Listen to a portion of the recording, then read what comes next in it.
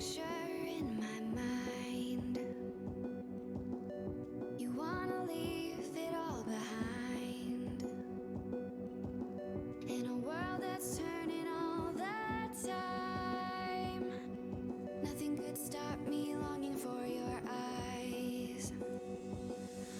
I won't let it die. I can feel you when you're not around. When the night gets cold, I won't be alone. We won't be alone.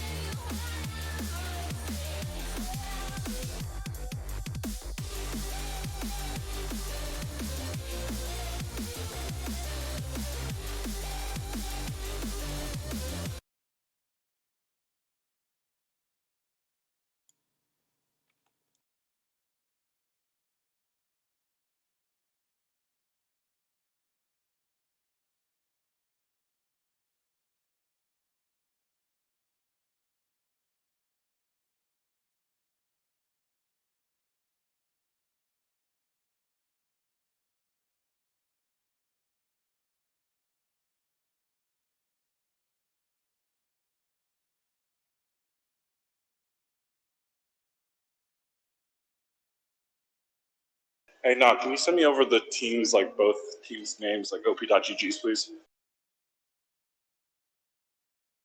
Sorry, Nelson messaged me in the chat, but hello, audience. Welcome to Williams Winter LOL, sponsored by DropPod. DropPod is our title sponsor. DropPod is a Williams alumni founded social media and gaming startup centered around making it easier to connect with friends to play online multiplayer games. One part gaming community and one part social media app, DropPod just launched and is in open beta. DropPod hopes that the Williams Network will be a major part of its community, so please go check them out in the Apple and Google Play Store. So we're kicking off today with some very spicy games for you guys. First is round one of group stages. We're going to kick off round one following the King of Conquest, LV versus Madre the Flame. And give me just a quick second for us to finish setting up, and we'll follow those games shortly.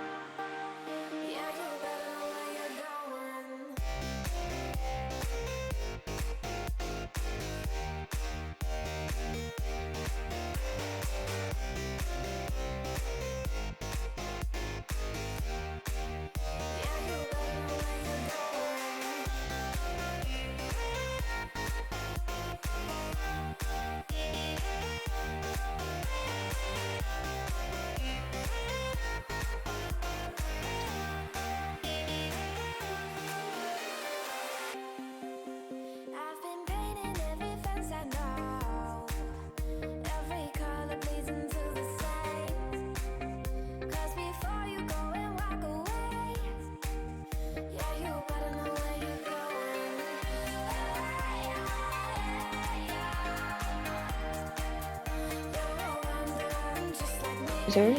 Oh, here we go. And we're going to go live. Excellent, excellent.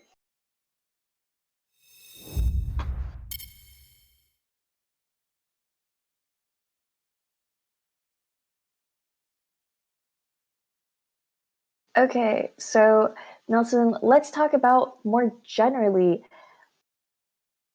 for the tournament as a whole. In Group A, we have Mike Muted, formerly known as Team SK Telecom Team 1, Williams Department of College Music, Team Bongo Feet, Four Supports and a Dream, and Sammy Diff.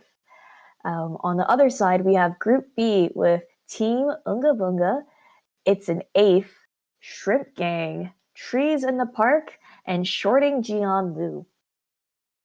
So the two teams that we were talking about before were Team Unga Bunga with team captain King of Conquest LV and Shorting Jian Lu with team captain Madre the Flame, making a reference to the recent GameStop stock news, where Jian Lu is their top laner, JP Morgan and. So we actually have a bit of a joke for both the groups. Group A in particular is nicknamed as the LCK, while Group B in particular is nicknamed as the LPL. Group B, they do have quite a lot of Chinese players, but Group B is filled with a lot of assassin-heavy mid laners, very aggressive play styles, and typically a lot of them go for early game stomps. Oh boy, this is going to be very exciting. We get to see which team is more mentally resilient in this in these matchups. If you get stomped in round 1, can you come back in round 2 or 3? Very most interesting. Definitely. On the other side, Group A is known as the LCK because they're very great. They have a lot of control-style mages, favoring poke styles, and typically late game. Group A typically has a little bit better rotations and mid-game team fighting. So expect to see a lot of great plays coming out from Team Williams Department of College Music. I think they're my personal favorite to win Group A. I'm very excited to see some of the macro some of these teams can have. Is it going to be more of a solo queue style where it's like we just play off of who wins lane the hardest, or is it going to be basically just clump up and ARM it style together around objectives? I'm kind of curious, see how how two brackets develop their own type of team fight strategies. Oh, most definitely. In particular, Group A has our very own famous J.S. Bach in the Williams Department of College Music, and he plays Talia mid. He sets up a lot of fights and roams a lot with that champion, so he will be a sight to watch later on. Very excited to watch him play. Hopefully, the one time we watched, we ended up casting his practice scrim. He really popped off on the Zoe, so I'm very excited to see what he can do on his mid lane champions. Oh, most definitely, Nelson. Do you have any favorites going into this tournament? Not particularly. I just kind of want to see get a lay of the land, if that makes sense, watching these first couple of rounds. Don't really have a particular favorite. Want to come in with complete unbiasedness, I know a lot of the players, but, good faithful caster, that's what I want to be. Well, at least one of us is unbiased. I will say, though, the crowd favorite by far has to be Group B Shrimp Gang. You see a lot of calls in Twitch chat for the gang. Shrimp Gang, known for having little but big hearts. Really are a group of friends. They play regularly, even outside of the tournament. So they might have the best synergy. Very excited. Synergy is the biggest thing in this game, honestly. Even if one of your laners is losing, just knowing the player you're playing with makes a huge amount of difference. If you understand your teammates' play styles, you can easily do stuff that other players cannot even think of doing, such as initiating team fights off the back of someone without even saying a word, or even just have a clear understanding of which objective to take or which lane to go into. Very excited to see them play. Oh, now that you mention not even saying a word, Team like Muted in Group A, in particular, are pretty famous for having a lot of players with muted mics. You know, the team has scrimmed and practiced for the past 2 weeks, and hopefully they've built up enough synergy where they themselves can also start team fights and follow up initiations without saying a word. That is a team filled with pings, I guess. Hopefully not a lot of question pings. Am I right now? Oh, hopefully not, Nelson. Hopefully not. Um, I'm just really excited to get into game and see these teams. Everyone has practiced so hard all for the past 2 weeks, really polishing up, developing some synergies, um, building up their champion pool to prevent being banned out. We're really excited to see these matches. I mean, this is the matchup they have to prepare for. This is the games that either your friends are going to make fun of you for or you're going to make fun of your friends for. Okay, it's not a lot on the line, but it's a lot of respect on the line. For years to come, you can just brag to your teammate, your friend, that, hey, remember when I stomped you in mid lane or we beat your team like 25-0? It's a lot of egos on the line right here. Oh, most definitely. And Mermaid Katie, we don't quite have a stream schedule yet, but we will prepare one shortly. Just know for now, our first game that we're going to spectate is between Team Unga Bunga and Shorting Jianlu.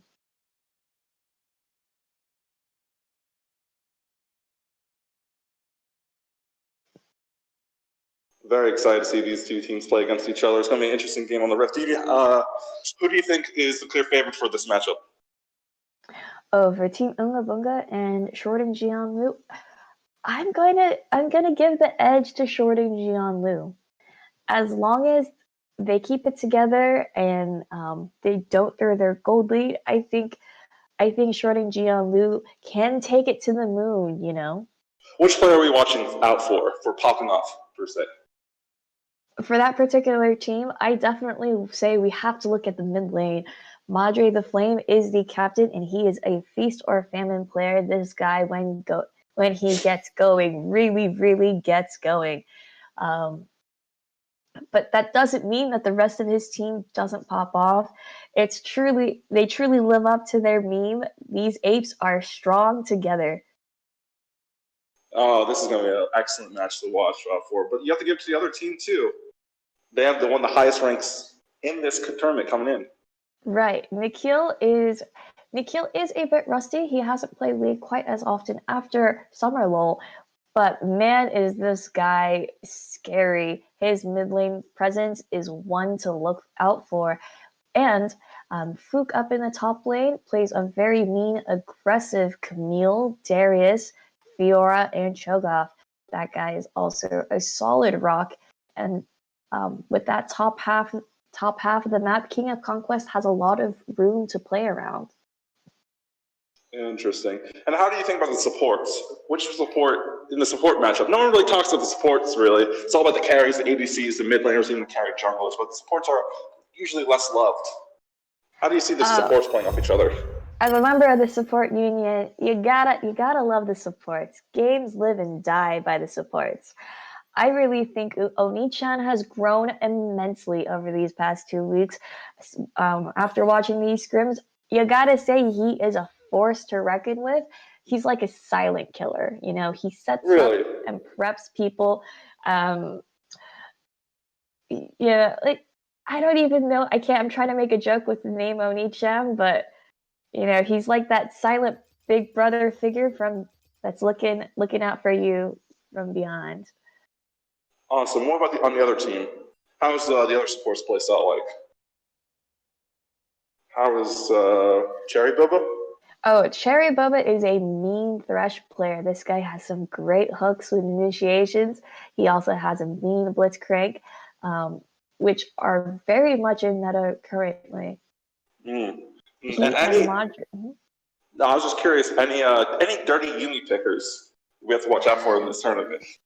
I'm gonna say I think Oni-chan does have a mean Yumi.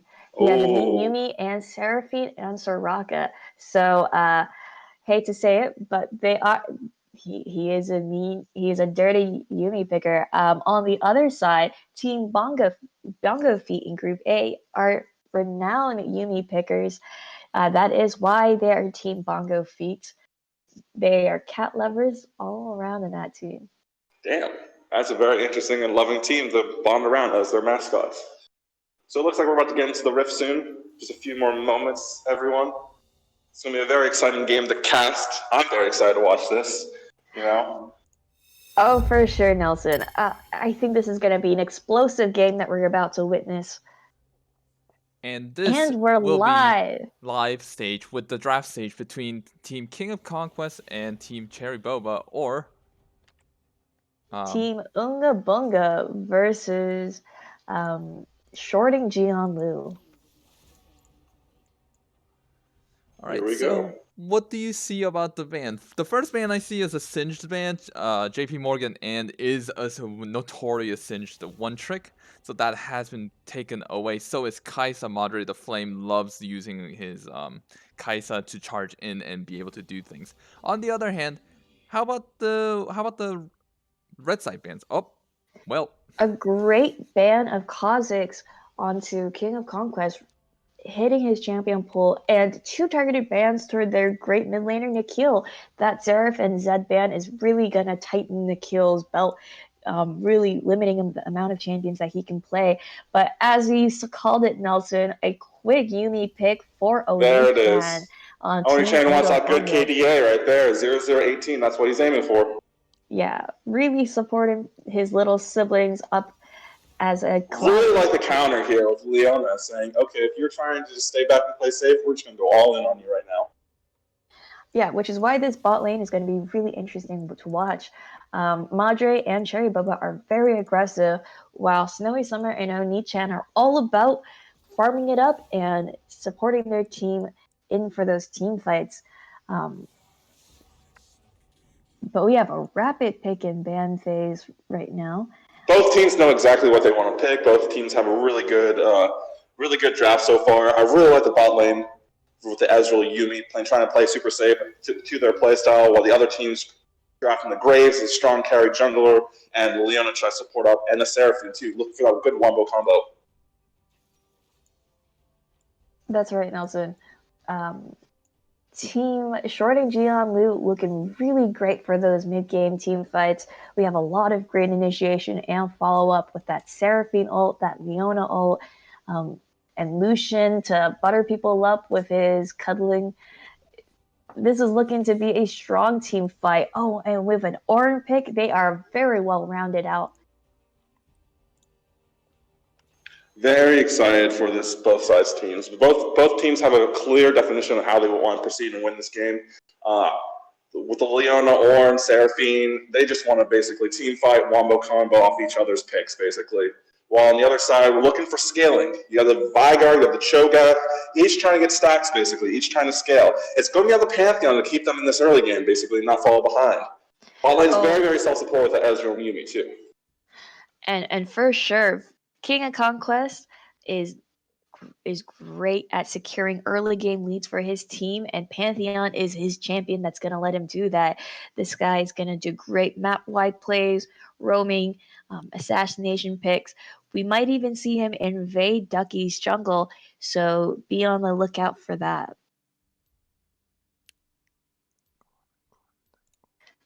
Paul, is there anything that you want to point out for us? Well, before we go into any of these cases, first we have a message from our title sponsor, Droppod. Droppod is a Williams alumni founded social media and gaming startup centered around making it easier to connect with friends to play online multiplayer games. One part gaming community and one part social media app. Droppod just launched and is in open beta. Droppod hopes that the Williams Network will be a major part of its community, so go check them out in Apple App Store and Google Play Store. Thanks for the sponsored message, Paul. Yeah, guys, definitely if you get a chance, do try out Drop Pod. They've been really generous to sponsor us this tournament, helping us out, really reaching in deep. They're a Williams College bread and butter. Yes. On that note, we will be playing our little advertisement right now.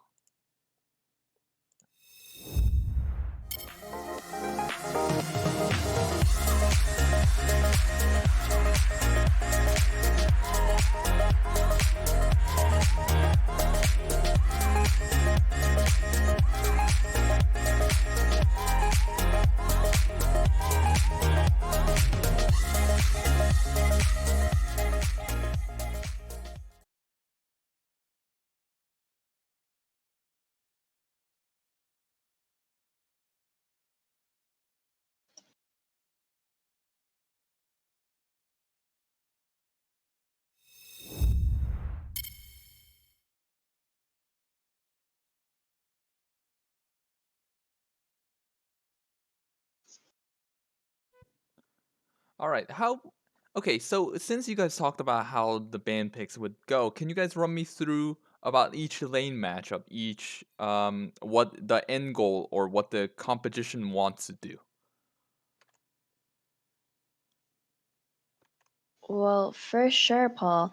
We're looking at a lot of scaling on Team Unga Bunga with Cho'Gath, Vhagar, really hoping to get some time to ramp up.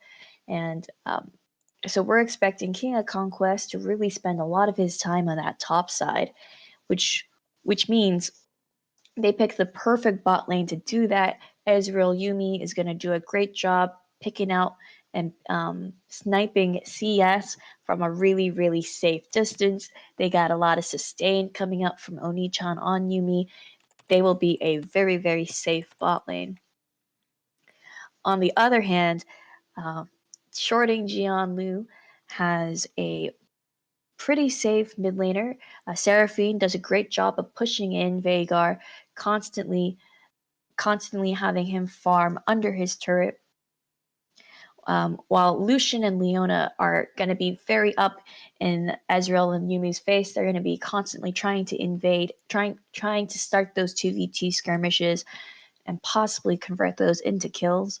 We're going to expect Ducky to coordinate with Cherry Boba and Madre the Flame for some turret dives during laning phase. So we should expect to see some of those happening.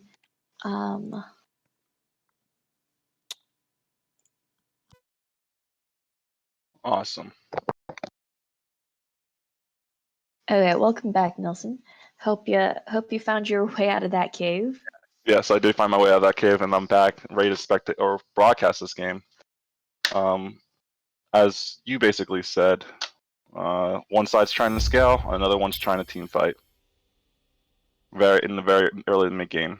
So as we get to the rift here, I am very we have a issue with the title. This is not the trees in the park. This is unfortunately. Yes. Apologies. I was in some shoes that will get fixed shortly. Okay. we got pause on the rift right here. We're expecting a lot out of Paul, so we're very thankful for all the last minute preparations that he and Ben Bowie have been able to do for us. Ben Bowie is participating in the tournament as BZK, so one of our broadcasting team's finest is representing us in this tournament. I want to give a big shout out and big thanks to all these players trying to play this, taking their time out of their Saturday, and even the people who are helping in the background, like Ben Bowie, just set up this tournament. It's a really big, really just big shout out to you guys and thank you. Without this tournament can't help without every single one of you spending, giving up your time on this weekend to come out and play these games. So thank you, participants. Y'all don't get as much love as y'all should. Awesome. And we're just sitting here during this pause.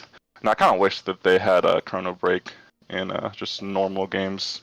You know how many times you just play a game and then you ever see a bugging in this game? If you play this game long enough, you might find yourself finding a bug or two. You know, I think one of my favorite ones was when I was playing Lucian and I got knocked up like super high in the air by a Cho'Gath Q, or was it the one of the rupture basically? But then it was like a follow up by another knockup. So it's like I flew off the screen and I Did you didn't come fall back down down. eventually? Like took 7 seconds, and then the whole team's like question mark pinging me, and then I got killed. I was like, well, not much to do there. You know, you kind of just laugh about it, but or you can just rage at Riot, but it's up to you. My particular favorite bug in the history of League of Legends was definitely the robot Amumu laugh. Back in the old day, robot Amumu's laughter could be heard all around the map, and it was a global pressure and force to reckon with. Really putting it. Do you remember that one bug where like I forget how, but the jungler would always just be on, like, no matter if you went into fog of war or not, you can see the enemy jungler permanently. I'm almost positive I was in a game with someone here where that happened. I don't remember that bug in particular. I do know Asol had an issue with fog of war before, but. All right, let's stop talking about bugs and let's start talking about this game right now. Yeah, so we're back, we're loaded in. The game is starting. Are we expecting any level 1 invades? It I want looks to like we say are. yes. Seraphine's level 1 is fantastic, where her giant AoE snare, and they have some great follow up with Leona and Ornn. Really like the spot lane engage, but they get spotted out by the sword by Yuumi. Really good on Oni-chan. Will they try to do a counter? Oh, nope. Red trinket brought by Graves. But that ward does give precious experience to this team, which the team might be able to use to get an advantage. Do they get the second ward? Unfortunately not. And Nikhil runs away with an 2 AP stacks stack. on Vigar. Yeah, 2 stacks probably on Vigar, and a little bit of if you took the mana band, plus 25 mana. So I would be happy with that early game. Yeah, from that's the Scaling probably team. a happy Vagar looping around in mid lane. So aside from that exciting level 1 invade, we see Team Unga Bunga starting off on their red, while Ducky is actually starting off on his red. So we're expecting Ducky to come bot lane for his level 3 gank, while King of Conquest will be going for that top scuttle. Yeah, I'm very interested to see what would happen. Is Pantheon's going to be going to Krugs right now. Looks like he's going to try to do a full clear, while Graves is also going to go to his Krugs after red buff start. I wonder if he's going to gank the Cho'Gath at level 2. Right now we're watching just the bot lane. Madrid the Flame and Cherry Boba seem to have taken control of this lane right now. Very good little poke back and forth right here. Not much you can Oni-chan do as doing a level 1 great Leona job until... coming out, poking people with the auto attack, getting back mana, getting his shield. Really showcasing his familiarity with Yuumi. You know, a lot of Yuumis like to just stay on their ADC and never come out, but Oni-chan knows. It's a little aggressive from Madrid the Flame. He knows he has to do something. He can't let this bot lane just sit back and just farm. So he's trying. Madrid the Flame is looking just for every little trade, every little try engagement, just to try and win this bot lane, and not let the Ezreal and Yuumi just do their thing of just doing nothing and farming. But on the other side, Nikhil really showcasing his prowess in the mid lane, pushing in Cole on Seraphine. I want to say... Really like the W by Ornn to cancel the rupture, because you're unstoppable while you're doing that flaming breath with Ornn. A little bit of trade back and forth. So JP Morgan has spent this past 2 weeks really practicing on other champions aside from Singe, because he was expecting a ban or two, as we had seen during this phase. So doing a great job drawing out pressure. But Fook, really, really punishing him with this Cho'Gath. Cho'Gath in a great state right now, probably one of the best top laners in the game currently.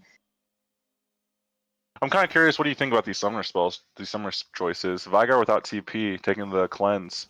for the Leona and the Seraphine. But oh my lord, look at this. Very good job by Cherry Bobo Bobo with to walk that in the set. And sneaky loop around. Ignite gets the first blood. It does much. They do get that first blood. Wow. You know, for someone with that giant grill on her arm, Leona is And one Shinjuki trying sneaky to engage lady. on this Yumi. Yumi doesn't know And what's happening right here. They're Donkey going down for looping this. around, going for that turret Trying to dive. give it. They're going to give back to Cherry Bobo because no one could get And the kill. Cherry Bobo with a double kill. I want to give a Yeah. really big shout out to Cherry Bobo right now, using the what's it called, the Nook in bot lane that they added, just to walk around and using the fog of war to get a pick onto Ezreal and catching him out of his guard. And then Oh, Graves yeah. was there in the right place in the right time to pick up secure the kill on the Yumi. Fantastic mastery of the vision Oh, in we got bot lane. Orn here just doing some really good trades. Gets the kill onto Fook Does right there. get Fook. Oh man. Orn doing a great job. You know, JP Morgan looked like he was getting a bit abused, but he turned that right around, really showcasing why he's a solid rock up in that top lane. Oh yeah, this is a very, very, very good solo kill on the Orn. As soon as I think the Cho'Gath missed the rupture, Orn just smelled blood and went for the kill right there. Very, very, very good solo kill. And now we're back in the lane. Ezreal comes back with a tier, while Lucian comes back with a 1300. How was it called? With a noon quiver. Yeah. Noon quiver, yep. This bot lane. Oh, but the Leona roams. You see. Oh, and a beautiful Cherry Leona Boba. roam by Cherry Boba. But does King of Conquest have his mid laner? Oh, but it looks like. Oh, and the Graves comes. And they're going to give the kill to Graves. Oh my gosh, and Cole played that beautifully, landing skill shot after skill shot and poke after poke. He and Cherry Boba were in sync, and those two. And now we still put have some out action in top lane now. some You see, beautiful everyone. harmony. Cherry Boba was just surprising me within these first 6 minutes right there. As soon as you back, like every support watching this right now, if you back in bot lane both together and this ADC runs back to bot lane, just run through mid as a support. Just run down mid, look for a pick, look what Cherry Boba did, then come join your ADC. You don't always have to come back down through bot lane. Just go through mid lane if you back on your first back as a support. And that's what happened here with Cherry Boba. Very good very good macro mechanics on his part. Very Right good now, macro on this rift support right now. today. I think they're buying up a little more than Shu right here, trying to start the dragon, now getting chased off. Very low health. Madre is looping around, and there is a teleport. Is this Seraphine or Gion? This is JP Morgan and it seems like blue side's going to concede this right here. Lucian secures it, and Orn doesn't have flash to follow up with that knock up. And they're just going to give Dragon away, but at what cost? Cho'Gath's in the top lane just farming. So, farm for Cho'Gath, and it's a Dragon secured for red side. But, I mean, this is what red team wants. A team shorting Jiang Wu really want to get those early dragons to convert into a soul so that they can close out, force the Team Unga Bunga into those later dragon fights, where Shorting Jiang's Lu really excel. This is a team made for team fighting, and they want their opponents to participate. And you have to understand, Blue Side's not out of this game yet. You know, if we going into this draft, we can easily say that yes, red side picked the stronger early to mid game right now. But if blue team is able to scale up, oof, I would not want to fight very, very fed or very, very stacked up Cho'Gath or a Veigar. Oh, most definitely not. Nikhil can really pump out the damage, play his outplay button, and delete any of these squishies on this map. We do not want to get into very, very late game. So now, as we're watching bot lane right now, Lucian set up a freeze in bot lane. And luckily it's Ezreal, so Ezreal can kind of farm with range with his Qs, but it's not looking good right now for blue side. This is not where you want the wave to be at if you're an Ezreal Yumi. Frozen right there, and I think they're looking for 6. Magic the Flame 6, so I think Leona's going to turn 6 soon. And as soon as he hits 6, he's looking for that engage. Now we're getting to probably a little bit of a misplay without a Q right there. Between Fook and JP Morgan. Orn doesn't have ult right now, so I think Fook can just walk away. Oh, the Ducky's right there. But King of Conquest is there as just well. running away. No, they're just giving it to the Graves, and Ducky is able to are they catch going to use? King of Conquest off on the side. Seraphine Cole ult, though. uses ult, but thanks to that Vagar cage, King of Conquest is able to walk away safely. It looks like they're going for the blue steel right now, and Pantheon just wants to get the Wolves. So very good play by Red Side. Find the pick onto Cho'Gath, catching him out of position with that flash. And this bot lane right here, Magic of the Flame, has full control, freezing the wave with a 30 CS lead, too. Hiding menacingly in that bush, really, really waiting patiently for her prey. Yeah. Huge CS lead by Magic of the Flame. This is just incredible seeing how they just dominate bot lane. Now we're watching Ducky just catch out Fook right here, but just goes for a little trade, backs off, and But looks like he's Fook going to start Rift Herald. can't really come out to catch that wave without fear of Ducky coming in for another gank. He unfortunately will also have to lose out on some experience and farm against that freeze. So as you see any new support players, watch this. Lucian's coming back down lane, and Leona's just running down mid lane right now. It looks like he wants to fight and contest this Pantheon. No, he's just and just Cherry waiting. Boba being there got the vision on Pantheon. They know he's down in this Riverside bush, and It's like a gentleman's agreement basically right now. He's just there just to see if they engage onto Seraphine. And he's keeping now we're seeing Orange just go aggressive onto this oh my god, the Orange W to cancel the knock-up, beautiful unstoppable by Donkey. JP Morgan's tanking the tower, but they don't have enough damage right now to But can Fook get it? Oh my god, JP Morgan. Insane right, just winning the 1v1 by inches, or I guess it's a 1v2 because Ducky was around the corner and he did but King of Conquest coming in with Pantheon ult. Just trying to save the tower right here, basically. They got a couple plates in regards, but to use the Pantheon ult just to stop that isn't what we're looking for in this Pantheon.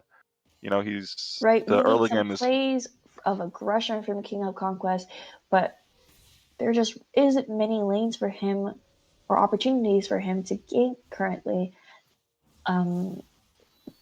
Shorting Jianlu is doing a great job of freezing the lane on their side, really bleeding out Team Unga Bunga.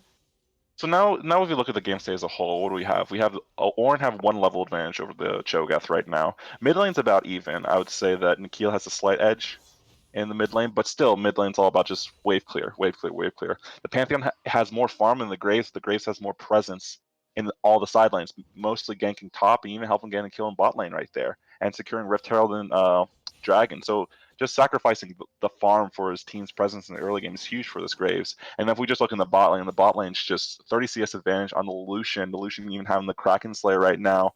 The early game is definitely going in favor for Red Side right now. And watching right now, I think the Dragon's spawning Dragon's spawn right now, so it looks like they might try to look for a Dragon. Trying to push the wave in hard because Ezreal has a very, very bad wave clear under tower. I just want to give a shout out for Ducky, who is traditionally a support main. He has had to learn jungle. But Fook is looking to TP in, but he gets caught out because JP Morgan's watching, basically, and then JP Morgan just jumps onto the Cho'Gath right now. And meanwhile, in the Dragon side, they're looking onto Nikhil, but a fight back-to-back across the map. Catching Nikhil out, giving the kill to Seraphine right now. Seraphine, then great. Ducky's finding the Ezreal Yuumi, and then Pantheon just, I think he W'd to the... Madre, they flame, loops around, he takes flash, he cleanses in, and he goes in for the kill on Snowing Summer. He's coming. Oh my god, and Margie the Flame dodges the Yuumi kill with the last kill! Incredible. And then it's Cherry Boba stuns, and oh my god, they pick up the kill. And a clean ace. Skirmishes by Madre the Flame and Team Unga Bunga. As I said, this guy is a face or a family player, really putting the team on his back. I mean, overall, they did... Testosterone pills he's taking. I don't know what Madre the Flame was doping with before watching this game, or just before even coming to this game, but my god, flashing in as Lucian into three players with the Yuumi on him, and then just barely making out with his life If you just watch that last clip, him using the blast cone, dodging the Yumi Q, which would have killed him. Oh my god, the sheer testosterone, the audacity on Imagine the Flame to know the limits of his champion and just go in like that, balls just that deep is incredible, honestly. This is certainly an exciting game to watch. Both teams putting on a clinic. Oh, it's been a great mechanical feat all around. And you have to give a shout out. But before I even talk right now, King Conquest is looking to gank top lane, and he walks away. Can they dive Ornn? No. I just wanted to say, the Ornn stopping the Cho'Gath from teleporting, because Cho'Gath was looking to come in and help with that dragon fight, but Ornn recognized it, and then he caught him in the bush. With a great knock up in that bush. And 1v1 the Cho'Gath and just killed him, you know? Right now, it's not looking good for blue side right now. 10-0. If I was red side, I'd be feeling really, really good right now. We can't count the game out just yet. No, we cannot count the game out just yet. We've seen games less monkeyable than this still get turned around. These teams are in it, and they do not tilt easily. Ornn ults the Cho'Gath, Qs the Cho'Gath, and Ducky comes on the side. Ducky comes off on the side. He's just there just to make sure Cho'Gath doesn't get out. And I wonder who they're going to give the kill to. They're going to give the kill to the jungler.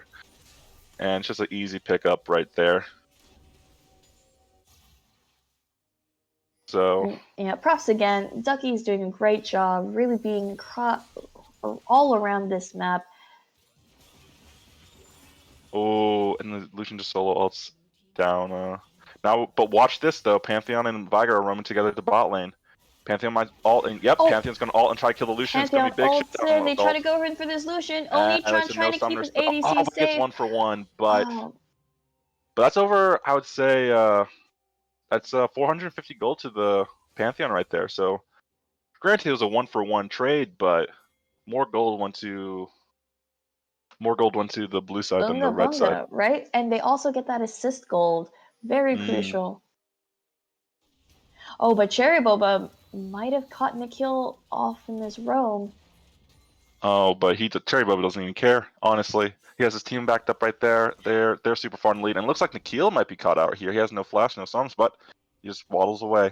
And now they're looking for the tier 2 right here. Pushing in. Putting a siege. Cherry Boba's trapped in there. Oh, but he takes the beautiful Seraphine ult by Cole. Oh, and an execute by Seraphine. No one touched him. And then Seraphine ends up killing the Vigar somehow. Wow. So, just making sure, this is an Ocean Soul game, right? Now we're on to the phase of the game. 16 minutes in. It's before Baron, so there's no Baron you can take and try to push in to end the game. And all the first tier towers are gone. So if I was blue side, this is the time for a comeback, basically, because red side is going to be basically extended to those tier 2s, and it's easier for blue side to rotate and look for picks, just like what happened with the Lucian and bot side, than it is for red side to come and support. But granted, red side does have double teleport up right now, so it's still, I wouldn't say it's throwable, but blue side does have they do have a little ray of hope to come back in if red team slips up right here, going for one of these tier 2 towers. But it looks like Donkey is going to try to secure the Rift Herald and then bust either top or mid lane with the Rift Herald right before Dragon spawns. I would also like to see Team Shorting Jian Lu finally take that outer bot lane turret. We see Cole making his way down there, pushing that wave in. Hopefully, they'll transition that to that third Ocean Soul. Oh, but looks like Cho'Gath's caught out up here, and looks like the Lucian a level above the solo lane Cho'Gath. Coming in with Cherry Boba. Cherry Boba hits a beautiful but looks like a little ult. miscommunication on Leona and Lucian right there, because Lucian backed off for farm, and Leona thought they were still going to go fight, but it's not a big deal. If we look at items right here, the item advantage is huge on red side. But before we can talk about items, the dragons are spawning, and blue side realizes they need these dragons. They catch the graves out. Graves flashes away, and but this isn't good. They're caught up in a pinch right here. Blue side has to back off right here, but Orange sees this and Orange engages, hits And they the go into Ezreal. the kill. Oh, Flash is again, popping up with 3 beautiful people ult off, by and this is Cole. what This Red guy Side on wanted. Seraphine is dangerous. This is exactly what Red Side wanted. Ornn ult followed by Flash, Seraphine ult followed by Leona ult. There's nothing you can do. With the Rift Herald in the mid lane, it's a 3rd dragon secured by Red Side, and tier 2 secured too. It's just, oof. This is one of those games where you just have to mentally reset afterwards. You know. You know, Team Shorting Jianmu is like the GameStop stock they are memeing about. These guys are on the up and up. Yes. And now this will be an easy secure by Seraphine Leon on the bot tier tower. And there's just, you know, if there's not much really to do. You know, they need to look for picks with the Vigor or the Pantheon. And they did. They almost got picked off the Graves with the Vigor cage. But then Right, Graves flash recognized this and flashed away. But it was just everyone was a little too far away. If Pantheon was right next to that Vagar, so he could have a follow-up stun, perhaps they could have translated that into a kill. But as they are, they're just a little And too to all ahead. you wannabe Clash players, not wannabe, but if you're just you have a team of 5 players and you want to do Clash together in like 2 weeks or so, look at Red Side's picks. Oh, but before we even talk about that, looks like Fook wants to give Ornn a taste of his own securing that blue medicine. buff, starting to And now whittle he's down just using JP the Morgan and JP Morgan forcing forces that the flash Ornn out of him. flash. And Ornn waddles away. Yeah, but Hurt, this is but not broken. this is what I want to talk about, because if you just want to start a game, if you have a team of 5 players and you want to do a clash, and you want to know what to draft, look what Red Side has. Red Side has very, very, very good like CC follow-up champions. You know, you have Ornn ult with Seraphine ult, followed by Leona ult. It's just each one of those 3 champions can make a pick, and then each one of those 3 champions can follow up with whatever Ornn does or Seraphine does or Leona does. But if we look on blue side right there, as we saw with the Cho'Gath, like finding the Ornn out, he couldn't really do much. You know, he's just chasing them down using the slows from his mythic item, but there wasn't a good follow up. He just needed something else. So very good draft by Red Side, and looks like Red Side's just going to Looping around to pick the find King of Pantheon Yuumi right Conquest here, in his jungle. and there's not much you can do right there. Oh, a little bit of the Ornn ult, just safe to be sorry, and then it was going to secure the Baron right here. Right. It was, you know, they had expended a lot of ults, but they just really wanted to make sure they were sending all of their investments into killing King of Conquest to prevent any Baron steals. Honestly, it's about sending a message. You know, it's like we're so strong right now that I can just throw an Ornn ult out right here, and it doesn't even matter if it doesn't hit anyone. So you secure the Baron at 21 minutes in. There are 3 dragons in, and it looks like if I was Red Side, I would just probably either, if you want to play it safe, just group up down mid lane, get an inhib, and then secure the final dragon. Or they could just look for a team fight and end the game. And it's just this big boy Ornn right here is level 13 to this Ezreal level 10. There's not much he can do, and Ezreal doesn't have a mythic item completed yet. He has a Muramana, but he's not going to be even able to just do any damage to the Thorn Mail Sunfire Cape Ornn. So, and now just looking on this rift right here, it's we hit a little lull state. Yep, It's as just Shorting Jianmu is resetting, but you know, Nelson, is there anything that Unga Bunga can do to turn this game around? it's hard to say. They need good ward coverage. Looking at this game, both sides they need more pinks. Basically, I understand they're very, very poor, but in order to come back from this game, they need to get some of the shutdown gold. Like Ornn has 300, Graves has 550, Seraphine has 400, Lucian has 200, 300. They just need one pick just to crawl back from this 1300 gold deficit at 24 minutes. You know, they just need, but it's super hard, honestly, because they don't have the vision. But right now, look at this. They're going to do something cheeky, but I don't think that was what you should have done as a Yuumi, just to reveal yourself from the bush with the Q. But now this is what now we're just watching the Baron Siege. And we just gotta watch, we gotta see who's gonna start off the fight. The Orin ult's gonna start the fault. Ooh, a nice poke by Nikhil onto Madre the Flame, softening him up for possibly a collect. So we got Dragon spawning in 15 seconds. It looks like Red Side's just gonna give. No, they still want to keep going with this push. They're using Seraphine to poke. It's not really much of a siege comp, to be honest. They both, Lucian and Graves, are very short ranged. The only thing they And can they're do is just looping back around for that Ocean Soul. Yeah. Are they gonna attempt a steal by Team Unga Bunga? No, they're not. They're just gonna give it. Watching right here, they give the Ocean Soul away. And now, if I was Red Side, I feel more confident diving this tier 2. You have Ocean Soul, you have a really good regen. I don't think there's any healing reduction on except Bramble Vest on Cho'Gath for this Ocean Soul. So it looks like they're playing it slow, honestly, which is fine. They have a good lead, and they just want to but they look for the pick, and they go, but doesn't do any Ducky damage. has a quick Wow. Quicksilver Sash. I didn't even see him pick that up. Really learning from The that. sheer magic resistance. I've never seen a Viger ult do that little damage, but the sheer magic resistance from Merc Treads and Quicksilver literally made Viger ult do 15% of Graves' health. I don't even think Graves realized, but watching here, they're going to use the Ornn ult.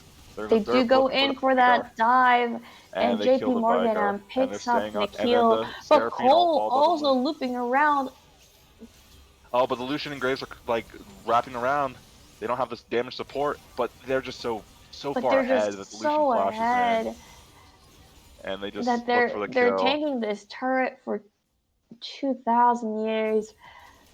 And that's all she wrote right there, Anna. It looks like they're just going to run down bot lane, kill the tower, run through mid lane, kill those two, or not just kill the Nexus towers and end the game. Okay, Very one-sided game. Team Gion, Shorting Gion Lu, really putting on a strong early performance. Oh, but they don't have the minions right here. Oh, the flash. I called it too early. Cherry Boba going into the bottom of the ninth, very far into that enemy base, but they just weren't able to capitalize. They didn't have the minions. They didn't have the minions or Baron buff to keep pushing through. Back away. Oof. Wow. Very exciting last 3 minutes right there. Yeah. It's just, even when Graves and Lucian were not there in that little fight, they can't, it's just, you can't. Even under turret, JP Morgan and just is too tanky, and he just ate that turret damage it's just the gold just, there's too much gold difference, honestly. So I wouldn't say skill, it's just the stats, A lot of League of Legends is just a stat check, seeing who has the more damage or who has the faster attack speed or more health or higher level, and just looking across the board, 1 level difference in top lane, 2 level difference in the jungle, 1 level difference in mid lane, 3 level difference on the ADC, and and with a 15,000 gold gap, with evenly distributed almost every single counterpart, about 3k ahead between Unga Bunga and Shorting Jianli. This game does look a bit grim, Nelson. And it's just amazing too, because a lot of other players who would have this gold lead would just be doing what Madre the Flame. But they catch a pick on the Pantheon right there. But Pantheon shrugging off that damage. But that's a lot of ults out. No, but they still have Seraphine and Ornn ult right here. But they don't have the Baron to push this wave in. They're using the Viger and Ezreal to try to clear this wave, and Pantheon on the front line with Yuumi just to block some of the damage. And then the Orange just makes an item. Doesn't care. In front of them. He's like, how dare you interrupt me, and then just goes, and Ocean Soul doing in work because they just don't have any damage to kill this beefy Ornn right here. And now they're just going to walk to the Baron right now. With the Seraphine ult. But it looks like Blue Side realizes this, or they're going to try to stop the Baron. No, they're not. And Red Team just takes the Baron. Team. I really want to say how really taking their time, making sure they They end this game cleanly. Yes, it's just amazing because any other team, if we're in probably what is this the LPL bracket or LCK bracket? This is the LPL bracket. I'm Despite what surprised we're because they're not seeing. living up to their name. Because I would expect more of them to be like Madre the Flame, flashing in, trying to do tricky plays I for the mean, stream for the viewers. he He did in did, that red fight, but but the sheer mental whoever's the shot caller in this team is very, very good to keep his players in line because he's like, we're doing this, we're doing this, we're doing this all as one, and he's like, you are not like flashing in doing tricky stuff or whatever. It's just very so very like slow pace. They this have their team is a leaders. bit of a democracy. They take turns, they communicate, and they kind of discuss about when to go in and when not to. It's very like they're not. The one of the things I like about this team is they're not letting the other team like play off their mistakes. They're very just like pushing the lanes. Oh They yeah, they're just very group together controlled and tempered. Um, and they catching the just kill catch the and Cho'Gath and Vigar. Like I said, their team comp is just basically one person lands CC and then just follow up, you know. And now there's they get the Seraphine, but it doesn't matter because they pick off the they're looking for more right there. they They want keep going for it. they keep After going, we complimented their control and their patience, but T- they know it's Team 3 people Shorting dead, 4 Jianlu, alive, yeah, and they're just gonna end with going Baron. in for their victory lap, And look how strong this killing Baron the is. last I think Ezreal's hurting himself more just turret. hitting the Baron or hitting the Ornn than doing damage to him. They might kill Madre the Flame, nope, and But they secure that Nexus. We get a GG and a win for Shorting Jianlu. yeah, very good game from Red side right there. Just how would you describe it? Was it more of a win lane win game, or was it just basically off of picks? Skirmishes, they picked up those kills. I want to credit the win this time around to Ducky and Cherry Boba. Cherry Boba having that fantastic early. Oh, first off, he did that beautiful sneaky play using the new alcoves in the bot lane and hiding in that bush where Yumi did not expect him. That was a fantastic play by him. And then the follow up immediately after, roaming to mid lane after when his ADC backed, catching Nikhil off guard, getting that early advantage to Cole. That was also very beautiful. We saw Ducky visiting, but all three lanes constantly throughout this early game. Really, I think those two were the standout players for this game. I really want to just give a big shout out to the top laner in this game, JP Morgan, and he played a tank carry top laner like no one's business. He had clear understanding of the lane.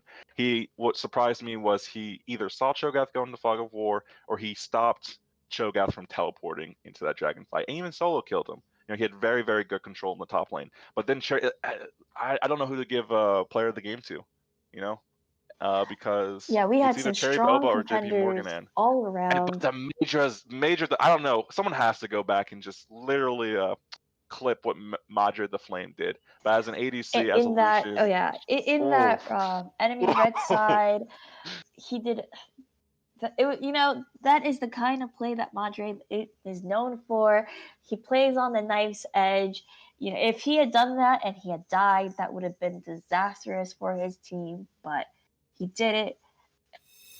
It's going into the play reel, that's going highlight into his reel for montage. sure. Honestly, Yeah, that's it going into is. his montage because it's a very just I'm going as an ADC moving in. But let's see here.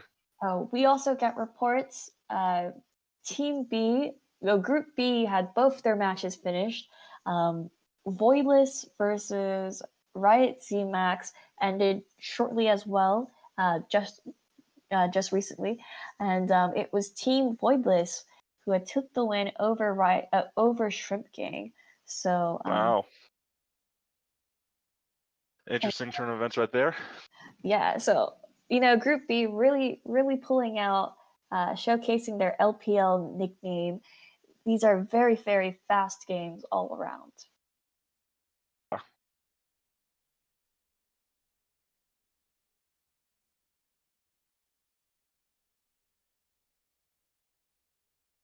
Okay, when are we coming back?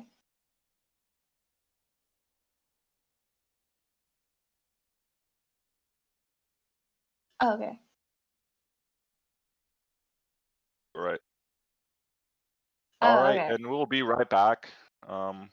You'll hear our beautiful voices in just a short while as we go on this little break.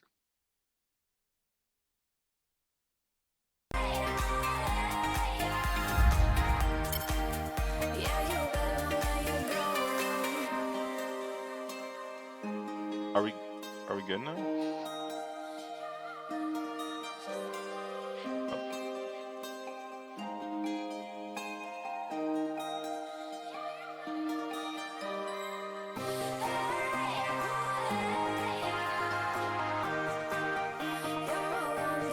Just like me.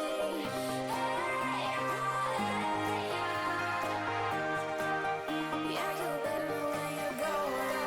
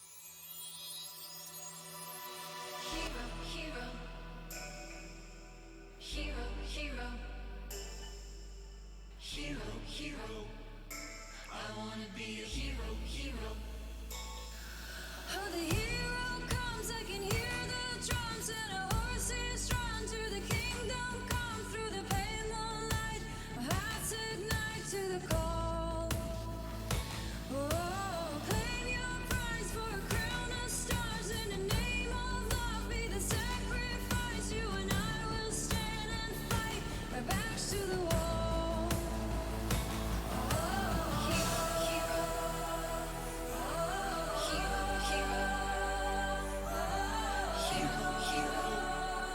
I wanna be a hero.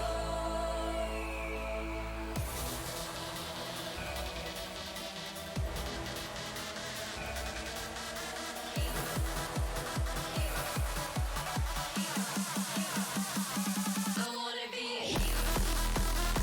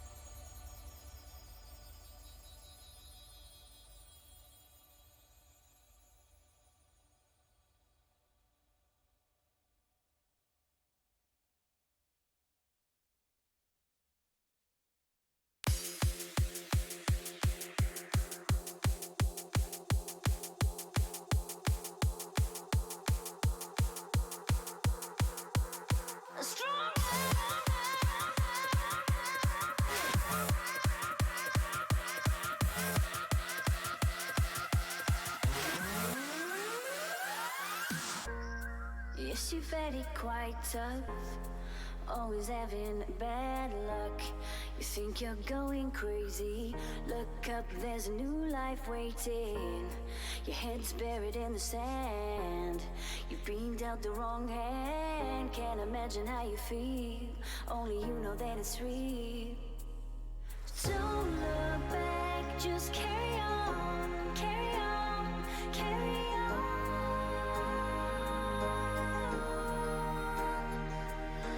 Don't look back, just carry on, carry on, carry on. Because you are stronger. Yes, you are stronger. Because you are stronger. Yes, you are stronger.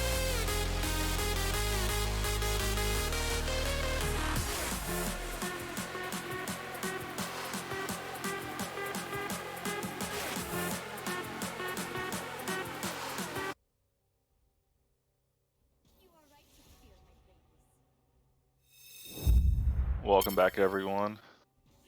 Here we are going to enjoy this next matchup. Anna, do you have anything to say about this next matchup? Oh, it is going to be an exciting matchup. We're here with a battle of between friends, with Trees in the Park on blue side versus Shrimp Gang, on the red. Now, I say a battle of friends because Inspiring 309, the jungler of Trees in the Park, is close friends with the enemy jungler Riot Zemax in Shrimp Gang. So this is going to be a spicy matchup. I think it's going to be fun to look at the junglers in particular. Wow, and we got just fast draft right here. Fiddlesticks drafted, and then into Lilia Senna, and now we're getting to Leona Varus. So it looks like we got a team fighting comp on one side, followed by who do you think they're going to pick as their third round? So from my understanding, they've already actually done pick and bans on a separate Oh, site. Because all these players don't have all the champions quite yet. So they do all the pick and bans on a separate site, and then they're redoing the pick and bans in the you same know, order. learn something Um, new every day as a caster. So I'm with the viewers on this one. You know, so you know, a bit of the magic that's happening behind the scenes. Um, but it's so that everybody can participate and enjoy uh, the game without any unfair advantages to people who've Hmm. been playing longer or just spent the money and bought all the champions. I thought So this game was pay to win, but apparently not for skins and stuff. you can pay to win for other titles, but not League of Legends. And now, oh my lord, just Abraham As you Park's team is said, just just so beautiful much team fight. fighting. I am looking forward to that Malphite Yasuo combo. But I think we have to watch out for is this TF right here. The TF pick is for side lanes, either helping bot or top secure kills and trying to snowball from that. It's, whew. I mean, wow. So I didn't mention this yet, but local crowd favorite Shrimp Gang as one of the funnest mid laners to watch. I mean, I talked about Madre the Flame last game, but Buck Gang 2019, this guy is super aggressive in lane. He will flash for that kill. He will go in every time. Him on Twisted Fate just means ults as soon as that cooldown is up. This guy will roam. This guy will invade the jungle. This guy does it all. Bakang 2019 is the person to watch on Shrimp Gang. I'm excited to watch that too, but we have to look at these lane matchups because Yasuo into Twisted Fate, it's not looking good for the TF for the first couple levels. He's definitely going to need jungle assistance. What you usually see in higher elo TF matchups is that the enemy side takes cleanse because of the guaranteed gold card from TF, junglers usually just run mid lane and usually pick up the kill. So I don't think Yasuo's ever going to run cleanse. I think that if Lily is not there for the TF will hurt. especially between 1 through 6, and it's up to the TF to look for kills. TF is just trying to survive basically in laning phase, and then just look in the side lanes for opportunities or skirmishes. But looking for Shrimp Games at the top lane, Garen into Malphite. I don't really know much about the matchup itself. What do you think? So Garen into Malphite, I want to say it ends up pretty even. I'm also looking for jungle interference in this particular matchup. Riot CMAX is known to gank top level 3, so we'll see if he will swing by, do a drive through on that Lilia. Yeah, I was going to do that when we were closer to the start of the game.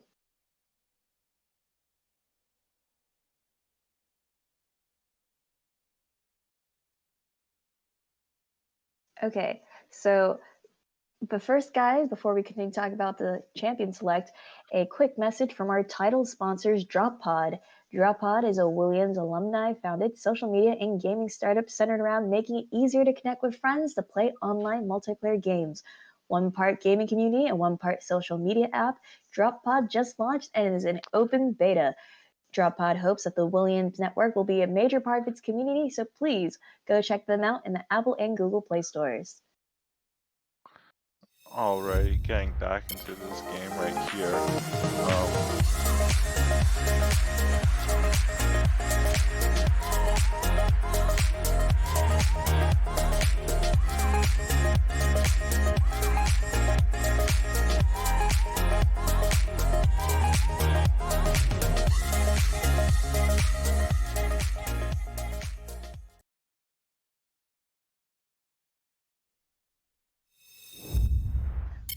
Okay, and we're back. Thank you guys for giving your precious time to DropPod. You know, these guys have came in, they're a local sponsor. We really want to help build up that Williams community. So I'm very excited for, and I'm really hoping from the Senna ADC. I'm very the new guys. If you didn't know this, the new build for Senna with the new buffs she got is Kraken Slayer into Rageblade. You saw a little bit of that in the LCK, but just because of the infinite scaling with Senna and the the infinite scaling with Senna and the third hit from Kraken Slayer, you can proc it off your Q. It just does an insane amount of burst. And if you check out r/Senna mains, or even just look at some of what the pros are playing, I'm hoping to see a Kraken Slayer Ginsu's Rageblade build. It's kind of weird, but it works. yeah, and I love the Senna pick onto Cody, or I love to boot. I don't even remember. I can't even pronounce his name correctly. I'll do it once we're back in game. But Shrimp Gang's ADC player is their particular carry. He's their late game insurance. While Bot Gang 2019 wins them that mid game, Cody is fantastic at spacing, and he will try to usher his team that W in the end. He's accompanied by the legendary Little Young Nine. Again, classic crowd favorite. He had a really great montage in the summer, in our summer LoL tournament. And they are quite a pair down in bot lane. Yep. Very excited to see how the bot lane matchup is going to be. I'm hoping it's not going to be like last game we spectated, where it was just a one-side stomp. I'm really excited for each side has their own little thing they're trying to do. One side just wants a team fight and just wombo combo as a 5-man group, while the other side's just like, hey, we're just going to look for the lane matchups, we'll look for the skirmishes, do the 3v2s, and just look for picks basically and get the gold leads there. And then before you even turn on your comp online, we're going to already win the game. So I'm very excited to see which side wins and how each side plays it out.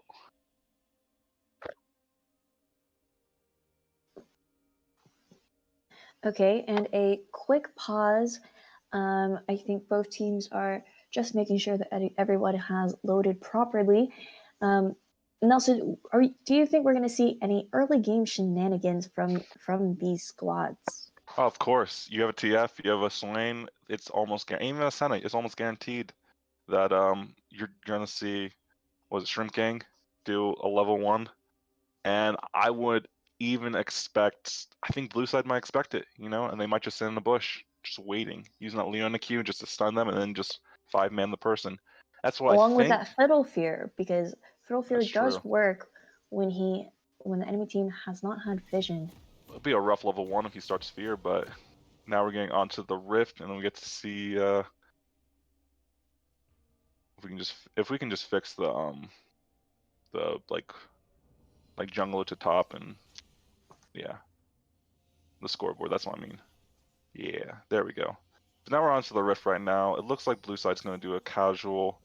It doesn't look like we're getting a 5-man invade at this point. Just a normal start, jungle, top and jungle, go to top side. Both teams Stand in the going for way. a very safe 5 points, making sure that neither team are invading onto the other.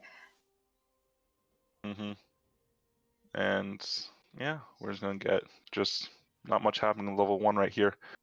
Things to look out for. Looking at the summer spells, Varus took cleanse. So anticipating just the TF coming or roaming bot lane, or even the Lilia sleeps and bubbles to cleanse. Everything else seems standard from both sides. Except Russian Lettuce. He took Ignite. I'm kind of curious how this will play out, honestly, because he's looking for kills, but he's not going to have that team fight pressure around the dragon. So I'm kind of curious about that, that might either be a boon or bane for his team. So Yeah, so I just want to say I'm really excited to see Abraham Park on Yasuo. He is the captain for trees in the park. He is the park in the name. This guy has to get going. I mean, the damage is frankly on his shoulder for these later fights. yeah, trees in the park. They just need to make sure post 6 to watch out for that TF, and don't get caught up in these skirmishes. Their main goal is to team fight as 5. Wombo combo with that Malphite ult, Yasuo ult, and all Varus ult and Fiddlestick Sphere, shoot. But now we're looking at level 1 here. Swain gets the classic pull. It looks like Malphite gets an early level 2 first and gets a better trade onto Russian Lettuce right now. Oh, and then Yeah, Leona turns level Slaughterhouse 2. doing a great job. Oh, Leona, But Lady Tree going in.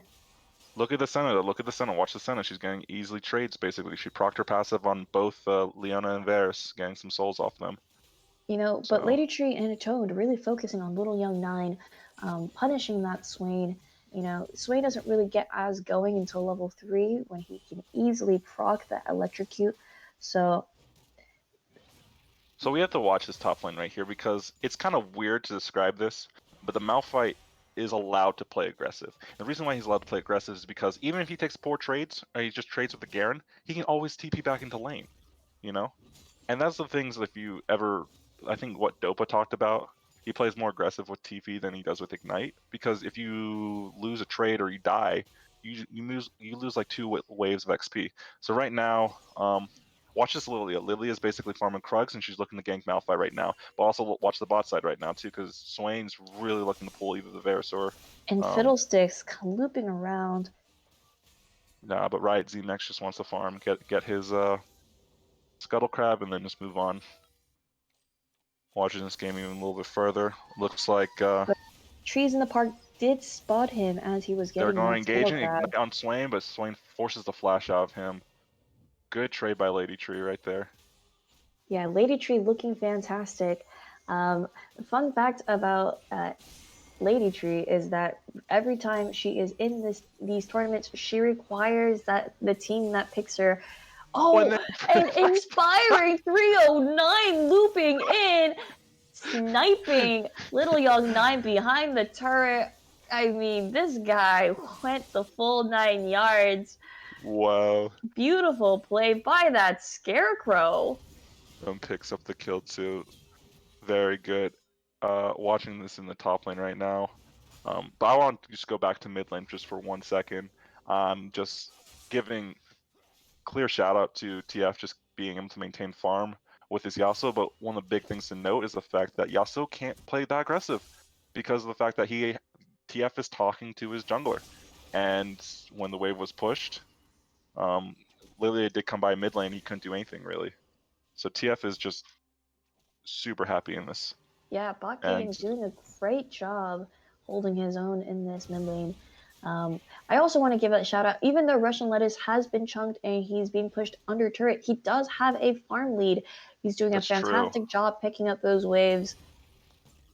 Yeah, but I do have to mention this right now. I think it'll even out in a bit because I think we're about to see right now, Garen might have to go back soon. He's taking some really, really bad trades, and soon both of them are going to hit 6, so I don't So know. It'll be Lilia interesting is to watch. hovering topside. Lilia is hovering topside, and there's no wards in topside too, so it'll be we interesting to might watch. see a gank. And it's kind of dangerous how Malphite's playing. A little bit disrespectfully, And but then again, Slaughterhouse TF isn't does 6. find that Lilia, but he cues her. Lilia's not 6 yet, so he can just walk away. Q, Yep, get this he movement speed walks and walk away. away. And now both sides are farming. And bot lane is a little bit more aggressive than I thought, you know. This Leona is just kind of mad at this Swain. Doesn't like getting poked by the Swain. And she's looking to just engage on the Swain. Oh, Lady Tree is a fantastic support, and she is expected to carry this Russian bot lane Lettuce goes duo. aggressive, and he ignites the... Oh, and Russian Lettuce goes in for an all-in. Wow. Doesn't quite get it, but I think what he was trying to do is just to do enough damage to force the Malphite out of lane, and then push in the wave and try to force the TP. Put him on both. Oh, but Leona goes in onto Leona the Senna. goes in Ignites onto the Senna. Ignite is used, but Senna does get away after using her But subs. Lilia's here though. But Lilia is here, she's but not not 6 quite though. level 6 yet. She's just here to support in case, let's say, Phil6 is there, but Phil6 is just farming. And he came here to get a Dark Harvest proc. You know, if I know Riot ZMax, that is his objective in life And right now. kind of got some flame on. I don't know if their own teammates are flaming him because they're question mark pinging the TF. But TF's no mana, basically. Still needs to go back. And that's why if anyone ever plays TF, what you're supposed to do is at level 5, push in the wave as fast as possible, and then go back, buy your boots or whatever, and then when you come back into lane, you'll be 6 after a wave or 2, and then you look for ganks. Oh, and a level 6 Lilia gank by Riot ZMax. Atone getting good value out of that cleanse. Smart pickup by him, but they do pick up a kill onto Lady Tree. Can they convert this into turret platings? Very, very, very good gank by Riot ZMax right there, helping Swain secure the kill on the Leona. Yeah, and fantastic play by Atoned. Very quick cleanse and great poke all around. He has been phenomenal on this Varus all throughout laning phase.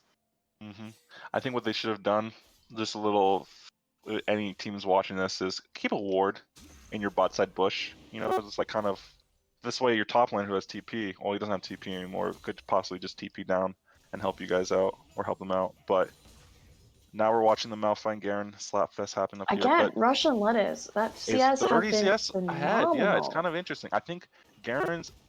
I don't know what's happening here, because it looks like Malphite just keeps pushing the wave, and then Garen's like, okay, I'll just get the farm, and he's just out CSing him. And he just does a great job at it. I mean, this guy's so good at CSing under turret. I don't know how he does it. I think what's happening right now is the Malphite is more focused on harassing the Garen than farming, and you can kind of see the fundamentals of what happens. If you're more focused on harassing the enemy, you're going to miss farm, but if you're just focused on farming and just not harassing, then you see this CS score basically of 24 CS difference. So really good job on Russian Lettuce, just playing fundamentally like a lot better and smart. Yeah, so we see Slaughterhouse 6 pushed in his wave, did a quick roam to mid lane, seeing if he could set anything up with his Malphite ult. Unfortunately, he was spotted by a ward, but he used the bloom and he found Lilia in his jungle, and he's actually invading Lilia.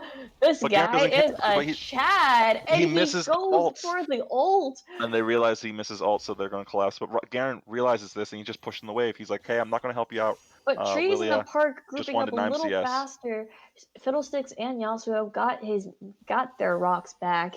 And look what happened though. Garen denied. But she misses the Senna thing. But Swain Little engages. Young 9 going for that pull. Is he going to ult? And he is. But they turn around the pressure into I love to boot hook, and Little Young 9 turns it around. He shows that Swain is a menace when he has that ult up, doing massive amounts of damage, Going and it's for a one for 1-for-1. Yeah, so what happened there in that fight was basically it's what you're taught basically as an ADC or support. Just focus ADC. Just don't care about the support. Focus ADC. But the problem is though, Swain does so much damage over time with his ult, and we got TF ult going into top lane looking for a pick onto Malphite. If we can go look at top lane, but Malphite just flashes out. Yeah, You see the flash go Slaughterhouse down. 6 doing a great job drawing pressure. Oh, No, but the but Lilia he was sec right there. interrupted, Oh, but Lilia and they ulted. go for that Lilia sleep, but Riot ZMax has He's taking third the tower, aggro, but there's the and he gets caught. Inspiring 309 was hovering over the wall. Can he get anything else? hit by Phil6 ult. Yeah. Little bit, I don't think Riot ZMax realized that his dot, because he landed the E, he did a dot over time, and then when you Right, rushed him and for he tower, it was took. tanking Yep. turret aggro little early. He does get the kill, but it's a 1-for-1 up in top lane. But going back to that bot lane fight, just dealing with the Swain's so annoying because they did everything right. They Varus ulted the Senna, and Leona ulted the Senna, and they burst out the Senna, right, with 3 stacks of whatever blight with Varus, but just Swain does so much damage over time. And now we're just watching, it looks like Goldley's about equal. Okay, Yep. and as a special treat, we might actually be joined by one of the captains from last game. We'll be joined by the very own King of Conquest LV. I'm very excited for Vincent to come join us. He was my top laner for a Clash game, and wait, no, this is not the wrong. This is the wrong Vincent. Never mind. Forget that. No, but this is a great match for him to join because this is the battle of 2 junglers, and Vincent himself is a phenomenal jungler. Thank you for hopping on board, Vincent. Thank you so much for the perhaps not so well-deserved compliment after the previous game. It was a rough game, but we're hoping you guys pull it back. Malachi engages with ult, misses the R, but then they hard engage on the Swain, but then both Young 9, supports beautiful Zhonya's. stopwatch. And does he get away? He does. Lady Tree flashes under turret, but Swain turns it around, and Little Young 9 put it on a montage. Putting on a show right here. Oh, the Varus Snipe from the Varus, but Lil Young 9. Oh my god! Oh my god! This was a game of inches and atoned. Just sniping people with his Q. This guy is doing so well this game. I want to give a shout out to Lil Young 9, playing that as best as that person can ever play in that situation right there. I mean, you can't really predict the Varus Q sniping your ADC, but fundamentally just play that super well. And now we're watching this game. That Swain played it so well, beautiful stopwatch, beautiful play after, damage coming out from him. He is going to be a force to reckon with later on in this game. Away, but unfortunately, Lilia missing both her bowling ball and her Q. So she compacts her sleep. Yeah, Malphite gets away. Slaughterhouse 6 they putting on his blue suede they shoes. Get jungle. They get dragon, sorry. So yeah, so get the Drake. Top side, so they go Drake. And they get the Drake, so now blue side has 2 dragons. Yeah. At 13 minutes in, so it'll be an early soul. It'll be interesting to see. Yeah. And here Fiddlesticks is going to do the 2 camp clear very easily. The W. Which champions do the 2 camp clear best? I know, of course, Fiddlesticks, but who else? Fiddlesticks, Hecarim, and then Pantheon. You can do it. Bot fight right now. Hard engage onto the where Swain they were able to pop Little Young 9, but Lilia is coming around for a counter engage, and she does get that sleep off, but Atoned again sniping from over the wall, and he gets the kill on Malphite has no mana right now. Malphite has no mana and no ult. So, but can we just say something for a second? Because I haven't seen TF ult anyone this game. I don't know why. He and Abraham Park are in a deadlock. They are just constantly trading, pushing against each other. I guess he just hasn't had a chance to really roam yet. But that Luden's Echo is going to give him some opportunity, greatly increase his ability to clear those waves. I think in order for Twisted Fate to push out the Yasuo, he almost always has to have the blue buff. and I think he stayed in lane a little bit too long and didn't get one of his Yeah. reset timings off. And so post 6, he was just always low mana, so ult cost about 100 mana, and basically his spell rotation cost about 300 but we're going mana. back into the game right now. Yasuo looks Oh. like, can he make a Yasuo montage out of this? Nope, misses the Q. Oh, and a beautiful ult by Slaughterhouse Okay. 6. He comes back in. Can Yasuo get the kill? Abraham Park does get the kill on the right Z-Max. And we see Bakang roaming back up top. And it was a Double 2-for-1. Garen. This Very is good. one happy Russian lettuce. Put a Well, I was smile mentioning I on didn't his miss the TF comrade ult, but face. finally TF ult's in and gets that crucial stun to Yasuo, allowing Garen to pick up 2 kills. Now, but here comes the Oh, Phil and ult. Inspiring 309 trying to make a pick off that bush. Does he get the Garen? And he A does. little bit late of a Senna ult right there, but but Inspiring is looking for more right now. 309, inspiring the scare in Scarecrow. He's got the red buff, Burn. He's got the fear. No. Nah, And he's just gonna Bakang suck is some able minions. to walk out. Really cool to buffer the stun with the fear onto TF, but yeah, not much follow up without the Phil 6 ult. So looking at the 2 junglers right now, what do you have to say, Vincent? I think the Fiddlesticks played this game very, very well. I think he was there, almost always there to clean up the kills. I think a lot of the times, but he's only getting those opportunities because a couple of members on Lilia's team is overstaying and not expecting the Fiddle ult. And so I think Lilia definitely played this game a little bit more proactively, given that he has a Twisted Fate on his side, and basically I think, as the scaling game goes, I think Fiddlestick definitely outscale Lilia. But in terms of the side lane pressure, I don't think there will be anyone who can match Twisted Fate and basically be at the team fight, be at the objective fights. Because Malphite is a little bit too weak at the moment, and Malphite doesn't really push as well as TF. So once we get into the mid game, and Twisted Fate is always in the side lane, it might be tough for Abraham Park's And team a to. channel fiddle ult into Bakang 2019, inspiring 309, And doing a flashes. great job. But beautiful. Oh my god, let's go! Oh my god, and Slaughterhouse 6 goes in for Lilia, they don't have enough and Lilia damage to gets kill the away Lilia. just barely with his life. And gets the Dark Harvest proc 2 on the way out. Game of inches, that's what we're saying this game is. Yeah. That But corrupting pop burn. Almost got him. Almost. And watching this bot lane right now, I think Senna's suffering because she doesn't have a cleanse, honestly. Oh, but here it is. Oh, and this is what I mean. Just a stun by the bot lane, and yeah. they pop. I love The to Senna. and pop the Senna, but Little Okay, Young the 9 flash. goes in for the kill. Oh, and I don't think Little Young Leona 9 was realized that able it to does flash it does away. damage to the closest target, correct? Yep.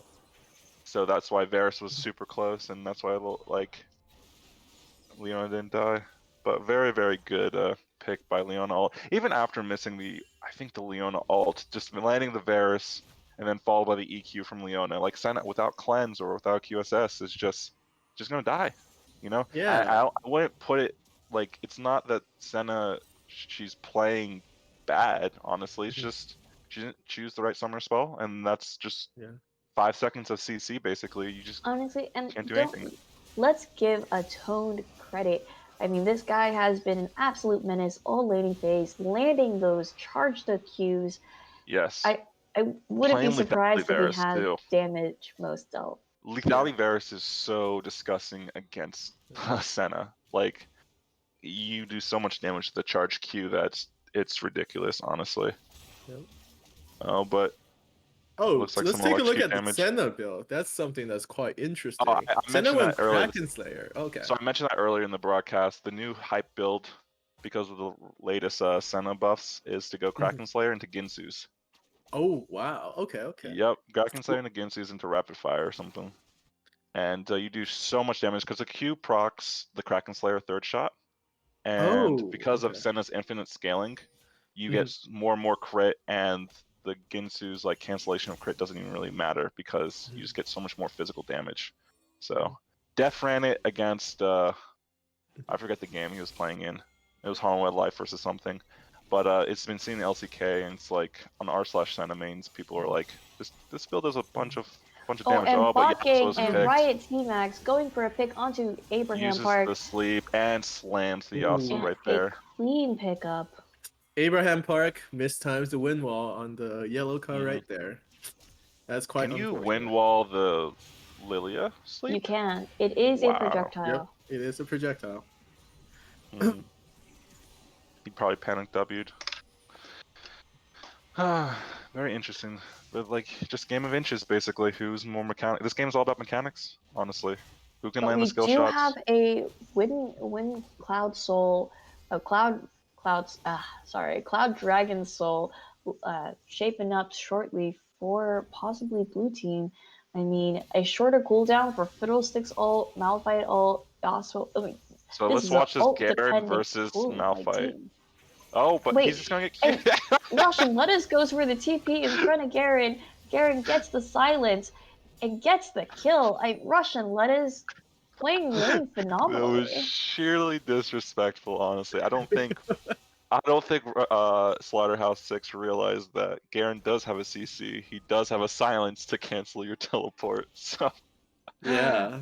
honestly, he could have done that if he got queued in the first place. But I think the TP takes 4 seconds to channel, and Garen's Q is like what 6 seconds or something. So it doesn't even matter. You can never TP in front of Garen. So Twisted Fate just now using his ult to go back to get back cover into the bot lane.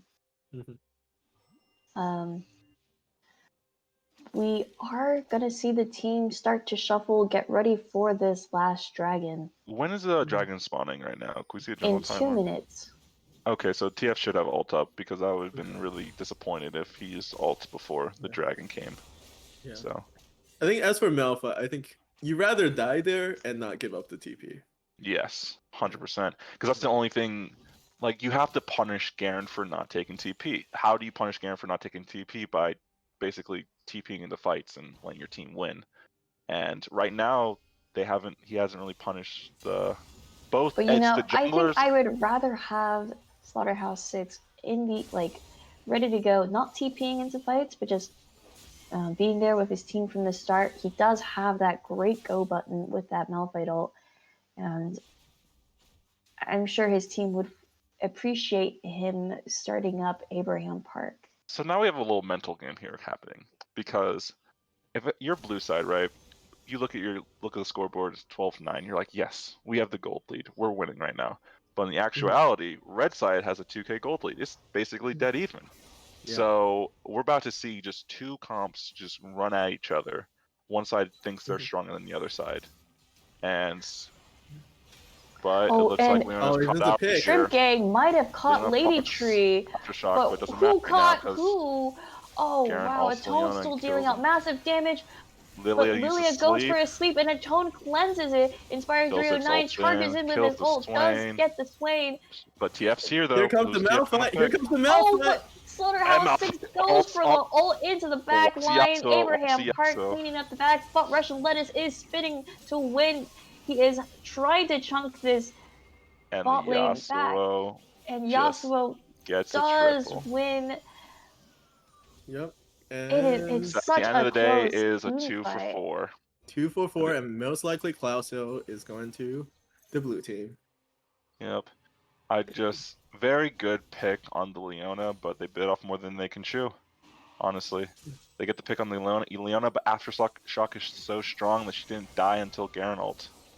Yeah. And they just basically waited out everyone's ultimates. Is hovering, potentially attempting a steal, but Lady Tree does come and she gets the pick off with Abraham Park. This might be a Baron call right here. This might be a Baron. Yep. Nope, resetting. Nope. I think maybe a little too early to do Baron with everyone respawning, and TF has ult. Just reset. And Abraham Park, spend the money you made from that team fight of killing 4 members, and then now prep for Baron because they don't have the vision, honestly, on the red side. Or on the blue team doesn't have the vision into their jungle. Also, Fiddlesticks and Yasuo probably had a pretty chunk of change. They collected a lot of the kills in that last fight. It never feels good having to fight back again when you have a lot in that wallet. Yeah, if I'm this Yasuo, my job is basically I'm just chilling, like peeling backwards, just like doing. Okay, Oh shoot, Atoned? Atoned. Tone's Oh playing very aggressive man, against bot playing game. so aggressively this game. This is a sight to see. You gotta love it. Yeah, he has Cloud Drake, doesn't matter. His ult comes back up really fast.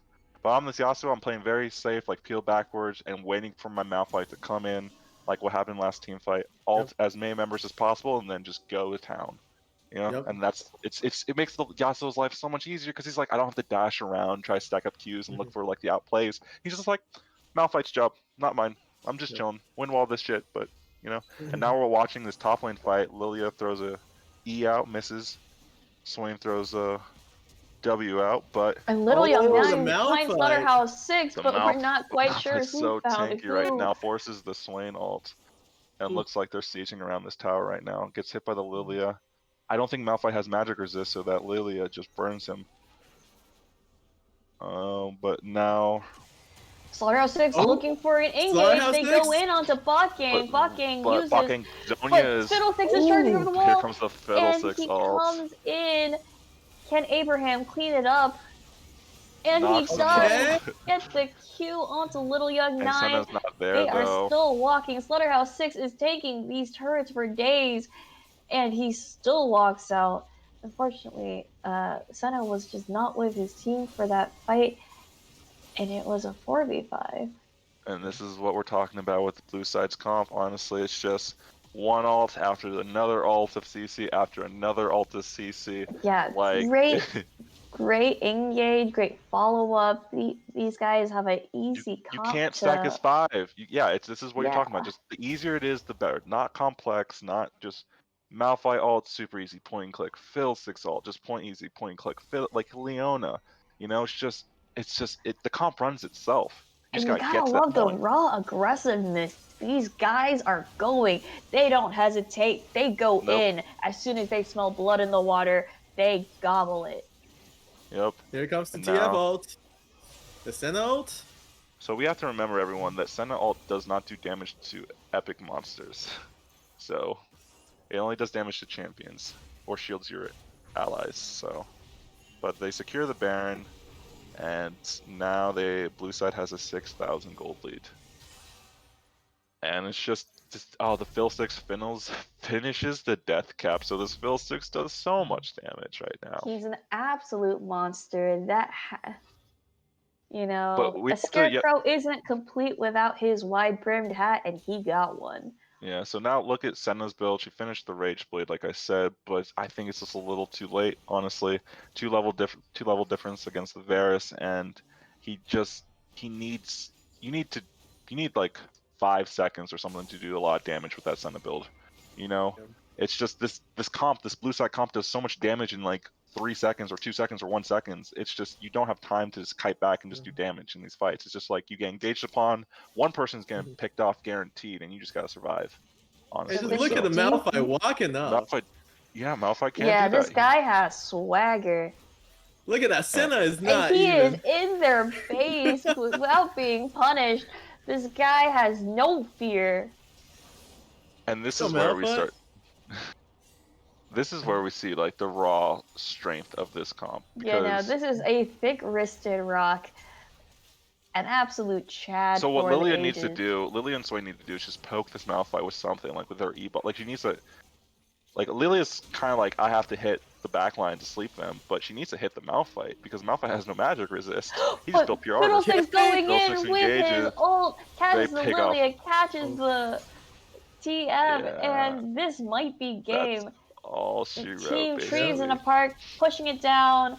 Oh, Slaughterhouse 6 go. goes in, and Yasuo follows, going for that Like I kill. said, But he Yasuo's does like, I'm die. ulting. Russian Lettuce looping around, trying to defend their last turret as best as he can. Atone is just spinning like, I to don't want to win. die.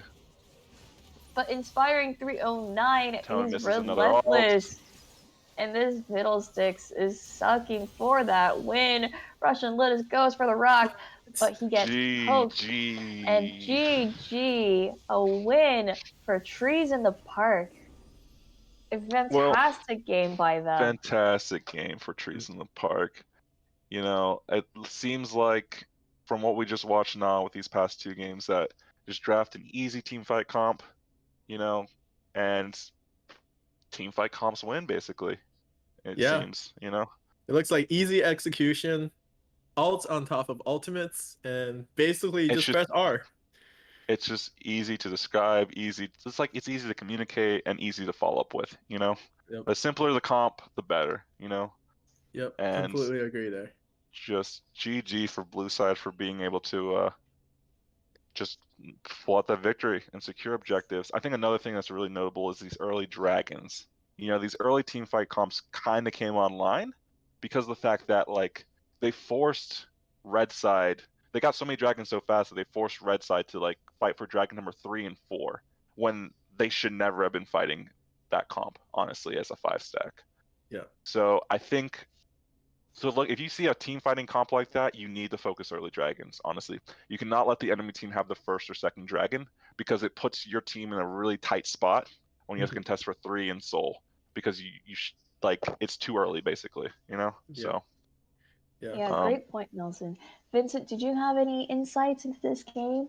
What do you No, think? Mhm. I think watching this game, I feel like Abraham Parks' team, the flex pick between inspiring 309 as well as Abraham Park, I think it played off very, very well this game. I think Abraham Park certainly got a very, very good matchup mid lane. I think Fiddlestick versus Lilia is also somewhat about 50-50, but given that you have mid lane priority, um, you should be able to get very far ahead. And I think bot lane, they just got constantly poked out, and so play towards bot side and you get all of those early dragons, and basically you just snowball the game from there. Top and I lane, the think Garen didn't really come online.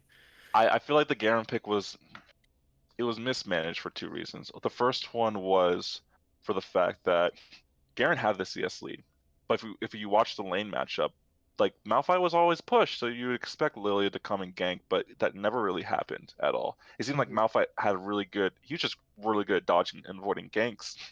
A Oh couple like yeah, except 1 or I 2 times, mean, but then like Slaughterhouse 6, putting on the blue suede shoes, he dove and dived. He dodged those Lilia ganks like it was his, day job. The yeah, man did a great performance. and then what do you have left? You have Garen with Ignite. You know, like Garen he just couldn't really like as soon as that team clumped together as 5, like what's Garen supposed to do? Garen's like your team's like you're our front line, Garen, and Garen's like, bitch, no, I ain't. I took Strikebreaker. Like I just want to. Oh shit, sorry. Uh, it's just like he's not frontline, you know. So Yeah. yeah.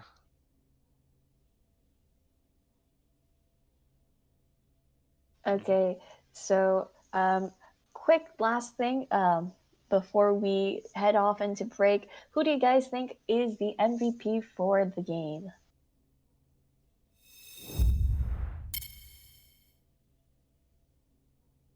Any thoughts, Vincent?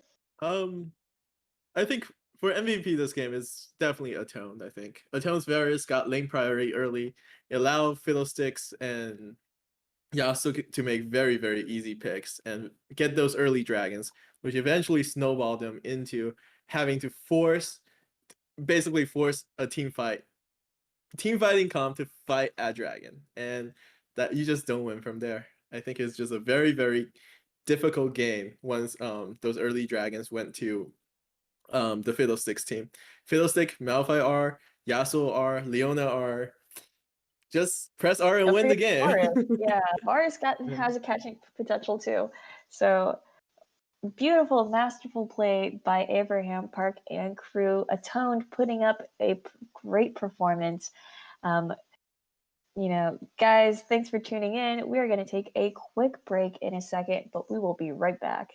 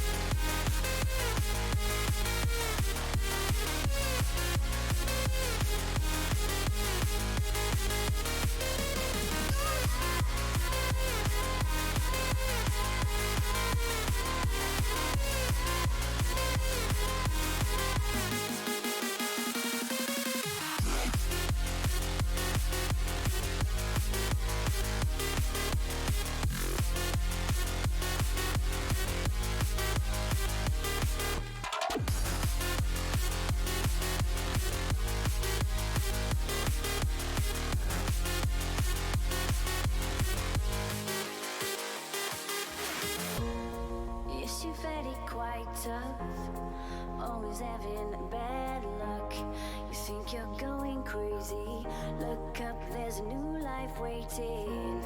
Your head's buried in the sand.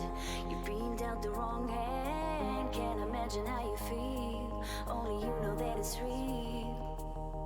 Don't look back, just carry on, carry on, carry on.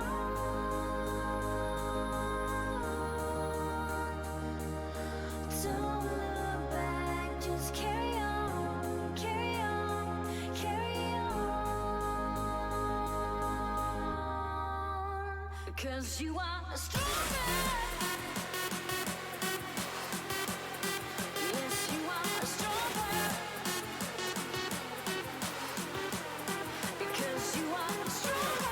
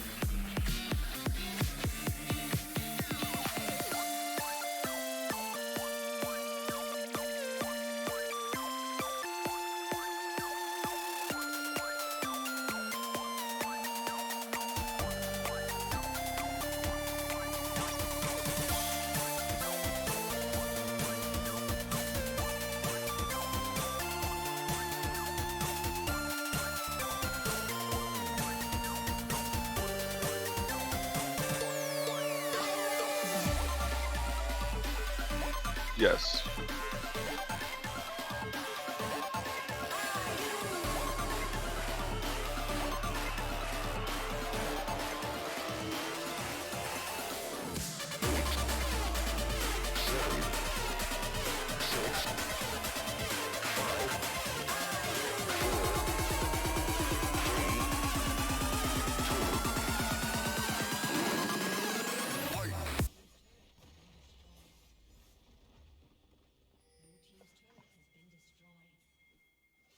Okay, so we're watching the end of Sammy Diff versus.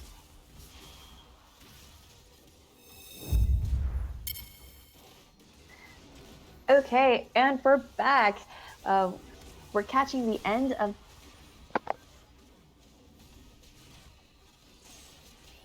I believe this is Sammy Diff versus Team Liquid Blade, which I think their official name is.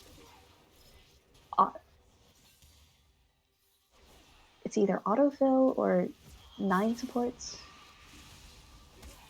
Well, looking at this game right here, seems to be one heck of a banger happening right now in this game.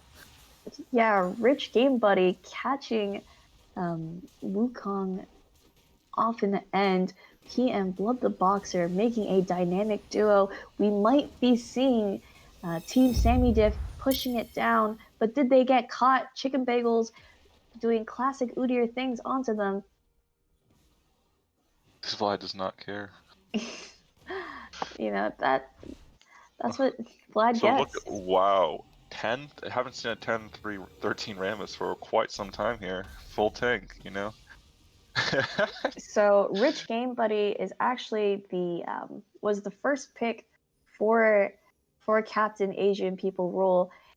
We're expecting a jungle carry performance for this team, and Rich Game Buddy certainly delivered it. As Nelson said, he is 10-3-13.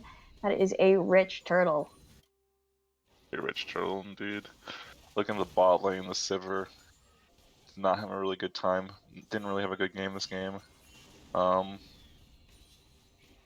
can tell you what you should build with Senna, but this is not the time or place. Just looking at the gold difference, 3,700 gold difference in the bot lane on the ADC, and 3,000 gold difference between supports. Mid lane, Captain Asian People Rule really putting on a performance today, trying to secure his team a win. On the other side, we have on Team Liquid Blade, we got Arachnobat in ADC along with Dream Eater. Dream Eater is actually a intern at our sponsor, at our sponsors, at our sponsor Company. Drop Pods company. He is the one that was graciously able to bring us that connection. We wish the best for Team Liquid Blade and Dream Eater. So just looking at this game right now, I think it's just another one of those just team fight comps. I would argue on both sides maybe a little bit, but oh my god, and that Rammus running in from downtown. He's able to taunt Liquid Blade before he can ult, and I don't know what I just saw, but that's reverse roadkill. Jesus, I can see why he's 10, 3, and 14 now. That's a fast turtle. But basically, what I was saying is it's just team fight comps, basically. Alistar, MF, Cho'Gath, just knock up, MF ult, basically. Like, he's just doing this by himself. He just doesn't care. You know, he think is one of- a soccer star. Like, I don't know who can take care of this Rammus. On Team Liquid Blade, we have predominantly AD damage, so if anyone has to kill that Rammus, it has It's to be Liquid Echo. Blade himself. But we just saw what he did to that Echo, so it is going to be a tough clawback.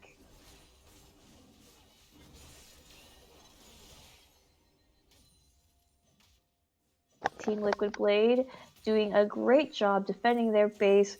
Of course, Arachnobat on Sivir is going to do gonna stall out the game for quite a while, as Sivers are fantastic at clearing.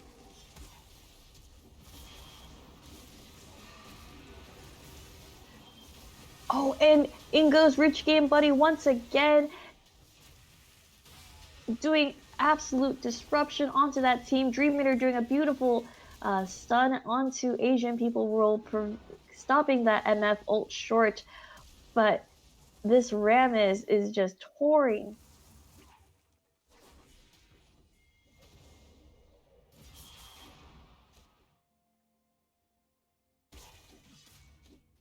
This Rammus Our comeback.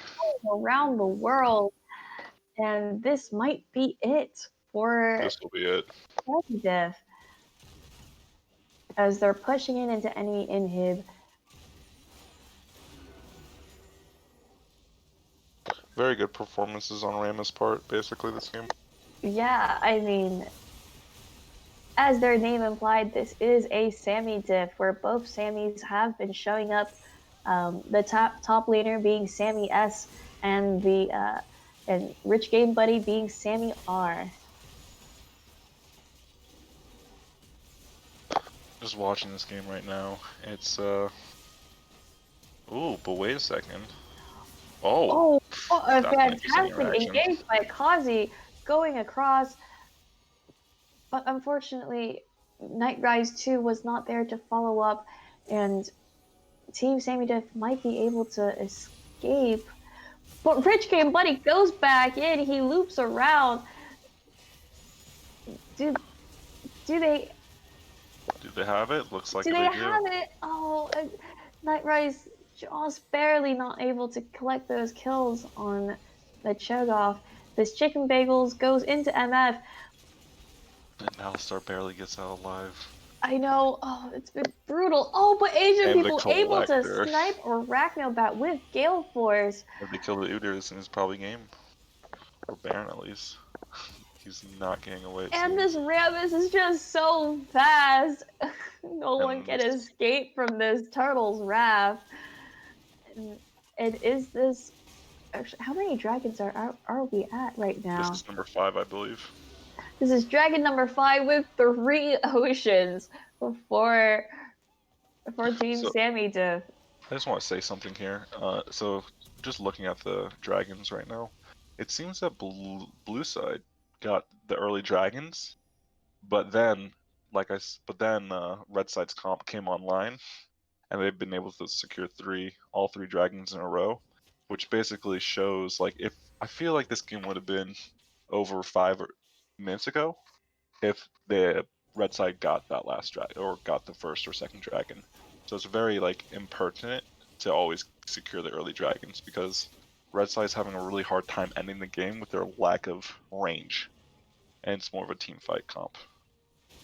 So right now we're watching red side take Baron. They're probably going to give Cho'Gath the R to eat it with, and I don't think Udyr can even get a steal. Echo is just trying to do a Hail Mary, just try to do whatever he can to get the Baron, but it's a little too late. Wukong's trying to push bot out to get as much farm as possible, while Rammus is just looking for this Echo to Rich kill him. Game Buddy. Oh my god, I didn't know Rammus could deal damage. Yeah, he has so much armor. Sammy is Oh, really putting the team on his back, and he and Wei Zhao is able to catch Liquid Blade on the back. Oh, but a fantastic Vladimir ult. engage. 3-man knockup by Cho'Gath. Wow, but Cho'Gath's just. Kazi going back, doing a fantastic But engage I on think that back Sivir just got line. executed by the Baron minions. Can't even do enough damage to kill the Cho'Gath right there. And here comes the man of the hour, Rich Game Buddy, coming in to just. Swooping back in all the way from base, and this might be it. And that is all she wrote And right Team there. Sammy Def is hitting that Nexus, and this is GG. Sammy Def for the win. This is the last game of round 2. We will start round 3 shortly, where we will spectate Team Sammy Diff versus Yones. Oh, sorry, not Yones Bongo Cats. They changed it to just Bongo Cats Feet. Where So, of captains. course, the MVP of this game will be the Rammus, Rich Game Buddy. Oh Beautiful yeah, carry performance on a tank. Telling Yeah. everyone that you can carry as a tank. Who knew turtles could go so fast? Unfortunately, we were unable to see the whole game. We just caught the last bit as we were waiting to watch that next game by Team Sammy Diff. But this is a very promising appetizer. But we're for the next game that's going For to what come will up. come. Sammy Difference Yeah. versus Bongo Cats.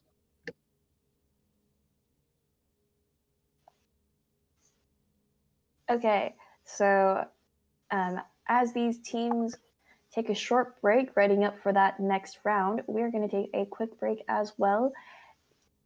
Keep the Don't go stream anywhere live. because we're going to see a banger of a game between Sammy Difference and Bongo Cats.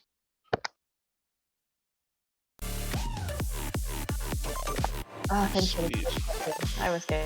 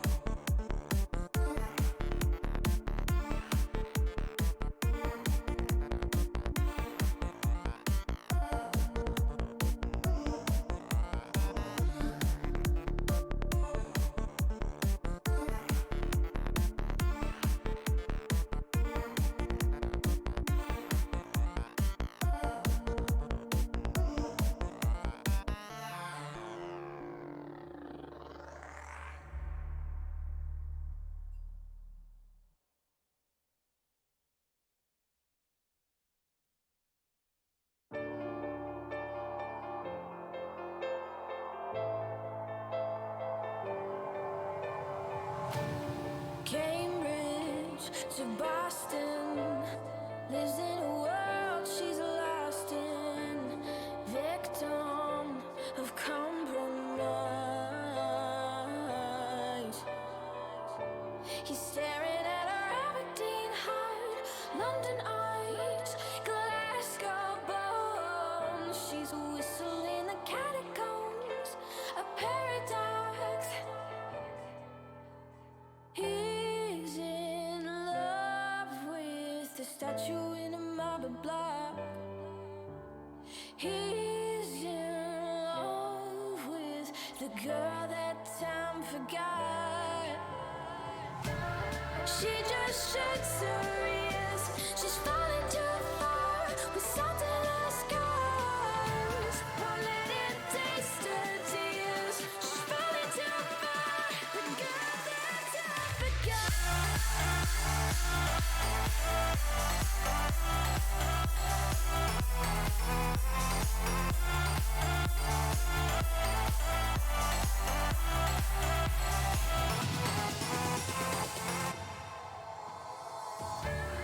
Wasted moments, full of potential that torments. An angel in disguise,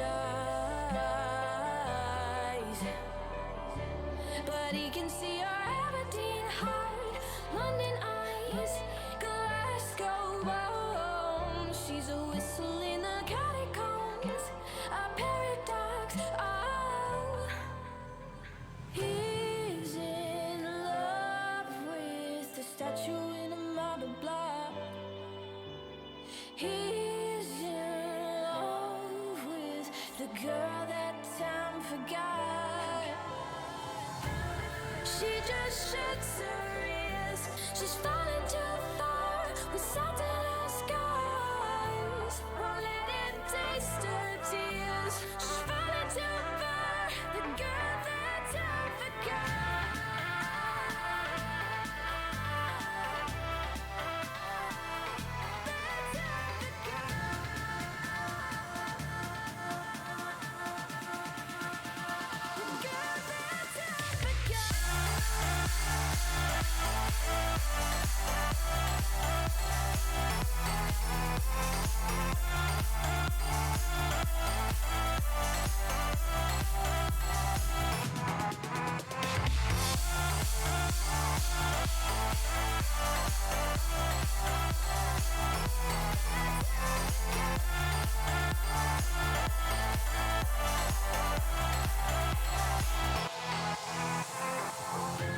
You let her go, catacombs. You let her go, let her go, catacombs. You let her go. She just Start. shakes her ears. She's falling too far with salt in her scars. Won't let it taste her tears. She's falling too far. And welcome back, everyone. We're having exciting matchups for you guys right now between Sammy Difference and Bongo Cats. Derek, or not Anna, do you have anything to say about these two teams? I mean, I think the big thing to look out for both these teams is definitely the top side and jungle. And I mean, we just caught the tail end of Sammy Diff's last match, and Rich game, buddy, popped off. Can he put out a similar performance for this game? We gotta tune in and see. Yeah, I also think one of the things to watch for is the top lane because that's probably where we'll see the biggest disparity in terms of the matchup. And so we have to see if Bendra's Jamie Petal can actually take advantage of the top lane and snowball his lead from there because it seems like in the last two matches he wasn't able to do that.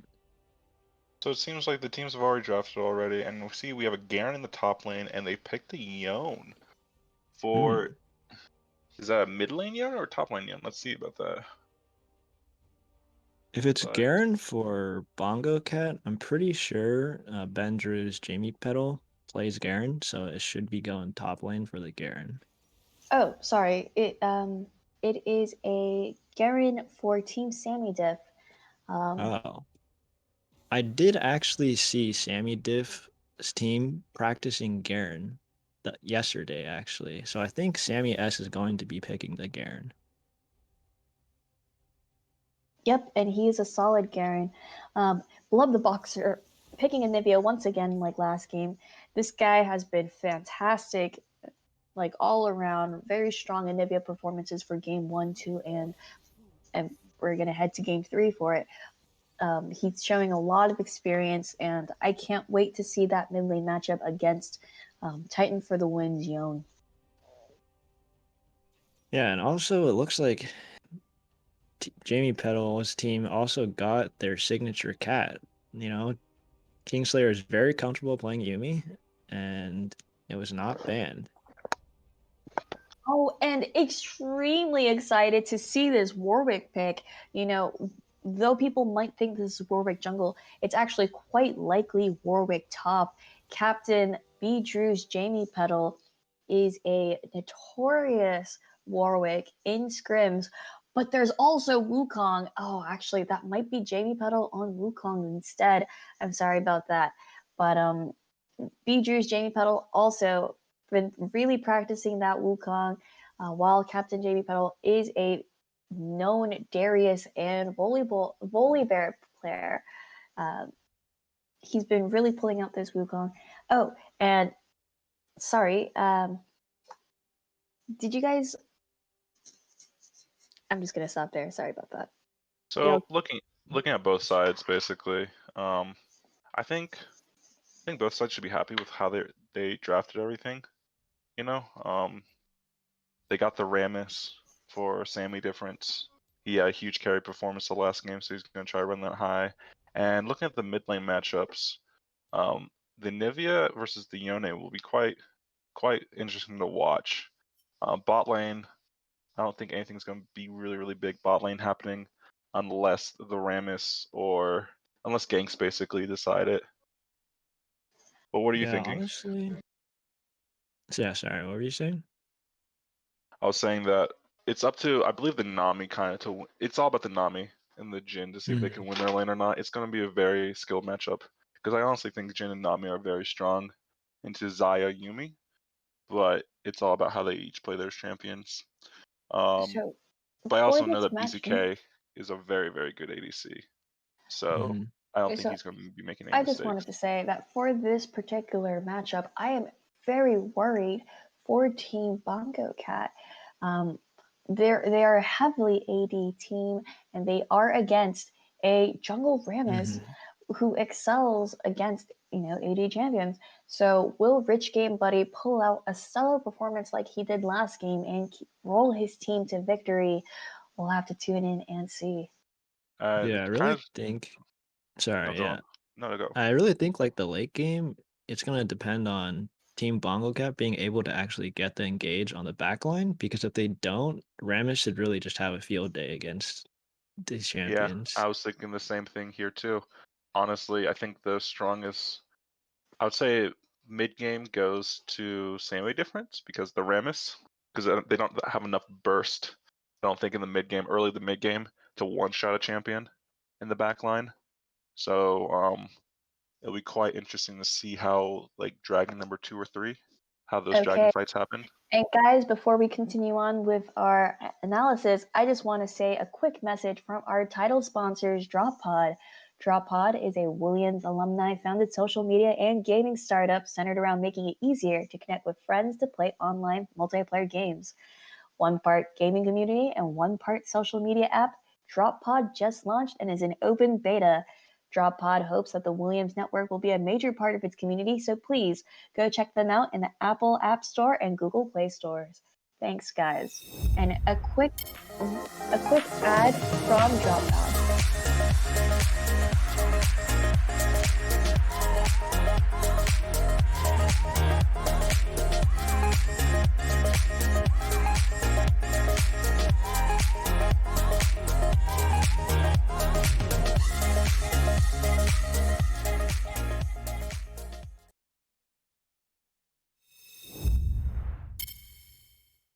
Welcome back, ladies and gentlemen. And it seems like we're going to have a really clear sunny sky on this rift in about 8 seconds. I don't know about you guys, but I'm very excited to see some level 1 action happen. Sammy Difference better do something in level 1. Otherwise, it's just going to be one of those normal, nothing happens for the first 2 minutes of the game. No, there's nothing wrong with a great classic 5-point defense strat, Nelson. Is there a name for that? Basically, the standard, like, I everyone think it's goes just where called they're a at. 5-point. It's just a Like- 5-point. Yeah. The 5-point.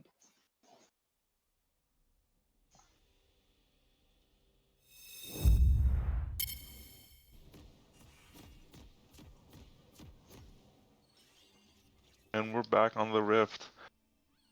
Welcome back, everyone. We're going to get an excellent game today between Team Bongo Cats versus Sammy Difference.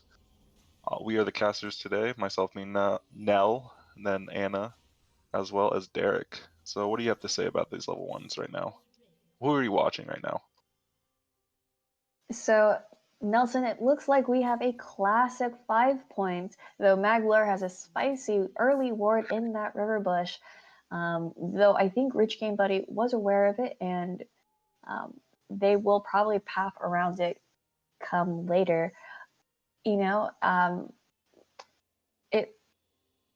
I just want to say for this particular game, a lot of focus would probably be in the bot lane with with BZK and Kingslayer on the Bongo Cats on very signature champions.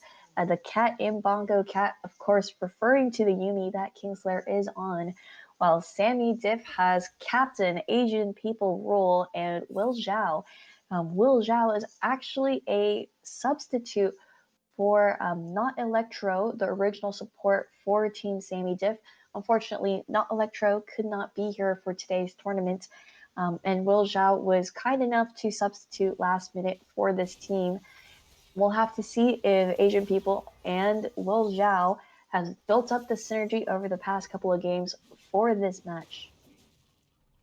Alright, now getting onto the Rift, we have a standard start, bot lane leashes on both sides, and let's see. I think a lot of action is going to happen in mid lane right now. Anivia's going to try to poke the Yone out a little bit with. I think she took Electrocute. Wow. Yeah. So she's looking for those trades. Meanwhile, looking at these summoner spells, nothing too out of the ordinary. Jin took Dark Harvest, trying to get those stacks, and these BZK did take cleanse on Zaya, so he's making sure that should anything happen, he is able to get away. From the Rammus or the Nami bubble. Very good. Or the summoner skill Nivea choice. Q. Yeah. Great choice on his end. And Blub just being absolutely devastating with these Nivea Qs. This guy is really showing how well practiced he is on that champion. Yeah, it's all about knowing the matchup, basically. If Yone doesn't have that third Q, he can kind of go in and try to get those trades in with Electrocute. Always looking, anytime Electrocute's up, always looking for to proc that. And looking at down here in the bot lane, It looks like bot lane there is a lead for Asian People rule, and but I think it's going to be it's caught up mainly, though when it crashes. yeah, mainly because they hit 2 first, and so hopefully BZK gets all this CS. Watching this and trade Titan happen. going in for a great trade once he had Had level 3, looking for I level don't 3 even know the Yes. official name. I just call it the umbilical cord. It looks like The Warwick Soul actually, Unbound. Soul Warwick Unbound. ended up skipping 2 of his camps, Now and we're now seeing there's a little actually a fight in top Rammus. and in the river. Oh, and Team Forces the Beedrew's flash out of Captain Beedrew's Jamie Puddle going in for that all in, really poking out Sammy as, I mean, the real win condition for Team Bongo Cats is for their captain Beedrew's Jamie Puddle to get going. When this guy gets fed, he is abusive. He will roam. He will invade the enemy jungler in his side. This guy really knows how to push his advantage. And now we get to We see should- why.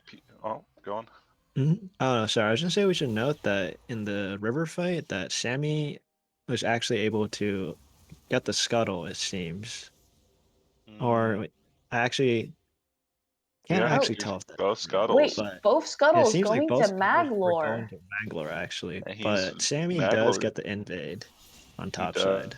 does. But I thought level 1 Krugs isn't really that good. I mean, Or it's am a I wrong? lot of money. It is a lot of money. Yeah. Just watching this, just want to talk about the items themselves. Corruptor potions start Mhm. for Wukong and Nivea, but we have And a an gank right early now. looks like there's a gank Flashing by gank Q Rich coming. Game Buddy. and First Oh, Blood going to Garen right now as he pushes in the wave, And trying to honestly, I deny as feel much like XP. this pathing should have actually been called out by blue team because Warwick should have known that Rammus was No, going to but go they into and could play in the Maglor top side, potentially they could play going in the in bot for. lane, Oh. but heals burned by Jin. But I mean, a heal over a death, I think Jin's gonna say worth it, as he and Will Indeed. Zhao are able to keep alive. Great choice and split Well, this- decision by Asian people rule. if we can look Looks at like top lane for 1 second, I think there might be a freeze in top lane. I don't know, or is he trying to push it in? Nope, he just pushes it in. it's pushing Okay. it. And Looks now like he's gonna Sammy's going to check Drake. Oh, but Yone's nope. Goes for low engage and backing. Maglor Mind you- did have to back up after that Yeah. scout by Oh, the Rich Wukong Game Buddy. walks But all the way Wukong's down going mid top Wukong lane. lane. coming Maybe he in has for a no gank. mana. No He is mana on not Nivea. level 6, but Blub is out of mana. Miscommunication, I think, on the mid laner's part, because if mid lane had 3 stacks on Q, he could have easily flashed Q'd, knocked up, and then maybe gotten the kill. Or the Nivea Or if passive. either of them were level Mhm. 6. I mean, True. But now this is kind of not good for. Well, I think Wukong will be fine. Never mind. I He know runs Jamie back to Puddle top is lane. still ahead Yeah, in if- CS. He's still doing quite well up there. So now we get to watch. He turns 6. Garen's trying to get this last farm. What do you think about Corruptor Potion versus Dorn Shield? Or is it Dorn's item? I think it's actually in this matchup, it's not that bad of a selection actually, because Wukong has mana problems for sure if you keep spamming your abilities to harass. And Garen inherently, his passive, heals him a lot. Now, Yep. Doran's Blade is also just like a very good option for trading, for healing as well. So Oh, but now looking Oh, here, and Maglor coming in for a gank Sammy might onto have been Sammy pushed up too S. far. And Gets a feared back. beautiful fear by Garen him. W's to Can reduce they the damage by secure this 20%. kill?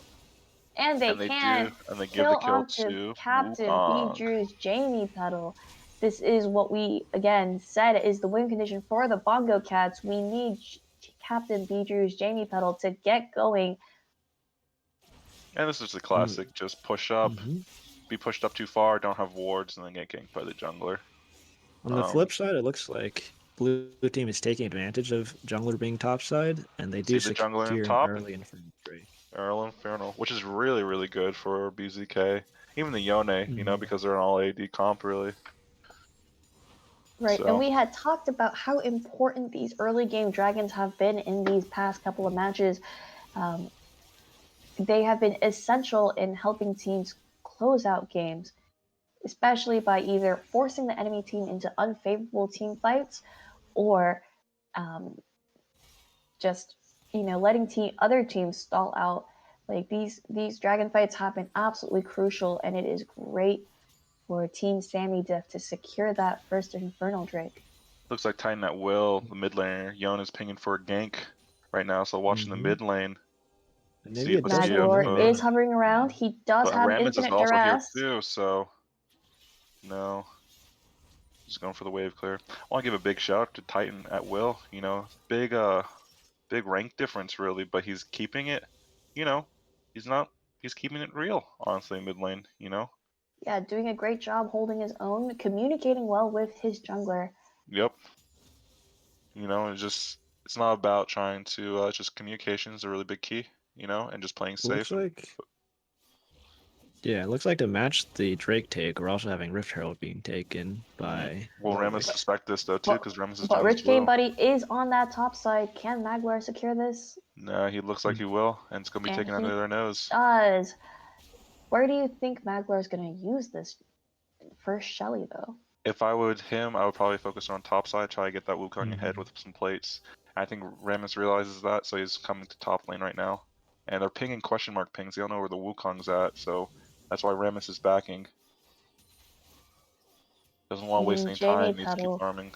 Playing the psychological long game, giving up a bit of CS, but making sure to put Sammy S in a dangerous position. Maglor is looping around. Pushing again. Maglor is looping around. This might be a Oh gank. my god, sits in the bush for so long, giving Sammy, making sure Sammy doesn't think like he's there. Oh, very. And with infinite duress, they secure that kill, and they're likely to use that Herald up in top lane. Such This a is- mind game on Beatrice this right there. Like Wukong, to yeah. sit in and wait a whole minion wave. Like that's some like Jamie Petal is abusive. incredible, honestly. Just you don't expect that kind of strat. You don't even expect that at all. You think he went back, bought more money and or bought items, but get the 2 plates, and then Rammus is trying to get the XP on their tower, make sure they don't get the tower. But they're gonna push the wave and go back and spend their gold. Oh, but Yone though. Yone sees Oh, it. and Anivia is out of mana. Yone he's might be going for an all-in. Forces the She barrier. got the barrier. Yeah. Again, great performance by Titan. You know, putting Blub on his back feet, but Blub drinking those pots, getting some mana Oh, back. but in the bot lane, and easy an kill. all-in. Is this a kill for BZK? It is. And can he get Looks the like a second double. onto Asian people? It's a double right here. Oh, and it was goodness absolutely gracious. close. A great job Nice by edge right there. But we're gonna do a Kingslayer little and rewind BZK. right here. A quick BZK replay just on goes the 1v1. aggressive. They said we're gonna And fight this. a And we're gonna beautiful win. Zaya ult to dodge that Wow. Nami Think- bubble knockup. Honestly, their combat ultis are just better and they engage and they can just force this. I think Very good call on BZK. He's like, we're just gonna fight Yeah. this. Very good call. So we can go back to live right now.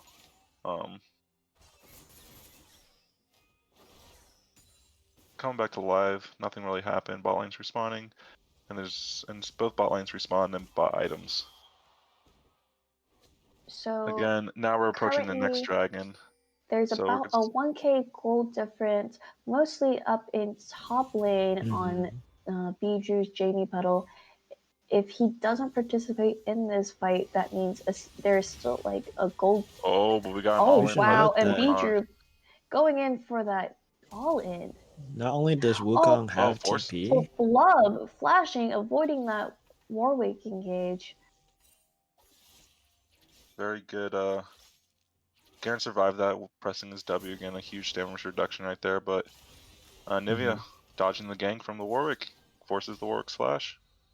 And now we go back to bot lane, and bot lane's just, they're chilling right now, you know? The reason why they're chilling, they're waiting for Zaya ult and Yumi ult to come back up. So they're like, okay, we just focus on farming right now. looks So, like Maglor's it looking looks- for a return gank. But we have another. Great hits ult the ult. by Titan. Doesn't look like Warwick has ult Rich right game, now. buddy, And and a he flash! flashes over the wall, buddy. catching Titan off guard. Is this another kill on Maglor? And Maglor, ult away. does But here ult comes away, the Wukong, but and Wukong here does not have ult comes though. Jamie Petal. But watch bot lane. Yumi has ult up again. We have a couple seconds for Zaya ult, so let's see if he plays aggressive or no. It looks like they're going to give Dragon Looks away. like they're giving it. So 2 dragons goes to Sammy. In the Difference favor of from Sammy the last diff. game. I Again, the mean, early dragons right now. Incredible. wow. Rich Game Buddy really putting on a great performance on Rammus. It looks like they're going to do a 4-man gank in bot lane. Rammus is coming in. I think bot Can lane they realized catch this Zaya? She did use Zaya's gonna Flash. Oh, She Zaya's hasn't holding ulted ult? yet. She is holding it. Oh, Was she that? just- But and Kingslayer jumps Kingslayer off to block some shots. going to Very- take the shots, and they are out of During there. the wall executed. I think very good performance on BZK and Kingslayer to dodge that 4-man gank, but they should not have been up that far after Dragon was taken. They should have been. They didn't need to blow both suns, but they survived nonetheless. So good job on them. So this is And the now- rough part about being Jin into a Yumi lane. Yumi will detach from her ADC and take those Jin shots, making Curtain Call not quite the finisher that you would expect. Yeah. And now We go back. I think we're going back into a lull state right now. No objectives are really up right now. It's going to be more focused on laning phase. Yep, and goal difference is still really close for both teams. We It gotta is watch a these nail TPs. biter. We gotta watch these TPs. Yeah. We gotta see how they're going to use these TPs because both top laners never really use their TP to TP bot. We haven't really seen that this tournament of top laners TPing into bot lane, or even or even to dragon before 15 minutes really. But And Wukong JB Puddle going in in, for another all-in, using his ult aggressively. but Garen W's perfectly the Wukong Q. So now he takes it and then, yep. Wukong's not right there yet to do enough damage, but Gore Drinker is an item. You give him a bunch of health and do some damage, so it is it's a little feisty basically. It's just laning phase. So which team do you think has the easier team fight? definitely red side. Or Yeah. no, sorry, not red side. No, I would say blue. Weirdly enough, Red not side, blue. red side's a little bit tricky in terms of actually landing the Yone ulti. But if Wukong's able to get a very good flank off, then the Yone Yes. ulti So it's should very be... Wukong dependent. You're correct on that Yeah. one. But I think blues. The reason why I said blue side, I'm thinking right now, is because Rich Game Buddy is just it's on him. He's just gonna go fast with his mythic item and flash Q whoever. And Yeah, I think it's also like it's very reliant on blue teams disengage because they do have a lot of it. Nami is really good. Yeah, Disengage. as long as Nami can keep away Wukong, it should actually just allow them to back up. Oh, and boy. Yuumi goes for an aggressive early ultimate, and there is Forces a the teleport TP coming from in from Garen. Garen. Can But he BZK get has this? no flash. Zaya, he can, and he's gonna try to follow up and catch this cat as well. Nami is feeding him up with the bubble, and Sammy is Double kill for spinning for Sammy. the win. A double kill Now we for see the Sammy difference. S. Sammy You see S that literally Sammy showed the difference. Sammy S showed the difference between two top players right now. Before I even get to that, we have a Yone going aggressive on. Oh, but here comes the but Rich Raymond. Game Buddy coming in from downtown where no one would And he expect him. extends flash. Yeah, and he forces and expends the flash. I want to say we see the top lane difference right here. Wukong TP's back into lane. Gets the tower, sure, but Garen saves his TP and TP's down and realizes that both bot lanes have no flash and gets a double kill. So very good with Sammy S to hold that TP. But We and should he should be able also to even this note, out. yeah, we should also note that at the very least, Warwick was able to secure the second Rift Herald as well. Oh And wow. so that will hopefully help them deal with this gold lead difference as Now well. people say second Rift Herald is really not that good compared to the first Rift Herald because of the turn plates. But what the strategy with second Rift Herald is basically you pop Rift Herald before you even do Dragon. So you pop Rift Right. Herald and you rush the Dragon. Which And really I think puts that's a really lot of important. squeeze on that third dragon mark. Let's see how effectively Maglor is able to use that second herald, or as we call I her, think they- Shirley. I think they do want to make sure that they don't give up this third Drake because you really don't want to just be on soul point against the enemy team for 4 fights.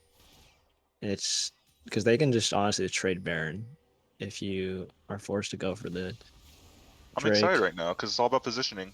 And And this right is now the gold's even, but Yep. they catch out the Warwick, and it looks like it's going to be an Love easy kill. and Rich Oh, but he Game flashed Buddy. out Oh, he ult. gets And out. then, But who's BZK is trapped? looping around, but Sammy S is But around there's the corner another once flank. again. But he's able to do his Zaya ult away, and and a then- beautiful and loop beautiful and Yone Titan ult coming from in Red. Beautiful across the setup by wall. the red That is team. a fantastic fight by Team But here Jamie comes the Petal. bot lane And with the they're current blocking call. for the Jhin ultis again, and Jin's really not able to do anything here. Incredible And performance. what looked like disaster was quickly turned around. Team Jamie Petal catching out But are they going to let them? No, Rich but Game looks Buddy. like But they do not go quietly in the night. into the Asian night they people want. rule, and Will Zhao Oh, still here comes the poking from jungler coming across back. the Warwick is river. here, so they And just they're have gonna. fight They have to advantage. disengage on this. Yep. And Dragon should go to red side. And yeah, third dragon secured by Team Jamie Petal. They didn't even need Shirley to exert pressure after Maglor was able to get out a beautiful back flank by team captain Jamie It was- Petals. It was just incredible, honestly. Like I wouldn't even fault blue team for this at all because they caught out the jungler, but they didn't have enough damage as the jungler ults away, flash and ults away, and then they got picked off. It looked like BZK. You know, Oh, it really looked There's dangerous. another I thought fight going BZK on. was caught, but he had a fantastic oh, Zaya but ult. BZK is using the Zaya E. Rammus Like is coming in from here behind. Oh, comes and Ramus comes in from and behind. cleanses the BCK E. cleansed, but it wasn't enough. There was so much damage. And Rich Game Looks Buddy with like Asian people might be able to secure Maglore. Hey, Oh, but looks like he's Ulti. gonna Maglore ulti ults out But here here. away, comes but the Damn. Rich Rammus, Game and but this Buddy is the. is Oh, but he dodges the minion wave. running. Oh, but the Yumi and the life steal and the war wife was. Oh my Oh, god! oh. Just by inches, they were able to secure Maglore. Oh, this has been such an exciting This game. is a banger of a game. Goalie's still the same, and each side's just they don't have enough damage to finish certain people off, and just more people keep coming. It's just interesting to watch. The Um, Yeah, craziest part honestly, is that every single game that team Sammy Diff has been on have been nail biters like this. They have always gone into super late game, just back to back, goal difference being absolutely minuscule. It's insane. yeah, honestly, I wow. think. Oh, we actually see Rift Herald has to be dropped by Warwick. I think it timed out. I'm pretty sure. Oh, slight error on his part to waste the Rift Herald, but I think because he was dead, so it timed out. It was Yeah. unfortunate. But man, oh man, the player to watch out for on red team is Bongo Cats' BZK. He plays super aggressive with that Yeah, he's Yumi been on him. having a great game. He lands a couple auto attacks on you, you're going to get snared basically from the feathers. But it's just who it's not about who catches who, it's who's your backup basically, because it's just basically whoever arrives last apparently wins, you know, or Mhm. first. It's just It's like a game of chess, you know? You put a Mhm. position out there, you trade it, you trade it, you trade it, and it's whoever had enough cover for that last piece is the winner between these two teams. I mean, just a I mean, constant back and forth. But now we're watching right here. Both sides are setting a vision around Baron right now. It's a little too early to start Baron, but it's the vision war right now we're entering in. mhm. Bot lane, I think, yeah.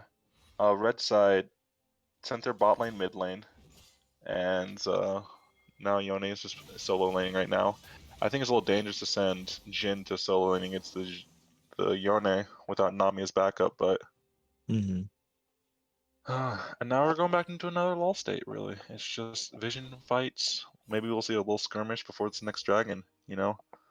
So Blue goal side's kind of difference up. is pretty bang on across both teams. Oh, but looks But like a they catch caught onto out. BZK by Rich Game BZK Buddy. doesn't He have looped cleanse. around and That's a fast Rammus. wow. Doesn't have cleanse and wasn't fast enough to press ult, really.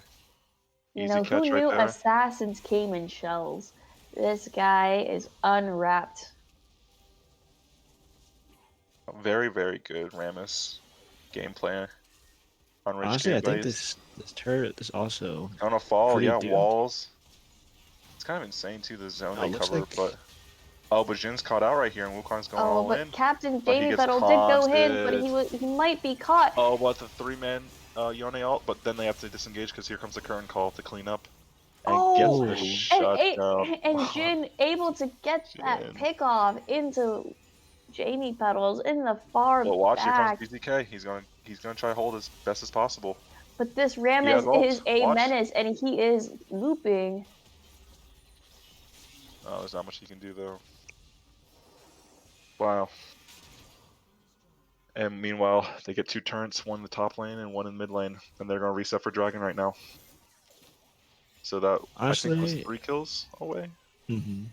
Two kills. Yeah, it Blue was side. three for O. 3 for now. And Yeah, a almost 4K gold difference with Team Sammy Diff in the lead. So one of the things to watch out for, okay? Rammus Flash is coming up soon.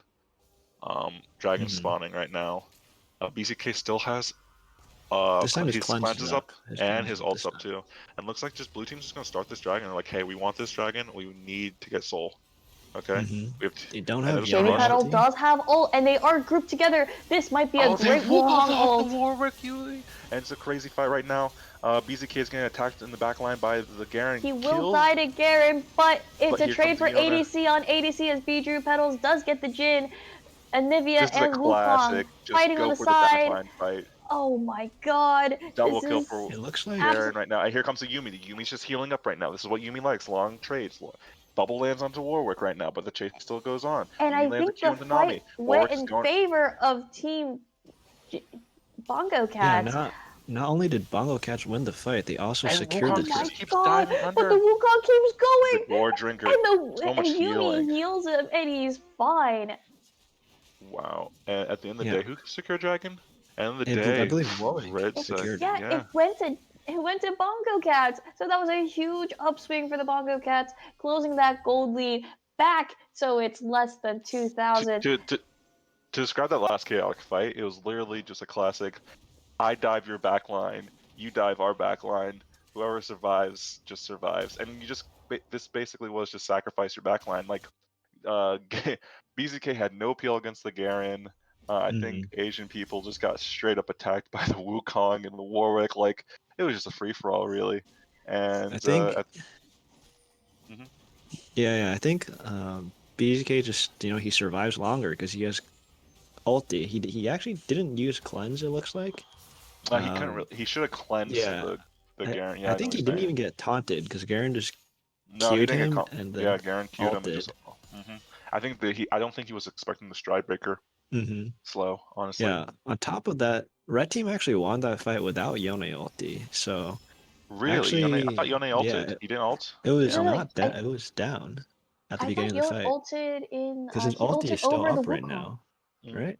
Mm. Yeah, but We Wukong can ult is back actually up go too. back and look at it. Yeah, it's Right? paused right now. So let's just Let's watch. do a quick replay of that last Oh no, we're dragon back. fight.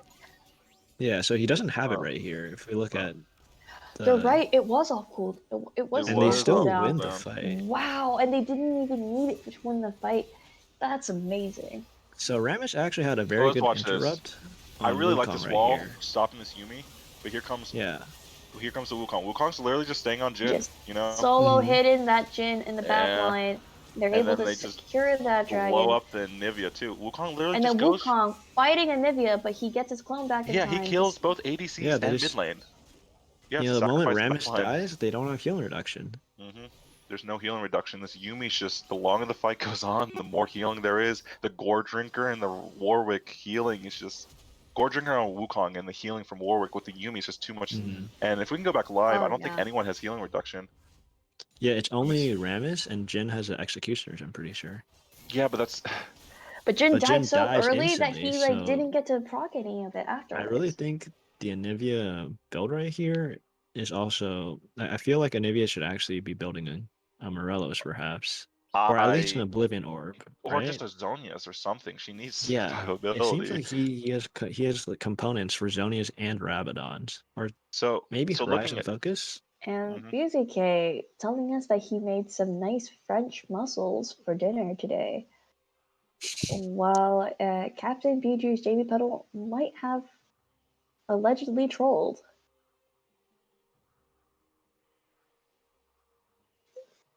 Okay, so while we have this quick pause, can we go over the items for both teams?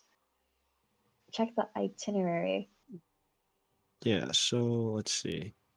If we look at top lane, they both have their mythics, they both have a secondary item. And what is the gold difference between them? Pretty Let's bang see. on. About Wukong does still 1,000. have a lead. And I think he hasn't spent in a while. That's why it looks like it's almost even. Yeah, he does have 2K gold right now. But So he is in base right now, so he will rectify that shortly. I also want to point out to this, as a support player, the support itemization. Yumi going in for that Mikhail's Crucible, extremely. Oh, sorry, it's been changed. It's now Mikhail's Blessing. Extremely crucial for these fights, especially for BZK, who's being targeted by this Rammus, by this backline. Yeah, so this is just basically top laners going to town on the back line this game. The Wukong 6-2, the Garen 5-3. It's all about just whose top laner is just gonna wreck first, really. And I feel sorry for the Rammus because the Rammus gets the pick, does his thing. But like, if everyone's running past you, what do? Really, you're just like, oh, we got TP by Wukong's Wukong TPing. to A bot lane to stop defensive this. TP, but he left Oh, Titan, but he and Titan might catches be caught by Rich Titan. Game Buddy and No, Will Titan's unable Zhao. to ulti in time. And a bloodthirsty fish, Will Zhao collects that kill, and they now might they're gonna just be start the going Baron. for a Baron. So this is what we see. I think red side maybe wins the team fights, but blue side has the better picks, and we see what And happened red right now. side has a Wukong teleport just used advantage because TP. Wukong had just Yeah. used TP. Yep, sorry, Derek. You They were saying that just now, and I They cut have you to force off. something because Garen's No gonna get this problem. top tier tower. So, yeah, it looks like Red team has to check. Yeah, with the Jin traps, here we go. All And they go in. Landed Maglorus direct goes with in with an Nami. infinite duress. But He watch kills this, the Nami Wukong's jumping on quickly. the Nivea and Wukong Annie is right on now. the back line. But Wukong's just Maglor spraying is on the back taking line. But look Baron. at this Wukong. Watch this But Wukong. Jamie keep Petal The going Wukong's back and just forth, just actually- picking up people like fish in Yeah. a barrel. And then, like you BZK Yeah, it said, looks like does Red Team Great can BZK actually snare. survive? get Baron off this. Yeah. Yeah, I don't think they're gonna do Baron. I think BZK they still might must try pull mid. some. Maybe not the Yeah. It's oh, there's gonna No, be Baron. and they do go for Baron. Yeah, Yeah, I do BZK feel is like making they- that call yeah, saying stay on, they let's do can Baron do right now. this. Yeah, let's do this. Yeah, Good and call. Jamie Petal's coming back. Titan for the win, respawning, coming to support his teammates. The only person up on the other side is Will Zhao's Nami. And this just might be a uncontested Baron for the Bongo Cats. Yeah, I think right there, they had to make sure that someone was actually going to block that Warwick ulti because Nami just gets taken out without being able to use her ulti or peel with bubble or heal anything. So I think if Nami's able to maybe stay alive and even ignite Wukong, Yeah, I think if then- Rich Game Buddy had taken that infinite duress for Nami, Nami could have followed up with an ultimate or bubble interrupting it, which would have definitely turned that fight around. But oh man, I just want to also give a shout out again to Jamie Petal's looping around, really showing up as the captain, carrying his team. I For mean, this game past is still anyone's, to be honest. it is Oh, very, yeah. still very close. Super And we neck have and Drake neck. coming up right here. I mean, and Sammy Diff really would love this Oh, but here comes Cloud the Drake. Wukong pick, but he Oh, hits but the he- clone. And they're just going hard but on it this looks Wukong. like- But They they're said, we have going to kill hard this on Wukong. him, and they're not confused. They know that this is the real Oh my God, Wukong, but the and they Sterix. smell Is he getting blood. out? Oh. Can he get out? Oh, he And gets he out. might be out. And here comes the counter engage. And they expend everything on Wukong, so And now, oh, Garen is just spinning. but watch this Wukong. Wukong's waiting for Gore Drinker. He's going to go in and he's going to heal up a bunch. There it is, right there. Heals up to half health. But he gets shot by Jin and killed. But the Garen, though, there's no answer for this Garen right now. They're trying to do as much as he can. The Oh, Yumi great heals. route. Very good route. And at the end of the day, we have a 2 for It's 3. just a 2 for 2. No, 2 for 3. I think Oh, Yumi's no, still 2 for 2. alive. 2, yeah, Yumi's still alive. Sorry, 2 for 2. 2 for 2. Off of a failed pick from Rammus to kill the Wukong where they didn't have enough damage. Jamie That was- Petal, barely limping away, stalling for so long. I mean, they It got looks him in like the end, Blue team but is not going to rotate in time for this Drake. No, they're I not. feel like They they burn could it have super fast contested and with catch Jin's it. shot. So now, was it 2 dragons each? it's It's so 3 Cloud Drakes, unfortunate. actually. Because Cloud if- Drakes. Wow. If Sammy Diff had any Cloud Drake, they might have been fast enough to actually have caught that Wukong earlier in the fight.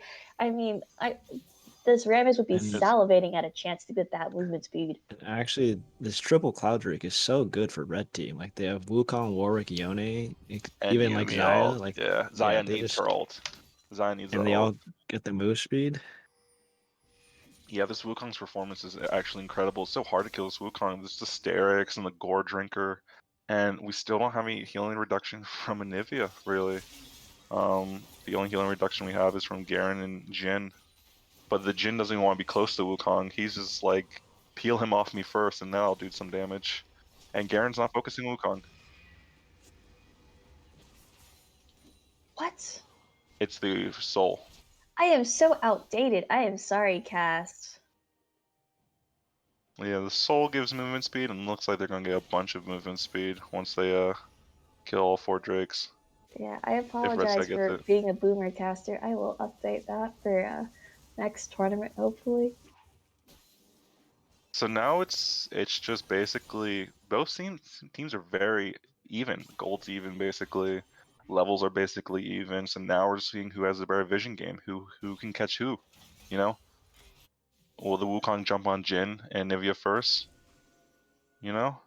You know, it's a And Nivea, tactical game. These yeah, but guys here are. comes the picks, and they're gonna catch And the Nami Maglor on out. a quick pick onto But here Will comes the. Zhao. But But do they here's have the a follow up clans. pick onto BZK? BZK is Oh, still somehow BZK, alive, but they killed the Yone. get out! But Titan for the win But here is comes the Garen.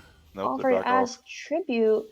So 1 But for 1, ADC that for Yumi just or offering support for mid. so much value though. Look at that heal. BZK is topped up, ready to fight once again. And this is what I'm talking about here. This is just each side's looking for picks, and it looks like the Rammus just runs away. It's just each side's looking for picks, and then the other side, one side blows their stuff, and then the other side jumps in, blows their stuff, and then the cooldowns come up, and this is a boxer fight basically, where 2 of the big heavyweight boxers are just punching each other, you know, and it's bloody. Yeah, Oh and wow! it's Oh, not and like another one of those. engage. Oh, we're just having. Oh, so if we look at the recap, it looks like Yone solo ultis Really? Rammus.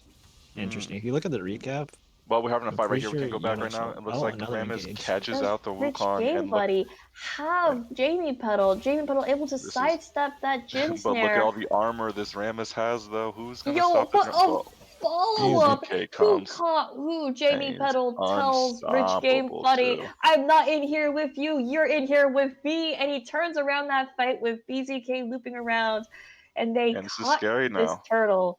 ADCs really come online with 3 items, you know? Once the ADCs have 3 items, they're scary. And BZK Yeah, has he 3 has items with a IES Yumi. Intruder. Yumi's like another item right there, so it's a little dicey. You know, but Wukong's like, I had enough of you, Garen. I want to go full in on you with This Black man Cleaver. is everywhere around this map. Oh, here comes the Warwick, though. Warwick's also running in. It's interesting. Warwick needs to land his ult, but he's just not getting the movement speed. But watching top lane right now, Oh, but here comes the BZK Jin. He has might be 4 caught. Oh my He god, might with have the Oh, he just gets collector! fourth overstayed. shot. Incredible.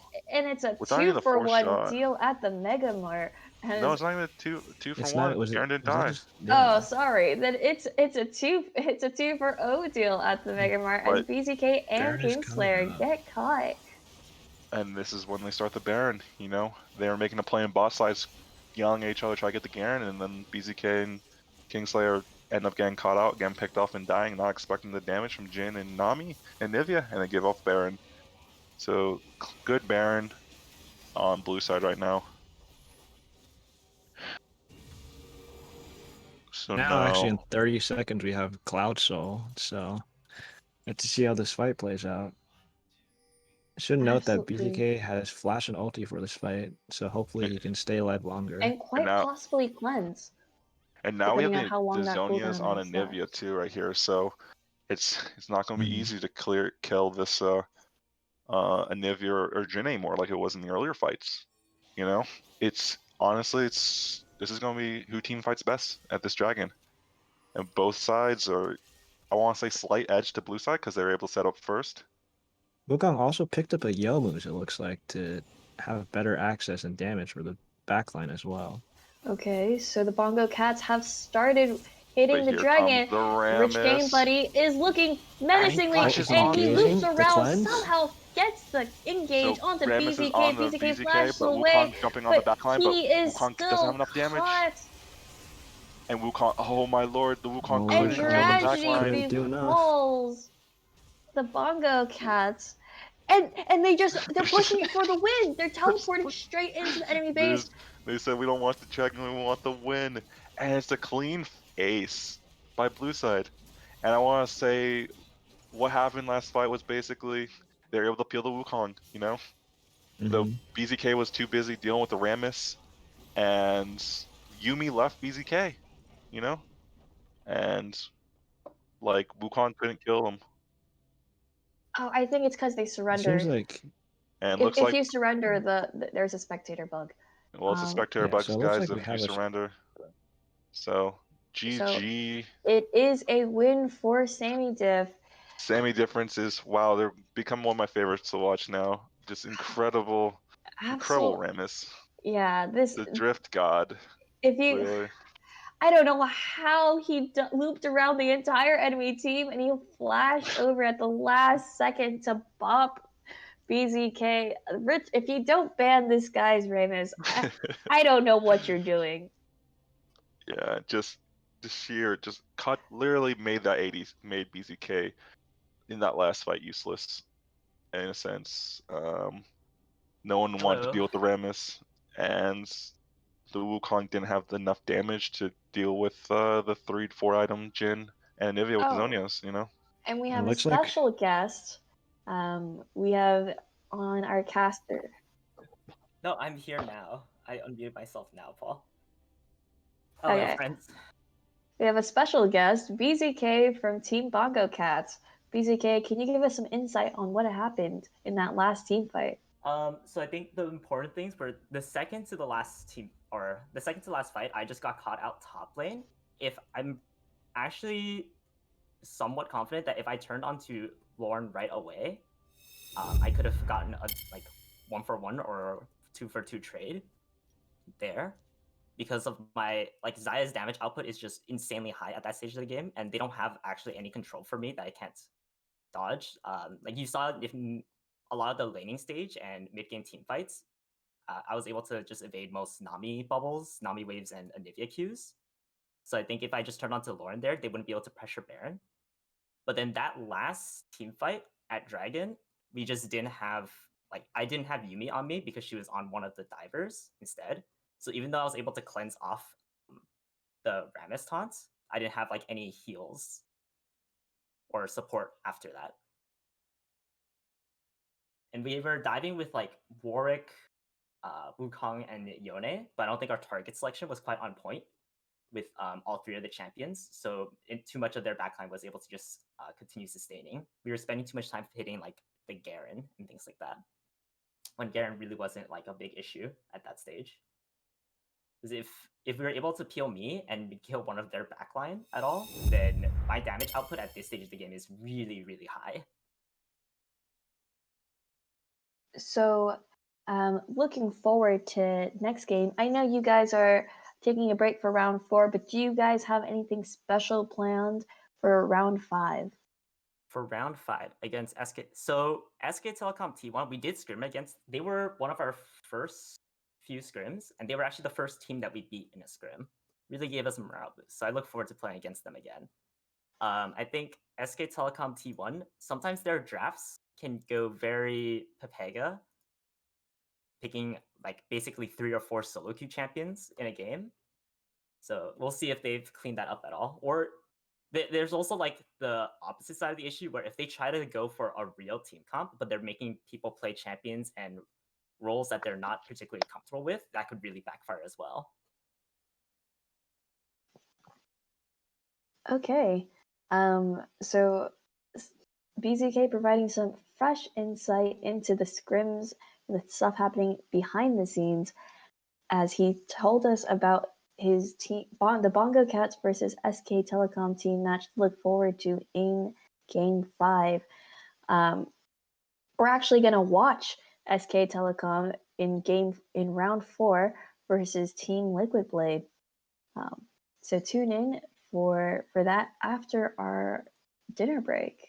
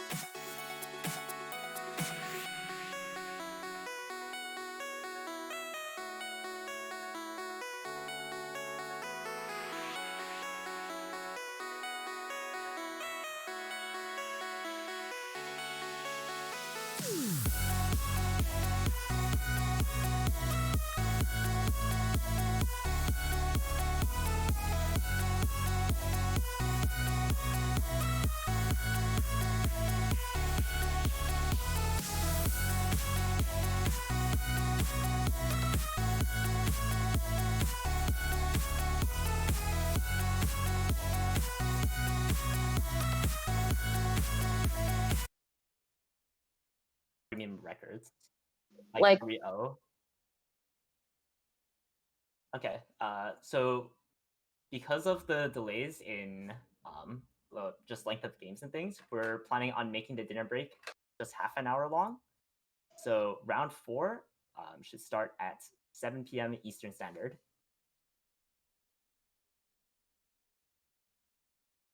So tune back in 30 minutes and we'll have some spicy games following up with SK Telecom versus Team Liquid.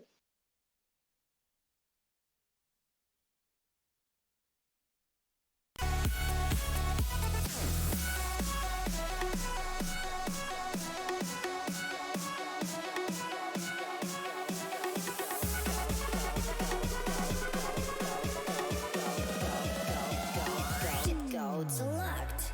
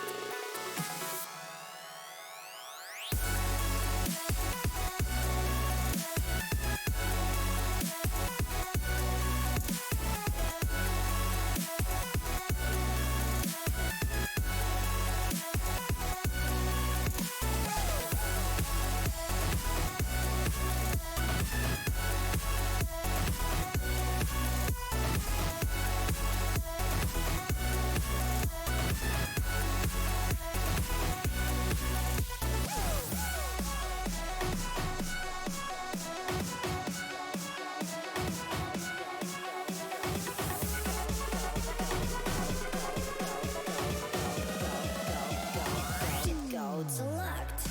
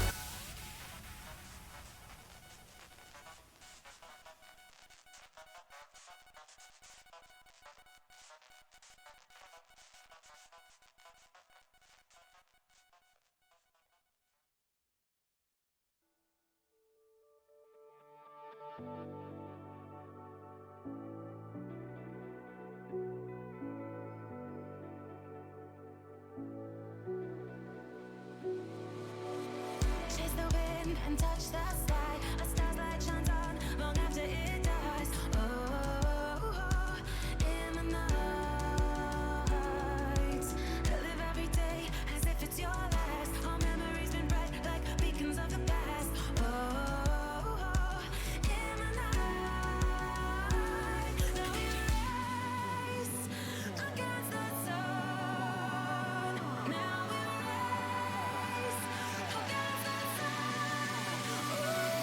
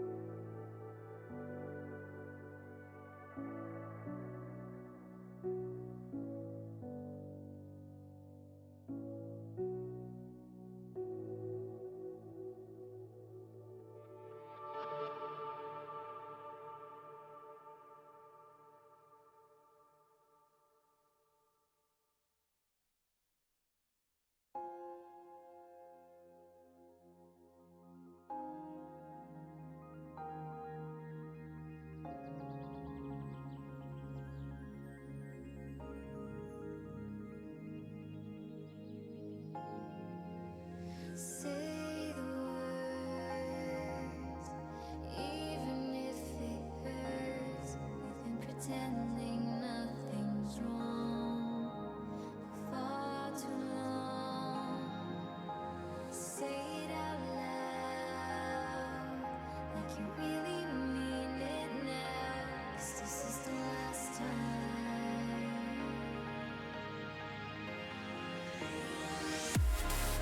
We're at the crossroad, and I can't let it go. I try to make you stay, but you're already far away. We're at the crossroad, and I'll let it go. Now I know this much is true. I won't be running after you.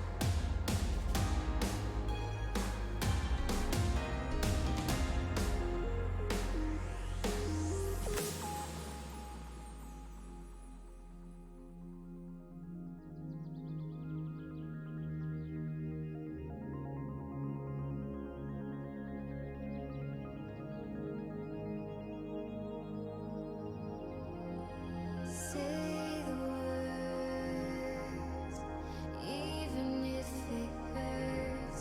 We've been pretending nothing's wrong for far too long. Say it out loud, like you really mean it now. 'Cause this is the last time.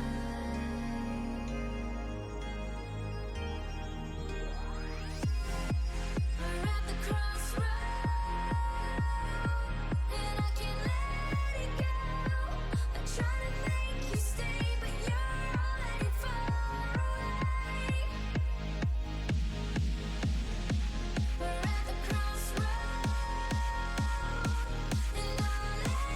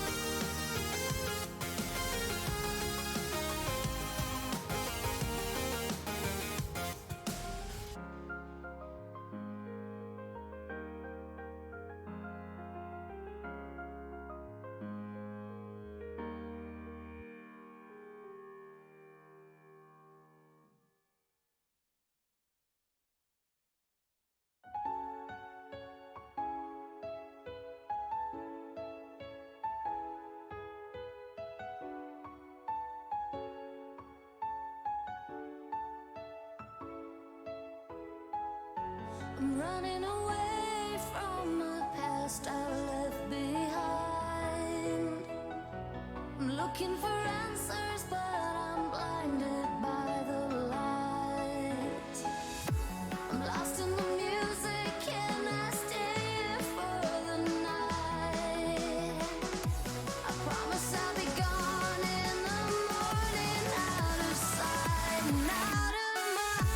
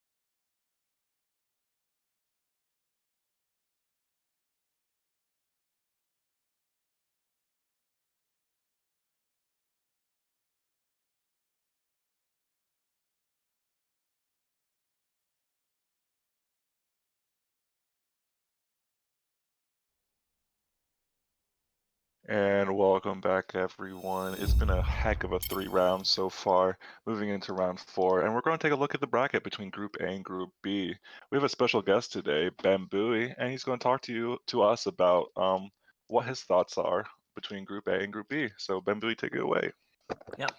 So I'm the ADC player for Team Bongo Feet. You can see the records for all the teams up on screen right now. Obviously, our team didn't do too hot, but we did give quite the fight to Team Sammy Diff, I'd like to believe. Oh, it was a So- close game, back to back until the very end. So my takeaways from Group A, I think Team Mike Muted is actually doing surprisingly well right now, given their performance in scrims and their practice games. Team Sammy Diff is also doing way better than I would expect them to, but my favorites for the group are still For Sports and a Dream and Williams Department of College Music, personally. And then if we take a look at Group B, I haven't looked quite as hard into their team, but clearly we can see that Team Shrimp Gang is probably not going to make it out of playoffs, no matter what happens. And Team Short and Jian Lu is definitely going to make it through. But there's currently a 3-way tie between Team Unga Bunga, It's an 8th, and Trees in the Park. So do you guys have a favorite for the second seed out of Group B? It's really hard to say. Trees in the Park did do a very, very good performance, if I get that right? Oh yeah, Did they we- did a great job against Shrimp Gang, where Inspiring 309 put out a hero performance on that Fiddlesticks. Yeah, I would give it. It's just we need to watch more of the matchups. I think round 4 will decide who moves on, who will not move on. So it's very crucial to bring their A game after this dinner we just had, and to see who will win and who will You know, triumph. I might be a bit biased, but I think for Group B, it might be It's an 8th that pulls out as the second seed winner. Of course, shorting Jian Lu with Captain Madre de Flame already securing first seed with their 3-0 finish. Anna, how much of this is just you wanting to watch more TFT? Oh no. Well, I love TFT. Tuffles is a great game. I think It's an 8th has really shown a lot of practice in the scrum matches. They've been very consistent. So even with their sub jungler, with Minge Betty L9 subbing in for our very own Dr. Omegalol, It's an 8th has shown a lot of promise, and I think they just might edge out the win for Group B. In Group A, it's a lot messier. There is no guaranteed winner just yet. There is still a possibility for a 3-way tie between Mike Muted, Williams Department of College Music, For Supports in a Dream, and Sammy Diff, depending on who wins between the headset matchup between Williams Department of College Music and For Supports and a Dream. Yeah, there definitely is a risk of a Circle of Suck scenario happening in Group A. Right. Keep it PG in this stream. Wait, what part about that was inherently not PG? It's just the way you said it, dude. I don't know. Anyway, moving It's the on. I'm joking. implications. But I want to say, and I want to call out, I love the underdogs. In my opinion, Team Sammy Diff have been the underdogs since the draft phase, all the way back 2 weeks ago, and I'm rooting for my boys, Lauren and Sammy, really showing up, showing some clean shot calling in these fights. I know, Ben Bowie, you just had to fight them, like 30 minutes prior, but There is a concern with their team, though. If they make it past group stage to playoffs, they're going to be getting their original support back, not Electro, and Will Zhao will be leaving the team. That could really be quite the wrench in their operation. Well, that's true. Their support was know- very, very beneficial. We gotta wait and see. Maybe not Electro, has gotten that extra time to prep and we don't know. People get a tournament buff. Look at Mike's Muted. They weren't doing so hot in scrims, but they pulled it together. They're much better on stage than they are in practice. They're reverse TSM. That is very true. So could we talk about the comps here? What's your What do you think So- so far of the comps people have been playing in Alright, the so I talked champions? before. The game we're going to be spectating next is actually between Mike Muted and Four Sports and a Dream, I believe. Yes, Mhm. sir. I think that team is actually a relatively even matchup. Both the captains are playing mid lane against each other, and even though Liquid Blade is a higher elo, even though he's like a higher elo, he has the problem of like he's just not a mid lane main, whereas Tofu is an actual mid lane player. They also share much of the same champion pool, so Really? that would be an interesting matchup in the mid lane. Yeah, so going further along those that team, who do you? So we're talking about the two captains, but what about the rest of their team? What about the team that they've drafted? Okay. I mean, four supports in a dream are actually four support names, auto-filling, learning new roles. They've put out a stellar performance considering what they've had to learn over these last 2 weeks. I think the bot lane matchup will be really interesting. That Tony or Firo, he plays a decent amount of ADC, but he is paired up with the like lowest elo player of his team, whereas the bot lane for Four Supports and a Dream, they're like much closer together, I feel. And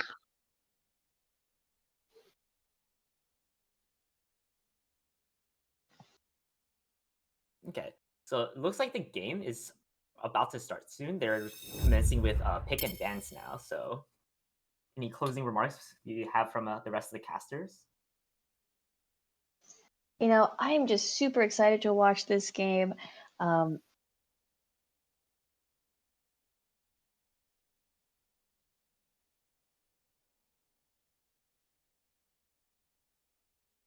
know, I'm just really excited for this upcoming game. It is going to determine whether or not Team SK Telecom Team 1 are going to move on and secure the first seed for Group A. If they do, they will be a clean 3-0 sweep, like their counterparts Madre the Flame on Group B. This is a nail biter for sure. Yeah. So On some word though that SK Telecom's team, they have a player known as Green Pick, aka the Silver Smurfer, as their top lane. But I've heard from Tofu himself that he's thinking of shackling Greeny Pick to tank duty for many of these games. No. As a person who bought him for my Clash team, let me just say, okay, just let him play his champions. Don't put him on new stuff. But the risk is if he is playing one of his like standard champions like Alawi, if that champion doesn't get a big enough lead in lane, it falls off really hard and does not offer almost anything to your team. Okay, so they first pick the Hecarim. That's probably for jungle. I haven't seen his Hecarim top for a while, but yes, Yo, Hecarim. and some mean bans banning chicken bagels, Udyr, really I don't think limiting that's a his meme jungle ban. pick. Have you seen Udyr's win rate in solo queue? Oh, I recently? mean, it's a mean ban towards chicken bagels. You know, this guy's already had to learn jungle from the support role, and they're already pinching that pool. A really effective ban by the SK Telecom team or Mike's muted team. Curious who Do you they'll think pick for. 4 supports in a dream pick for Nectin here? That's been the champion I've been seeing Nightrise on. Like that's what he's been most comfortable on top lane. And Nightrise has been very abusive, doing a great job carrying from the top lane. So But we get the will he be able to do so against, you know, our crowd favorite, the darling Green Epic? Or sorry, Green Epic. God damn it, Benjamin. Oh, sorry about the language, folks. Yeah, Greeny Pick wouldn't improve that. Anyway, so they lock in Senna. I'm a much bigger fan of Poverty Senna right now, like a non-farming Senna with a farming support. But a lot of the teams aren't really comfortable with that because it requires your support to farm. If they're locking in Yumi, then they're definitely not running not farming Senna. But I think this is an extremely vulnerable bot lane. Senna level 1 is unbelievably bad. we get to watch. It's true, but we get to watch see if the Senate can do the Kraken Slayer Ginsu's build. So I'm Yeah, excited. I don't think they're likely to go the Umbral Glaive no mythic items build if you're going farming. Okay, so that's a Seraphine bot lane. Either bot lane or support with an Anivia mid. Oh well, SKT's is drafting. We're team fighting with ultimates right now. It's I just definitely want to say They it's a have tons Seraphine of control. support. As Pharaoh does not really play Seraphine. Yes, Oof. their support does, well, quote And unquote, Monkey does play Dong is a Seraphine. mean Seraphine player. I've seen him land fantastic ultimates in scrims. Yeah, and it's Let's really see. enabled by champions like Hecarim, who can give you a free extension on your ulti, basically. That is very true. Provided Hecarim doesn't literally outrun your ulti. Let's see what they'll pick in for the final pick. So I with- want to actually see They either need to a pick someone who lane can. or jungle pick here. They need to make sure they have enough peel for Senna Yumi, though. That's those people are very vulnerable to Hecarim dives and the Seraphine. And the They walk in Xerath. Xerath. I mean, I think Liquid Blade might be playing ADC. Oh, so a lane swap I think by 4 Arachnobat supports might and be a playing mid dream lane. then. We might be seeing Jimming or Arachnobat in mid. He's a known Xerath player in the community. so now we're going to second phase of bans, and you're banning the So Jhin that's out. kind of what happens if you draft 4 support mains. You're not really filling anyone if everyone's filled already. That's true. So the sheer power of flexibility coming out from 4 They supports and banned a the dream. Jhin, which I think is fair. Jhin combos well with Seraphine CC. You can really try to chain CC up a Senna Yumi lane. And he also secures people for Hecarim even though they're super far away. So, I'm not sure if Tony plays that much Jhin though. He's a much bigger fan of Lucian, even though I personally don't like Lucian ADC. Olaf ban, interesting.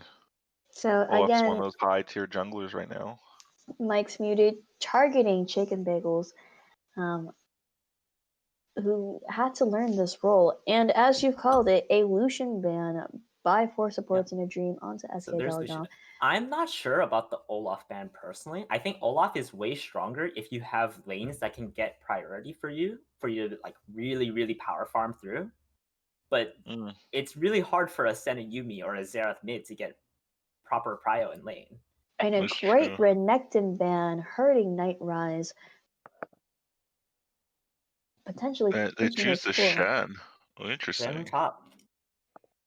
So there's a Have you guys tank. ever seen Night Rise's Shen? Nope. I don't think I have. have, and he's not as abusive as Renekton, of course, just because there is a limitation of Shen. But he certainly knows how to play the champion. Okay.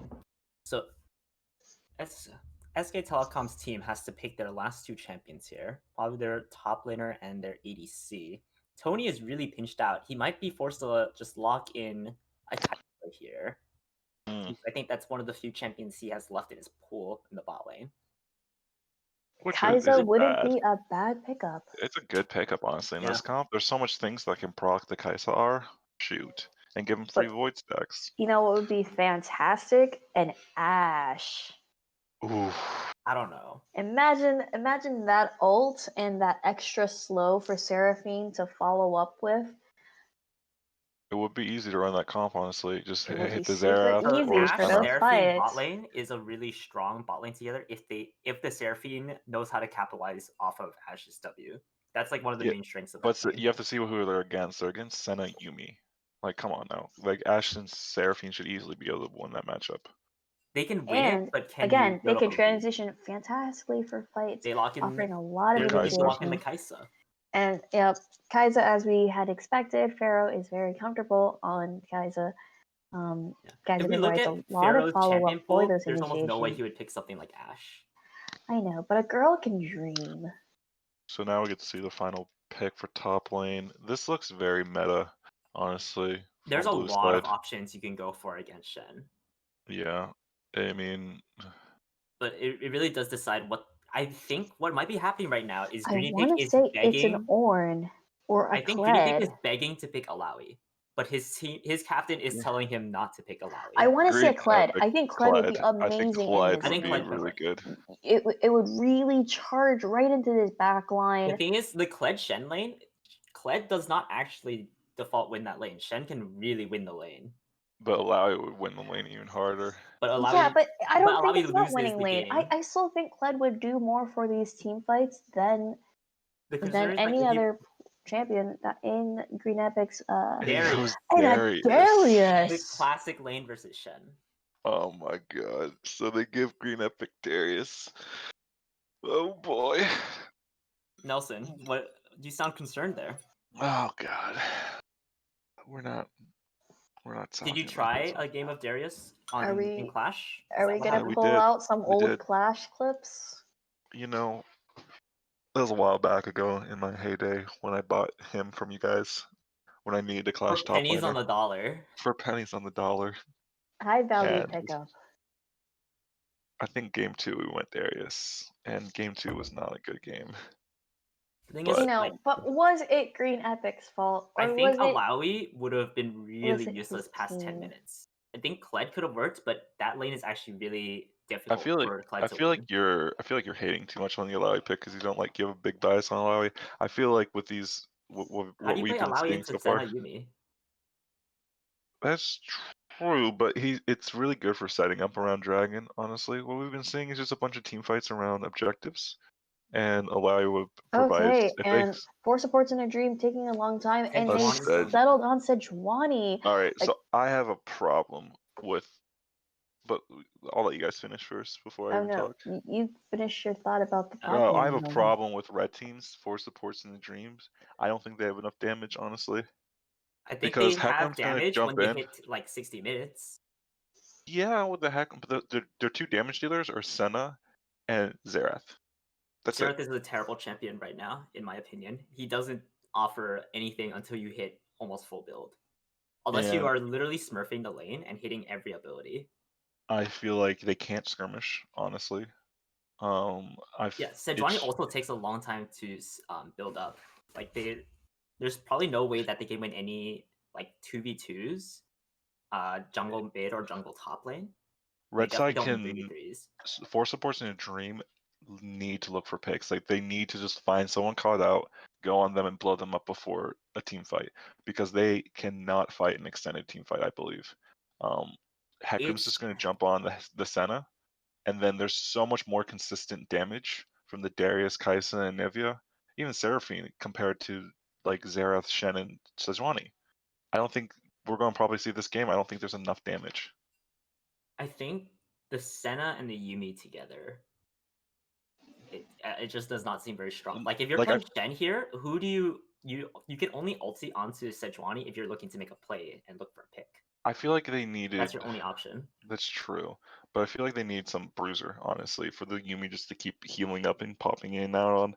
It's just now there could be a chance where this game gets to be like the tanks are so tanky, it doesn't matter if they have no damage, you know. Well, But I mean, if we get I to a mean, late but they're enough point, against then a Senna will Kaisa eventually and do a damage. Nivea and Darius. Like these are champions that excel yeah, against tanks. Darius excels, and the longer the fight lasts for Darius, the more happy he is. He just wants to stack his 5 bleed stacks and go to fucking town. Or sorry, I shouldn't say that, but he just go to town.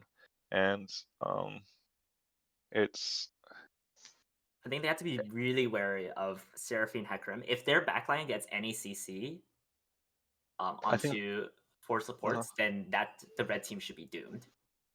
Because if Senna Xerath get hit by anything, they're dead.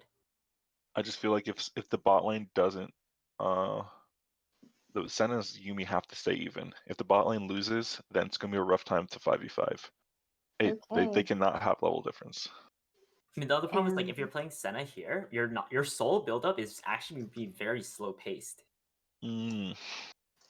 So you're not even getting that aspect of your scaling, and you don't have the most efficient build up with just pure gold. You really need souls on that champion. Yep. So if I was blue team, I would just be like, let's farm, just play lane, farm, and then around the, I would say, 10-minute mark is when you really, I think, when everyone's around level 6 or 7, that's when your comp kind of comes online. You know, Hackerum's I looking don't for think that's ganks. like they don't even have to play that passively if they don't want to. No, Like they Sejuani don't. takes a long time to really It's get true. the items to be tanky. Before that point, she doesn't do anything. So if we look at the 2v2 skirmish, basically, let's say Anivia and Hackerum versus Xerath and Sejuani, you know, it's just I would give that to Anivia Hackerum all day. You have basically. two champions that do things versus two champions that don't do anything. So now we're just waiting. They're just doing the draft stage in game, so we have to wait a little bit. And we'll keep you updated, basically. It's just we've hit a little lull right now because now they're drafting in game, and then as soon as they hit the riff, we have to wait 3 minutes.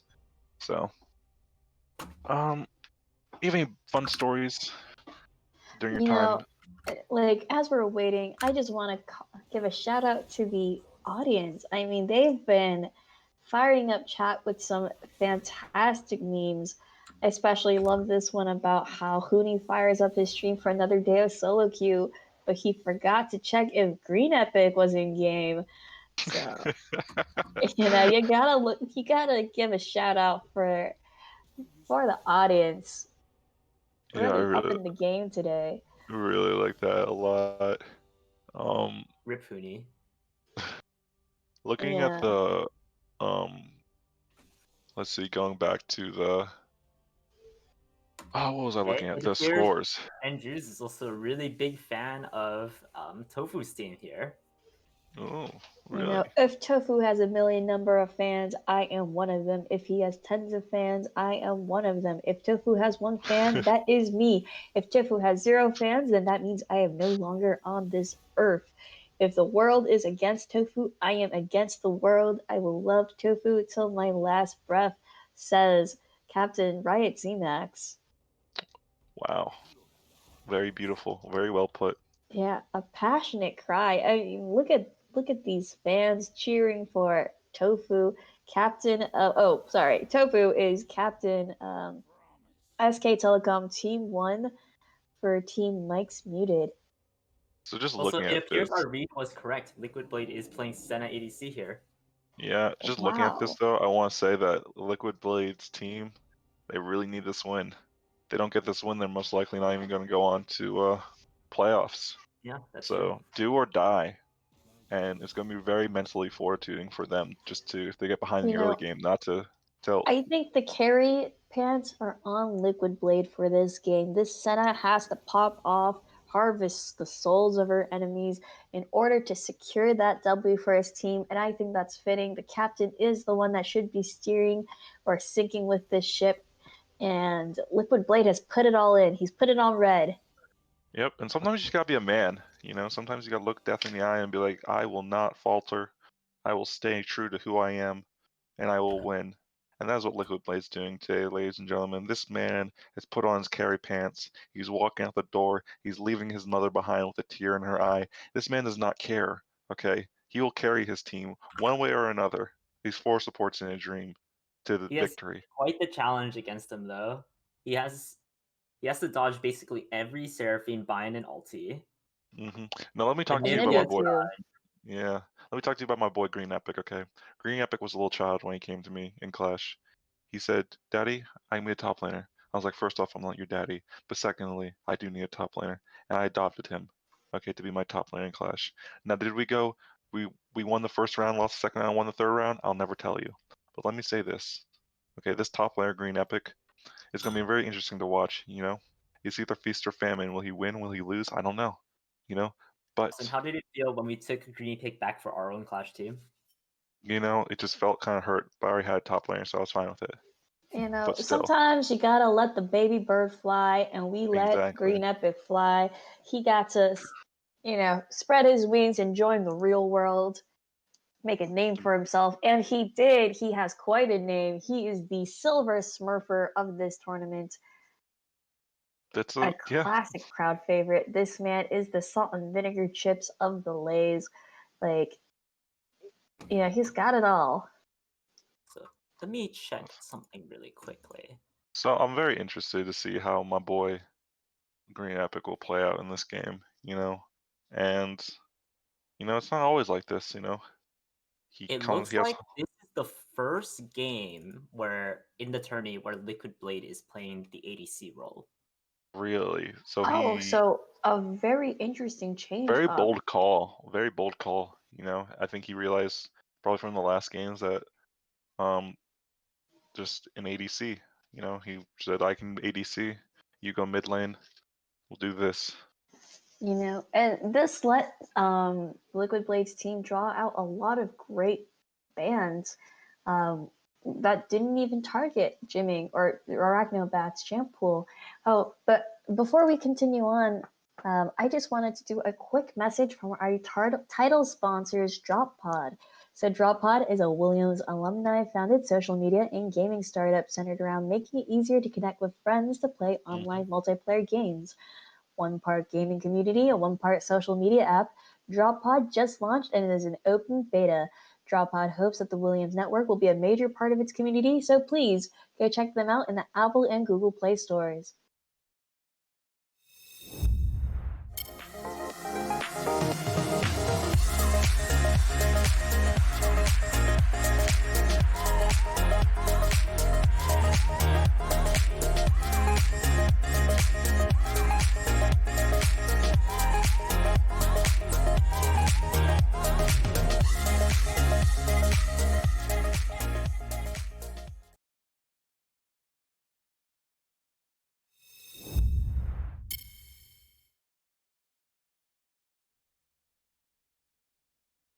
And So we're welcome back. Jinx. Still haven't hit the Um, rift yet, but We have a little bit more time to talk about their picks. I think part of the reason they might have actually done this is maybe Liquid Blade was looking to avoid the captain versus captain matchup in and the mid find lane, and another place to carry. can exert more pressure and Oh, gain yeah. more influence playing against the non-captains in the bot lane. But the thing is, Firo was Tofu's first pick, and I think third overall pick in the tourney. So Tony, or Pharaoh, is a highly contested pick, a great player all around. He didn't have any particular role, and he signed up as a fill player.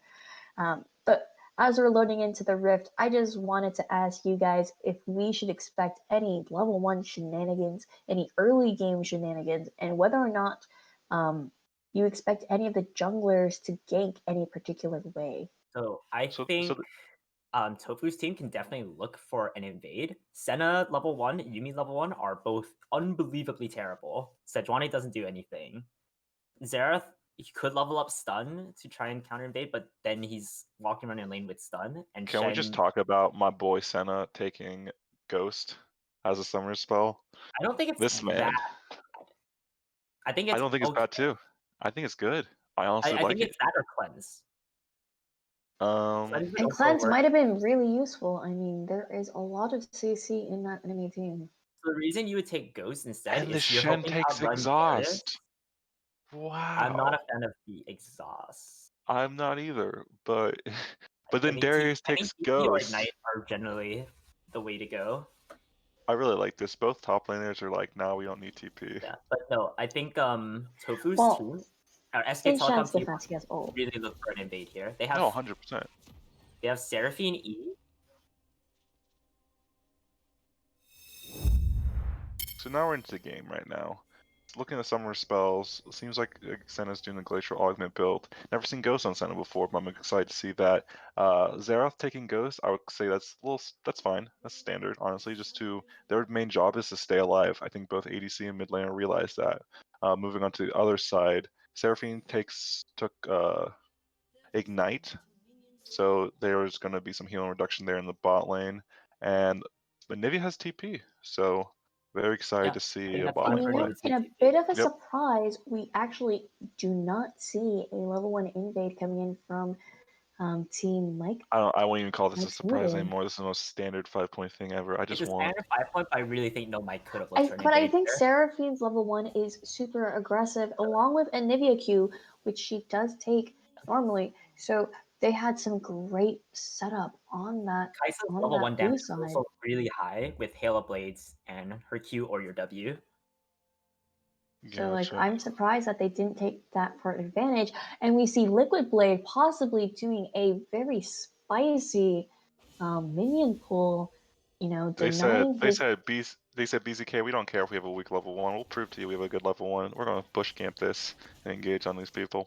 They're Oh no, definitely they're not going to push camping camp. it. They're pulling the trying to- minion waves, which forces the blue side minions to attack the first melee red minion, Ah. which might deny some precious experience The on idea is that Pharaoh and the Monkey Dong. melee minion from red side die before the laners get there, so that they're down the creep for level 2. Interesting. I've never seen that before. Learn something new every day. It only works if you don't have to leash your own jungler, which is maybe part of the reason why they asked Chicken Bagels is starting top side. Because I'm not even sure if he started top side for anything related to ganks, because I don't think Sejuani can do anything of the sort at this stage of the game. So I'm hoping to see Sejuani or Chicken Bengals really pay attention to this bot lane. As we said, we're expecting Liquid Blade to be the carry of his team. And expecting that, we have a quick level 2 ward in the river by Monkey Dong, securing his. Wow, very good trade on Kai'Sa's part to chunk ADC. Senna out, but Mhm. healing on Senna and Yumi is really strong. It is, but they don't have the mana to sustain it for And very long. Sejuani looping around. Is he going to go on Pharaoh? And they Wow, land that and Pharaoh snare. This flashes might too be early. a kill This will be a kill early. onto Senna, Pharaoh. they Can give they it to get Senna one on too. Monkey Dong? Monkey Dong flashes away, and they got first blood onto Liquid Blade. As we've said, we're expecting Liquid Blade to be the carry, and Beautiful they are jungle certainly pathing making on it so. Sejuani. That was a really good freeze hold by Liquid Blade. I think Yep. Firo and the support really wanted to push in all the way after it started holding underneath the tower. But because they couldn't do it fast enough, Sejuani was given all the time in the world to just go a full wrap around.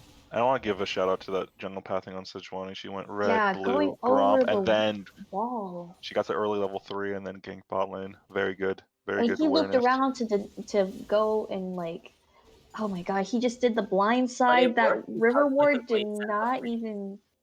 Now we're watching the Silver Smurfer right here. Realize that Sejuani was bot side, so he's playing super aggressive into the Shen. Plus he's the lane bully, so it's of course.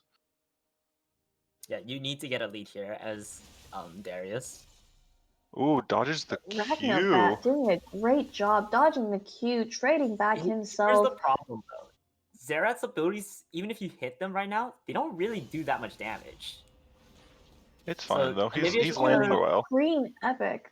The early game's all about farming, basically doing some really good trades. And watching right now, it's even. Mind you, you have to understand there's a rank difference too between Xerath and Nivea, so it's onus on Nivea to prove that rank difference. But right now, And a great very good Q train. and ball by SKT. So I know we were praising the Sejuani play earlier, but there is a cost to everything. Here the cost was that Hecarim was able to get a double scuttle against Sejuani. Wow, You can you're see right. he's really far ahead in terms of farm. That's true. And that's only going to build, because Hecarim's items allow him to just clear faster and faster. That's not quite the case with a tank support or a tank jungler. That's very true. Huh. There's a cost So to right everything. now we are bang even in gold. A slight CS advantage over on top side and jungle for Mike's muted. While everything else is pretty bang even down the line. So just watching this right now, it's kind of interesting. Navy gets the shove in into. No, it doesn't really look like it's a true shove in, and resets back. And Shen has the back I right think now what happened too. was Anivia shoved in the lane. Xerath stayed to push out one wave, and then he reset later. So not much is happening right now. Looks like Sejuani is coming bot lane. Sejuani is looking bot lane, but right now the wave is shoving back in, so Yep. Firo can just play patient and just wait for the wave to mostly come back to him. But you also have to realize that Kai'Sa has no flash too, so that's the true. best optimal lane to gank. Though Hecarim is hovering bot side, so he might be in time for a counter gank. Both bot laners have 2 biscuits though, and that's a lot of like healing bursts that That's the true. junglers might not be expecting if they come by. Never really thought about using biscuits as the burst healing. Well, the But heals more than now- Oh, warrior health. Hecarim is coming by. There's Uses almost no exhaust. warrior Oh, burst. but Liquid Blade He's getting in free this souls right here. 3v2, He's just getting being free very souls. aggressive, pulling He just wants the souls. souls. He's fine with this. Yeah, and We're Liquid Blade, watching- he has both thumbs still up. He's completely Mhm. fine. Yep, He's up in CS, he has souls. He's just free scaling right now against Kaisa. that's true. You also have to know that biscuits give you mana back too, so I wouldn't say he's out of mana at all. Well, yeah, and he also has tier. I That's don't true. think Liquid Blade probably doesn't want to use the biscuits if he doesn't need to though, because they give a Mhm. lot of healing if you're at very low health. And that could be the difference between a Hecarim gank working or not. So I want to give a shout out to Kazi, Dream Eater, Liquid Blade support. These two have been practicing constantly every day from morning to night, preparing for this tournament, and it really shows. Great, having a great like laning phase. This is why I like Green Epic, fighting above his weight class. The enemy team has a Diamond 4 top laner, but doesn't matter to my boy Green Epic, Well, he's not Well, a top Nightrise lane. is traditionally a jungler, but he's filling in for the top lane. You see, That's true, yeah. the entirety of 4 supports in a dream is Yeah, I forgot. Yeah, there's 4 they're all supports. filled. They're all supports in Dream. I do want to see Darius look to try and do something with his lead though. He's getting like a little bit of a CS lead, but honestly, Shen's been able to catch a decent amount of creeps under tower, and Darius can't really threaten plating yet because Darius will just taunt, or Shen will just taunt him underneath the tower. Yeah, but 30 CS is worth a kill basically, so he's up for like 300 gold on the So I'm a Shen. little worried for It's not Liquid actually Blade. 30 CS. You just have to wait for Shen to pick up the So creeps. he's chunking Pharaoh beautifully in that last trade. He hasn't really had a chance to like back really. I think he's doing fine though. He still has tier, and he's got all of his resources. I think the Sun is playing this really, really well. Just getting souls and just slowly scaling basically. Can we see how many souls Liquid Blade is at right now? You have to click on him? Yes, you do. What's he at? Oh. 16. Okay. Again, Okay, so he's very 17. close to the 20 Yep. mark. he's getting think- more souls than you should expect from an ADC Senna, but still not as much as you could have if you were playing. Fasting a Senna. Of Senna. course. But this But is what they look wanted at that to. CS, look at that gold that's funneling into this Senna. 74, 75. Oh, Ooh, really good Night trade. Rise, Let's Yeah, try. good trade by beautiful. Night Rise. Yeah, that was a really He good has to trade just on. clear these minions now. Yep. And first dragon off screen goes to teams Mike's Muted, where Captain SK Telecom Team 1 and twice were able to loop around and sneak that. So now we're watching what it means to have 4 supports in a dream, because Anivia is really showing outclassing Azeraf right now in the mid lane, and it's giving that mid prio away, allowing Hecarim to just do that dragon for free in a sense, because he knows Anivia's going to be there to help him. When you have a jungle main playing Hecarim, he's just gonna keep getting more and more tempo against Sejuani. And now Oh, we have and the Hecarim twice ganking. looping around, but a beautiful Yumi ult by Disengage. Dream Eater and a great disengage, and they're Oh, safe. but meanwhile, it's Meanwhile, playing the Chicken top. Bagels But did gank Anivia's top. TP just stops. Anivia uses the TP. I don't think it was necessary though. I actually think Green Epic was fine. He was starting to get stacks, and he might have actually turned that around. Yeah. So Uh, overall, top lane they used Greeny Picks, Ghost, and SK Telecom T1's TP. Bot lane, it was just a trade of Ghost and Ghost between the jungler and the ADC Senna. So I actually think that was a slight Okay, that positive. was that's a good block by Yumi to shield Senna from W. Interesting. I don't know, I want to think- see more of that from the Yumi players. Oh, we got a Oh, Shen ult and we though. got a That's the play Shen with ultimate. Follow. Wow, followed by the followed by a Xerath ult. Xerath ult. That was an explosive play. I did not expect And to that give the coming kill out. to a Liquid four supports Blade. in a dream, and again funneling this gold into this Senna. She's gonna hurt, you know. You know, Darius needs I to take this opportunity to just get the top lane out. Whoa! And and we Chicken got Bagels engaged. finding SK Telecom in the river. And he Oh, and a follow-up stun by He still has Zera, egg, but though. He still Hecarim has is the here. egg. Can they pop that egg? No, they cannot. They don't even get the egg. They don't get the egg. Lot Oh, wasted So they there. trade a kill bot unfortunate. lane for Shen ulti. Darius gets a plating top, and mid lane fight was basically a wash. So the goal definitely goes in the way of Liquid Blade's team, but the XP that you lose in top lane can really start to hurt for Shen. That is very true. And a 40 CS lead is not good at all. Level 9 Darius, level 9 So even Shen. the OBC, there's 2 kills on the side of Liquid Blade's team. If you look at the overall gold, it's actually a 600 gold lead for SK Telecom's team. I want to say how efficient this Hecarim is with farming. He backs with just like basically 0 camps up, except the Krugs, while all the camps are up for Sejuani right now. Oh, and Chicken Bagels going But- in onto Monkey Dog. They This should might be be able to another use kill for Liquid Blade. Does he get it? They're giving And it he to Liquid Blade. does. Yeah, I'm Monkey really Dong was amazed. way too far up there. Yeah, And we I'm might really be amazed. seeing the LCK Kraken Slayer Ginsu's Blade Senna. Popping is coming, you know?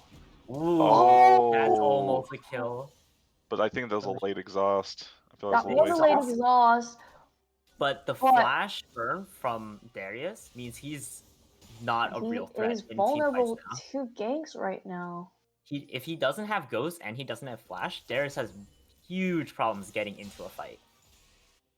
I want to say I'm really like this team. Liquid Blade's team's really good at giving him the kills. It's really hard to just give people kills, but 3 kills on the ADC is what you need because they realize So that Liquid Blade Seraphim. himself is very vocal in these calls. He's most likely the person asking for these Shen ults, asking for those ganks.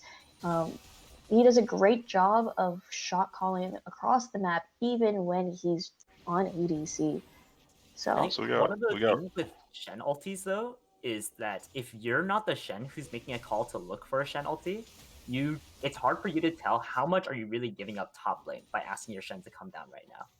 Like the ulti that he did earlier, if we look at their health, it actually wasn't really necessary, and it just gave over plating. Interesting. and we see twice here trying to secure Shelly. This looks like they should just get this for free. They don't have priority in mid lane or top lane. Yeah, and they might use it just Unfortunately, to. though, this is past 14 minutes. There are no more turret platings. So while this will secure first turret, it will not get that plate gold. If they pop it top, it should crack the top tower fully. But opening up top side of the map doesn't really change very much in terms of I think they where you're should able to get they in. should use it bot side of the map, but it looks like they're not going to do that. And Looks like Liquid Red Side's Blade- going to go on Dragon. Because they're trading for drag. Calling for a Which- dragon, and this There will should be be no way a Seraphim clean kills pickup. this.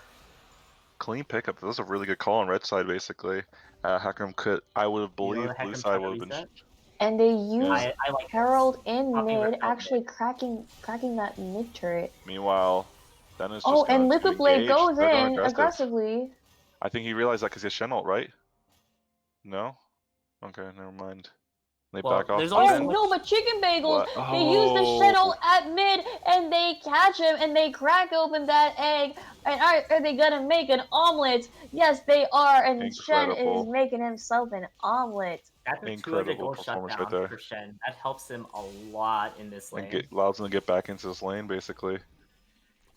This isn't good. Looking good for Blue Side right now. A lot of gold's being funneled into the carries and funneled into the right champions with these Yeah, that shutdowns. was a great reactive play by Four And this Supports in bot a lane's dream, just really keeping their dominating right now. hopes alive. And Liquid Blade putting up a carry performance. This guy, not only is he shot calling, but he is putting out some great micros, trading constantly, putting pressure on Pharaoh and Monkey Dome.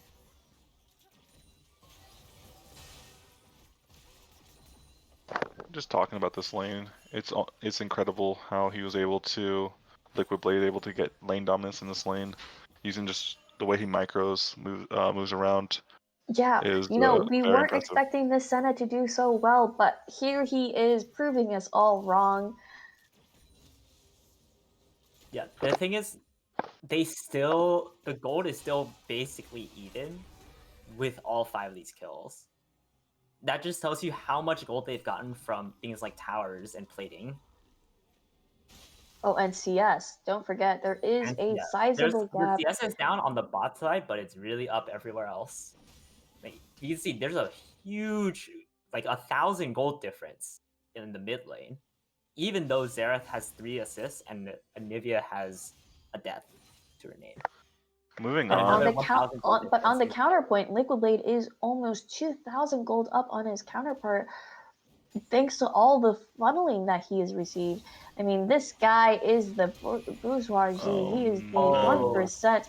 Oh no! But this, Nightrise lasting a really long time in this 3v1. Oh, but they That was just really were able to solidly done secure by it. SK Telecom T1's team, but they do manage to get the kill on Nightrise too. You know, They it's get the put on the board. age-old classic of ganking the Shen, because who watches the Watchmen? Now, there's no one that Shen can call on to Shen ult him. It looks like they're looking to get a wraparound on the bot lane of SK Telecom T1 though. They need to get out of here. Chicken really quick. Bagels doing a fantastic loop around But here once comes the again. TP, But here comes the landing on the TP. Kai'Sa. Do they catch Pharaoh? Pharaoh does No, a they great don't. flash. Oh, and there's a follow-up ult. Wait, Oh my god, but cameraman. let's go back to Camera- bot lane. Okay. Oh my god, he and doesn't dodge the last Ragnofat one. dunks it. He snipes that last ult. Definitely. Yeah, but watch proving that- Hecarim though. Watch Hecarim in mid lane. Hecarim's taking the mid tower. So even though Taking they lost, mid-tower, Bear's just hitting the top tower. yeah. So they're trading really well. You know, they can lose tier 1 bot lane, but what are they getting back? Tier 2 mid lane maybe, and some tower plating and not tower plating, but just damage on tier 2 Well, you top. lose your entire top side of your jungle. Darius is taking your Krugs, and Hecarim is taking your Raptors. You're not happy about this if you're Sejuani. If we look on the minimap, Sejuani has nowhere to farm right now. She has literally nowhere to go. The Scuttle Crab's already taken, so unless you plan on invading right when everybody on blue side is resetting, I think you should just back up. We can see he's just going for a reset because he has nothing better to do.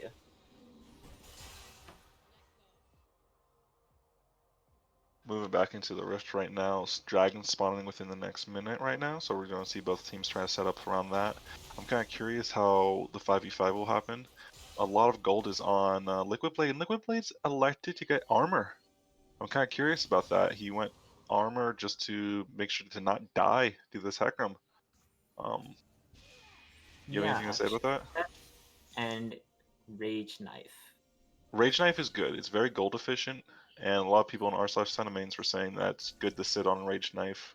Like it's a fine purchase for the I'm King a Seas little Kraken Slayer. worried though, because even though the Chain Vest does mean that Liquid Blade will stay alive, I mean, the guy also has a uni with an exhaust and heal. He has his own sums to keep him alive.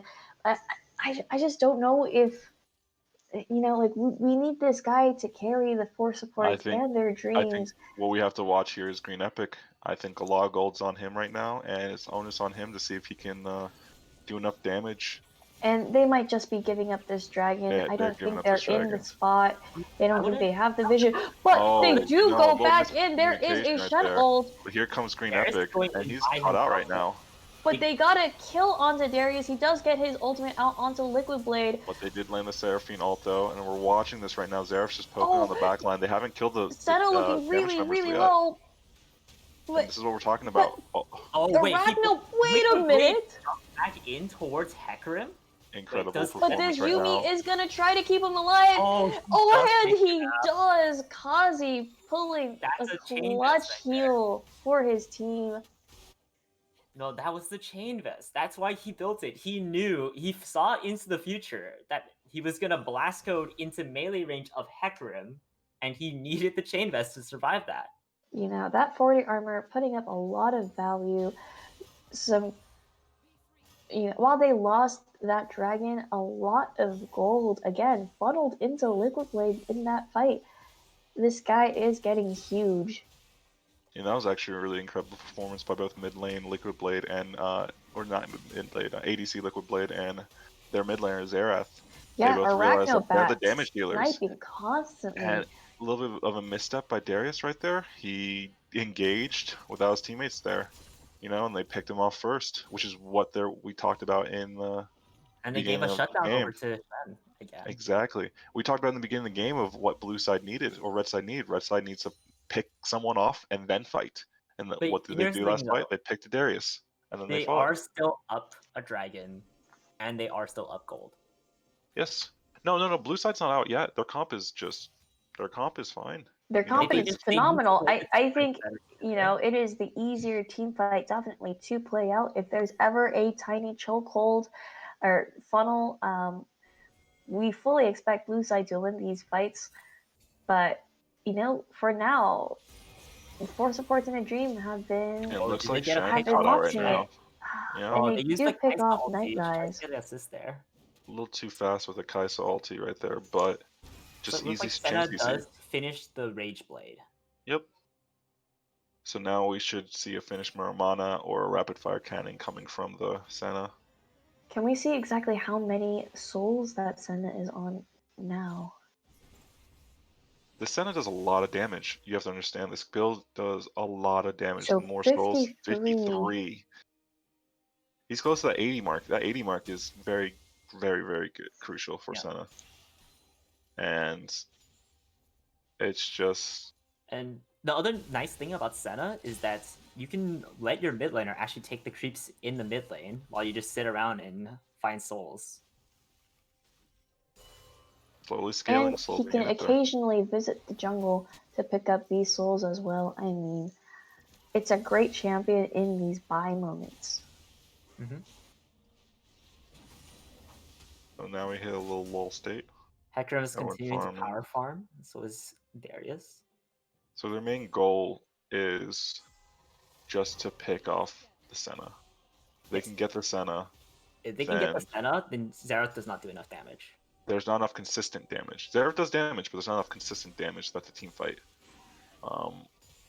I think Darius's job is not to go in and try to jump after the Senna. I think that's Hecarim's job. I think Darius should just basically peel the front back line. I think it's I think, honestly, if impossible. Darius had Hecarim with him in that last fight, they would have won. But they Like, wanted the Hecarim to stay in Dragon just to secure the Dragon. Which is understandable. I know that, but I'm saying for these future team fights, the Darius forces the So I flash from think Xerath. it's really hard for Darius to get all the way through this front line into Senna herself. You have to get through a Shen and a Sejuani and a Yuumi ulti. You're not a Hecarim. You don't have a rapid dash. He needs a black cleaver, and just to slack the black cleaver on their enemy team front line. Mhm. But enough of that right now. It looks like Shen's freezing top lane right now. Shen's freezing We're not- top lane, and they're gonna be playing around the next dragon. coming out in 35 seconds. We see Chicken Bagels and Liquid Blade. And again, this is do or die for Liquid Blade's team. And Liquid Blade's like not going out without a fight. He's the carry, he's the main man on this team. And it's up to him, onus on him to do as much damage as possible to work front to back.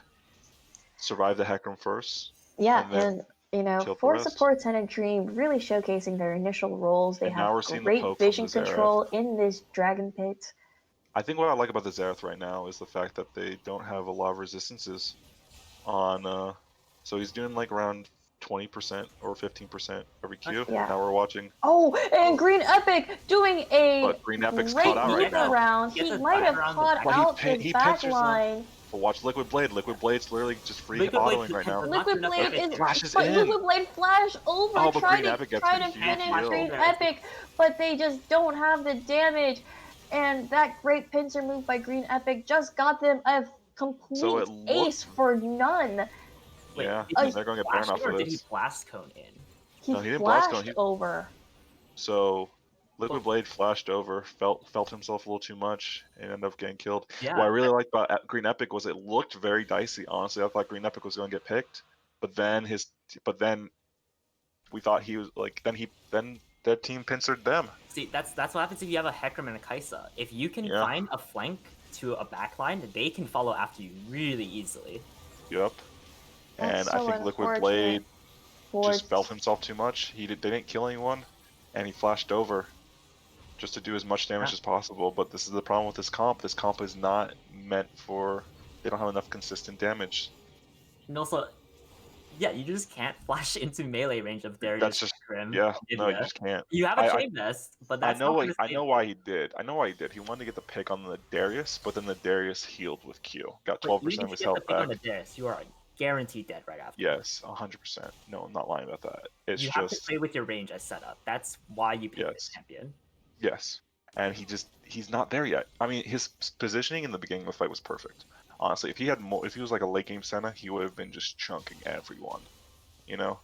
But His positioning was really good, but he also needed Xerath there, and then the front line to be dealing with the crowds of people while they just like fire at them from behind a wall. but But the then Xerath was also caught there. The problem with this front line with Shen and Sejuani is Darius is a ticking time bomb, in my opinion. Like, they have to kill a Darius, otherwise he gets enough stacks onto the Shen and Sejuani, and then they just start losing a bunch of health due to true damage from Darius trying to ult them and kill them. It's not a position that I think that Darius is a really good counter in this to their comp, to Red Side's comp, because of the fact of his passive and the threat he poses with But getting it 5 only really stacks. works if he can find that type of flank, though. If he's running in through the front, he has to get through a Yuumi ulti, which is really difficult for him. But so now that they have Baron, they're able to really A great taunt by Oh. Nightrise and follow-up stun. Do they have the damage? And they do. And they get the shutdown to Xerath. Arachno bat. the shutdown to Xerath. They don't have Senna ulti now. That's one of their really big save tools. Yeah, but I don't think they're going to fight with Darius dead. And with both Baron and Dragon off the board, I don't see any fights happening anytime soon. They're just, what they should do is just push with Baron. I think they will within the next minute when Darius spawns. Because you have to understand Darius does not have TP, so they can't really push right now. So But Chicken Bagels does have Sejuani ult. Right now, four supports in a dream definitely want to start a fight because they have Shen ult to follow up that Sejuani stun. It's just whether or not no, they and can Liquid Blade's find caught out right somebody. here. Oh, it gets hit huge by the enemy. Seraphine ulti. Beautiful. And this is what all she wrote right here. Yeah. And then Kai'Sa's going to Kai'Sa's clean able up. to just fully clean up here. You can't do anything as Xerath against melee range Kai'Sa. And that was just positioning on It's positioning, but it's also, if we look again at the sums that they took, Senna chose to take Ghost because she thought she can just outplay with Ghost. But if you get hit by a She got hit by the ulti, stun. Yeah, she got hit by the It stun. was the a root of beautiful Seraphine, and then charm by charm. Monkey Dong. Fantastic ults coming out for him. He is a And devastating Seraphine all tournament long. I actually think he is sleeper OP, very high value for this team. And now we're hitting. Oh, they're going for tier 2 top right now. This is not looking good for Liquid Blade's team. They're going to try to secure top, and they have to look for something. I don't think they can. yeah, right now they just have like too much control over the map. Senna can't do enough damage to actually poke anybody out. And I think it's because of the fact that the Seraphine shields with the Moonstone or wherever Seraphine's. Moonstone. She doesn't even have a Moonstone, staff of flowing water yet. Exactly, with the shielding and the heals from Moonstone, with only one damage dealer, 1.5 like 2 damage dealers, it's just like Xerath's doing poke, but in these long team fights, it's just. So Senna goes for Runans, which I quite like because it does help against killing Darius and Hecarim. But you also, I think maybe Serpent's Fang would be a good choice for her. Yeah, it helps punch through the shields of Starax. And it's unfortunate too because Mountain Drake is about to be Soul, and she definitely needs Surface Fang. Surface Fang also is really wants some percentage pen from a Last Whisper item. Yeah. Otherwise, it's very good. Really rough for her. Yeah. It's not looking good right now. 2 inhibs down. Mountain Soul spawning soon. Mountain Soul also makes it really hard for Xerath to play the game. You don't have to damage to pop the shield with even like one of your abilities, I don't think. And he doesn't have Void Staff either. Yeah, and they don't have enough penetration because they have 3 mountains. That's plus what? 8%? They're Plus up 12%? They're up like almost 8k gold right now. At this point, they can nearly just throw their wallets in Mountain Soul at 4 supports and a captain. And now they're doing the classic, just pushing the last wave. This is what you do. You don't run down mid lane, you don't run down top lane, you just kill all the towers. It's very standard. And this is very good to see. And how do you stop this push if you're red team here? Yeah, like if you're blue team, you just gotta sit and wait for the minions to crash right now through mid lane. They don't have enough wave clear. They need Xerath to wave clear, but Xerath doesn't want to kill super minions. You know? Well, who on their team kills super minions? Exactly. You can watch Senna try to do it right now. Well, she has Runons, so I mean, it's kind of works. It's still not great. It's not great though. Senna's not known for her wave clear. And now they're just chunking. There's not much you can do. And watch this Anivia though. Anivia's looking to wall someone, and they're going to chain it with the Seraphine ult. So it looks like they're holding for now, but as the super minions just keep pummeling in, it becomes harder and harder to just split your team and still have enough people to defend this tower. They need to do some play right now. They need to look for something. Red side does. But it looks like they're backing away. Blue side's going to peel off. And it looks like they're going to go for Baron. Yeah, they're just going to go for Baron.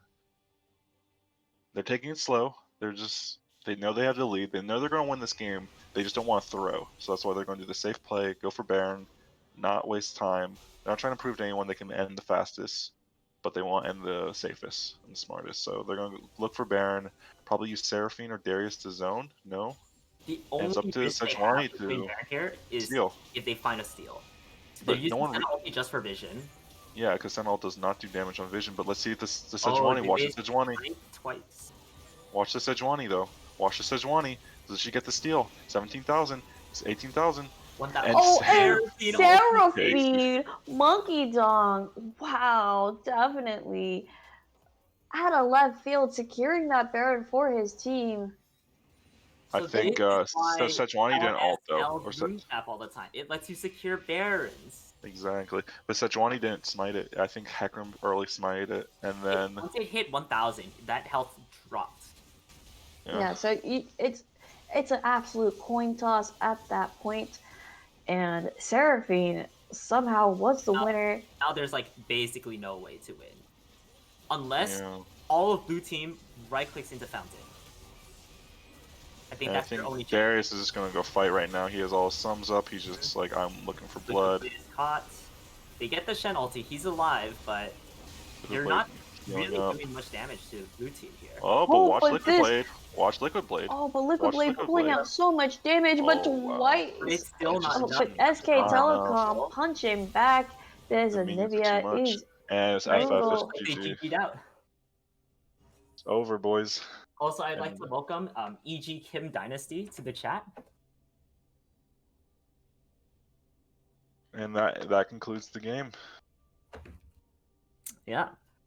So the game started off looking strong for them, but there's a reason I kept talking back to the actual goal difference that was building up. Sure, you're getting all these kills and on the person who needs it, but you're losing so much on every other part of the map, partially because you're trying to get these kills and you're building a comp to be a frontline for Senna.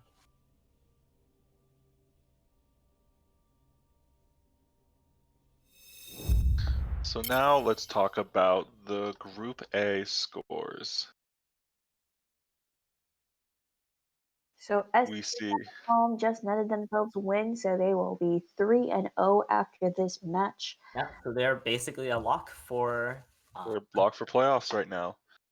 So Meanwhile, that will fully avoid the circle of suck scenario.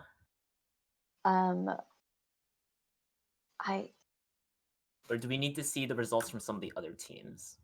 So actually, Sammy Diff pulled out a win over Team Williams Department of College Music. So they are 3-1, securing their seed into. So for Group A, So Group A is basically decided into now. their group stage. So Group A is actually decided. It is Mike's muted and Sammy Diff What's moving forward. the head-to-head between Sammy Stiff and SKT? Because I can check that. because even if, let's say, SKT loses, if SKT has the win against Sammy Difference, then they're guaranteed one. I believe the one loss that Sammy Diff has is actually against beat Sammy Diff. SKT. So SKT SKT is guaranteed is number one. Yeah. So SKT secure top seed out of Group A, and Sammy Diff. Oh, okay, right, because the head-to-head, right. Yeah, they win that head, and Sammy Diff gets seed 2. So congrats to SKT for securing the number one seed for Group A. And what I would say about Group A is I'm very excited for the number one and number two to play into this playoffs. SKT has really good fundamentals for understanding the draft and the macro, and good team fight coordination. While Sammy Difference is just likes to play aggressive, play hard, and looking at the jungle is just I very just want to incredible. give out a shout out for my boys, Sammy Diff. Again, they were the dark horse all tournament long, but here they are showing up, punching above their weight. These guys are in it for the win. I do like that last game from SKT though. It really shows how kills don't mean everything in the game. And one of the big risks with getting a gold lead from kills, as we saw from Liquid Blade, is that kills are much more likely to give bounties. So now if we turn our head heads, with a 400 gold bounty, even though his team was pretty far behind in gold, and that's just walking sack. Let's turn our gaze to Group B now, because we have one team guaranteed to enter playoffs as the number one seed, and then we have a fight for the second seed, which I'm very excited for to watch in this next round. Yeah, so definitely our 5th round pick. We are going to spectate Group B for our last round. We have a choice between either Shrimp Gang versus Team Unga Bunga.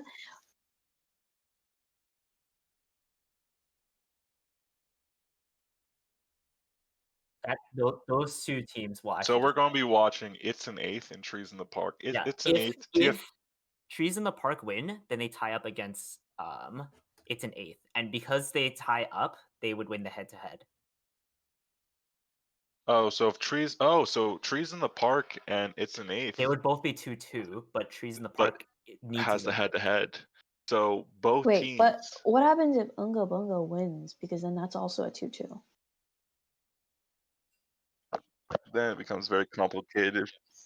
If Unga Bunga wins and Trees in the Park wins, then we have a 3-way possible tie, depending on what the matchups are.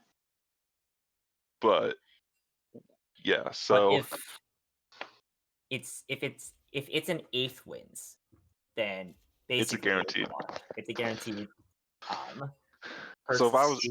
So boys, who do you think is gonna win between It's an Eighth and Trees in the Park? So my team scrimmed quite a bit against Abe in the Park, and from that experience, I think It's an Eighth is a much stronger team overall. I think Trees in the Park has some weaknesses, especially once you hit mid to late game decision making, where they start acting like very directionless if they can't get a lead early. I don't know. We spectated Trees in the Park, and they had some very, very good team fights, and they did not hesitate to join with the rest of my team. But thanks for having me on, guys. Yeah, thank you for joining us, Ben Bowie.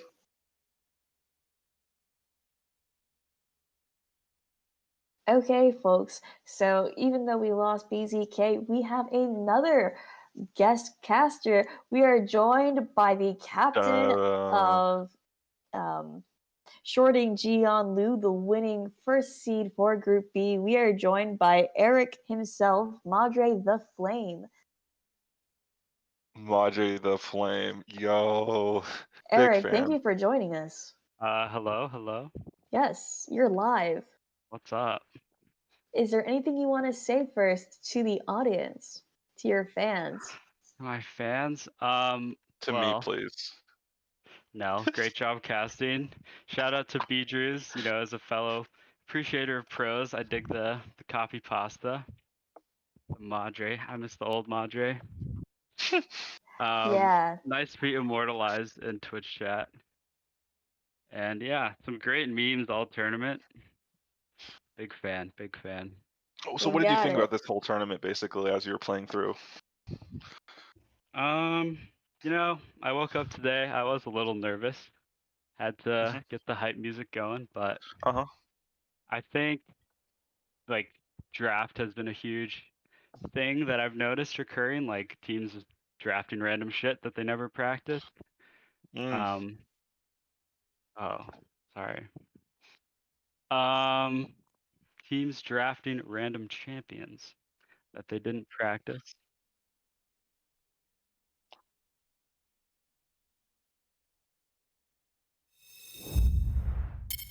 Okay. Sorry to keep cutting you off, Eric, but we really want to pick your brain for this matchup. You've played against both of these teams. You've played against Voidless's It's an Eighth and Abraham's Trees in a Park. Who do you think is going to win this matchup? Is Voidless 2-1? Yes. Yes, they are. Yeah, I definitely favor Voidless going in. Like, I think they're a much better team, unless they really int the draft. Let's see. And speaking about Interesting. that draft, let's They get have a Casa look. and pick. Whoa. This is going to be very interesting. So see. Voidless is a great Kassadin player. That is something he's very familiar with. And we see two great tanky frontliners with Shen and Nautilus. Skarner? No, they're Yeah. not going to draft the Skarner. Will we see the Skarner here? Wow.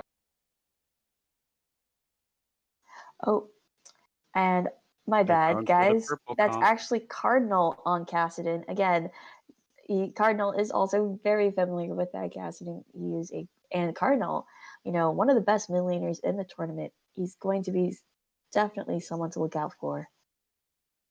So you see the Skarner lock in. No, Master Yi. What? Fuck. Whoa. Is this Whoa. real? Okay, sorry. So we see the Master Yi lock in. How many Kind of strikes surprised do I by that get? pick. You get 3, but you used 2. So language, Alright, Eric. this isn't baseball. This is a good Christian Minecraft server, mind you. Master Yi representing the So, purple and yellow is what I'm saying this too. kind of underlined my point, right? Like, you're 2-1, a decent amount on the line, and you just locked in Master Yi. So I will say, Voidless's jungler is my dear good friend Minge Betty L9. He Wait, is it's Midge Betty? it's Minge Betty L9, and he is a hype player. The man is a bet it all on red kind of guy, and Mastery is just up his alley. So, okay, so let me see. The biggest problem I'm noticing on Voidless's size is the lack of wave clear.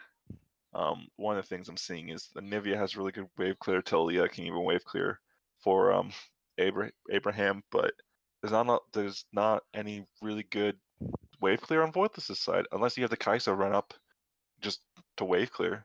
That's a little dangerous and sketch to be really close to a Nivea or Talia or Leona. So a little problem I see on that side. And then there's the big elephant in the room. We have the Master Yi. What are your guys' thoughts on this Master Yi? Do you think it can pop off? Oh, he definitely has a chance of popping off. I mean, Nelson, you know Minge Betty. This guy is an aggressive kind of player. He will die for kills, and Mastery scales really well into the late game. I think overall, It's an Eighth is a very, very great scaling comp. But on the other hand, let's talk about trees in the park. Guys, I don't know who's playing this Anivia. Is this Abe or is this Spenny?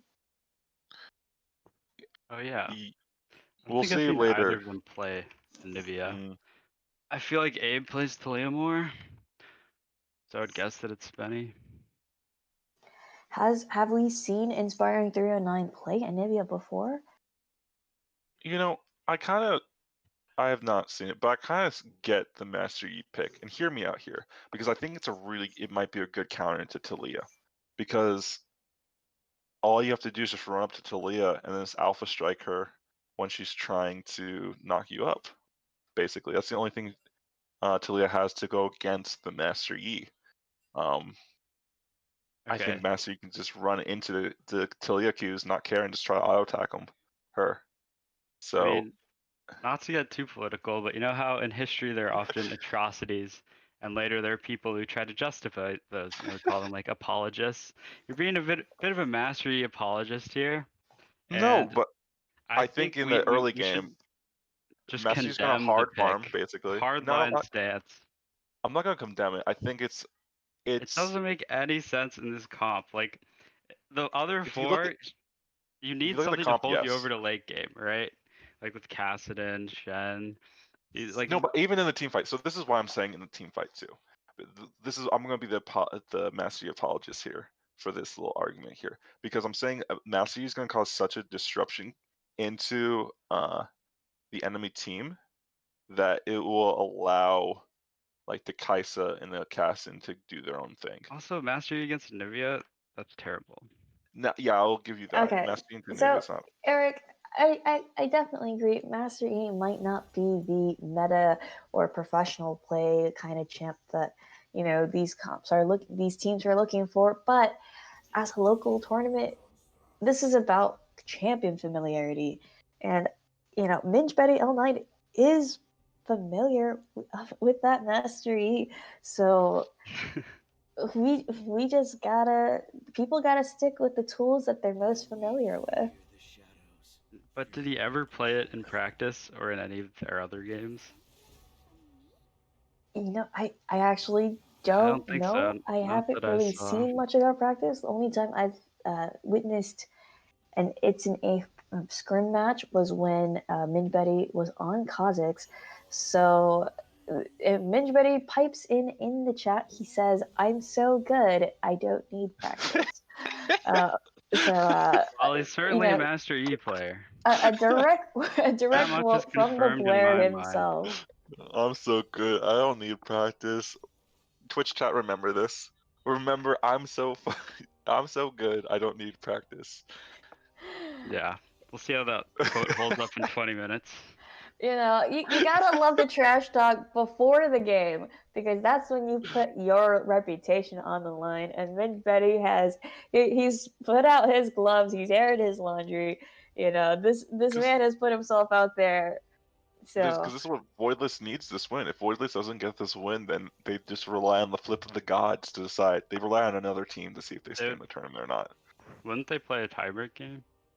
No, because actually, if Voidless's team wins this game, there is no tiebreaker. Yeah, They will be guaranteed second seed. But Abraham wins this game, then Abraham it goes would have the into head-to-head tiebreaker. if the other team wins. It depends if But there's no head-to-head tiebreaker. It's just tiebreaker game, and then if there are 3 teams that are tied, then it's like right. If King of Conquest Oh. if King of Conquest wins, then we'll have to be deciding on average game time. So yeah, if they're all 3 of them are 2-2, then how it works is the lowest average win time or the worst average win time is out, and the other 2 play a game to decide it. Wow. Right. So there How might it's be described to me. a tiebreaker of sorts. I want to say it's an eighth has the shortest game time. They've traditionally ended games extremely quickly, all tournament long. Yeah, and they just need to not have the worst. So I would say Abraham's team comp is super easy to play. It's pretty standard. You know what each champion's going to do, and Talia is just going to try to control the map and control the pace of the game. Voidless's team comp is more about just if you like what is it, Bitcoin and Dogecoin and just the GameStop stocks, your thing is just to hold. If you're Voidless, you just want to hold. Just scale. never sell. Never sell. This team is going to the moon. Apes together strong. I lost $50 on Dogecoin. I don't want to talk about it. Oh gosh. Actually, what's the know, price? Nelson, that just means you gotta put your money into GameStop because we like that Bro, I stock here should in have this sold channel. when it was at 0.8.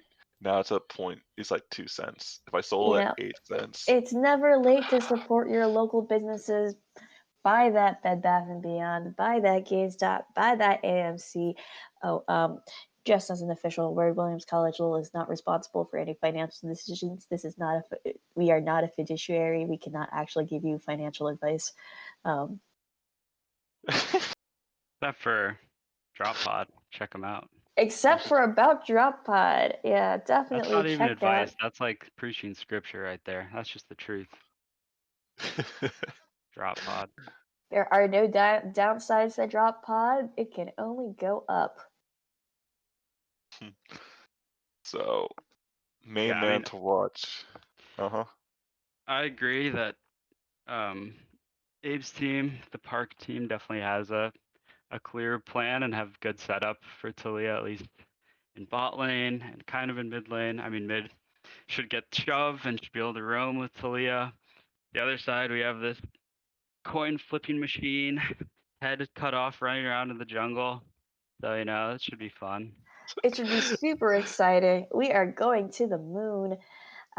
Any final words before we head off I to do want to Drop say Pod? though, I think Slaughterhouse 6 needs to watch out and ward his lane. He likes to play super. When I watched him play Malphite into Garen, he plays super aggressive, super far up without wards, and it would be very easy for Master Yi to gank with the Shen onto the Darius. So, other than that, I'm ready to give it back to you. Okay, so I'm going to do a quick message from our title sponsor, DropPod. So, DropPod is a Williams alumni founded social media and gaming startup centered around making it easier to connect with friends to play online multiplayer games. One part gaming community and one part social media app, DropPod just launched and is in open beta. You guys have heard me say it all day, but DropPod hopes that you guys, the Williams Network, will be a major part of its community. So please go check them out in the Apple and Google Play Store.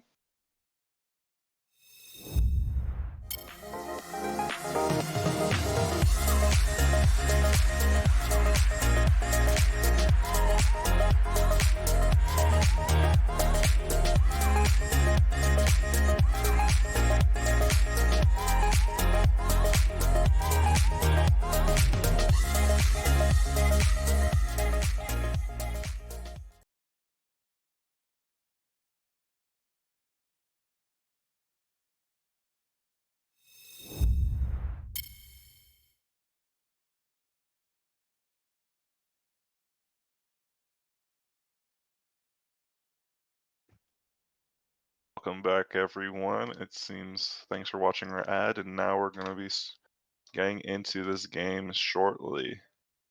I'm very excited to watch our last round, and I'm very excited. This is a playoff contender. Whoever wins moves on. Whoever loses, well, better luck next months. Next year. So next year, I guess. Oh no, in a couple of months, because in about 6 months we have Summer LoL, a even more competitive competition. Don't forget to check us out in 6 months after. Summer What's LoL doesn't the have the same kind of pedigree that Winter LoL does. Let's what's be the honest. What do you prize for mean? Summer winning? LoL has even more prestigious pedigree. I distinctly remember Summer LoL having higher level competition than Winter LoL. Anna, can you describe the prize for winning?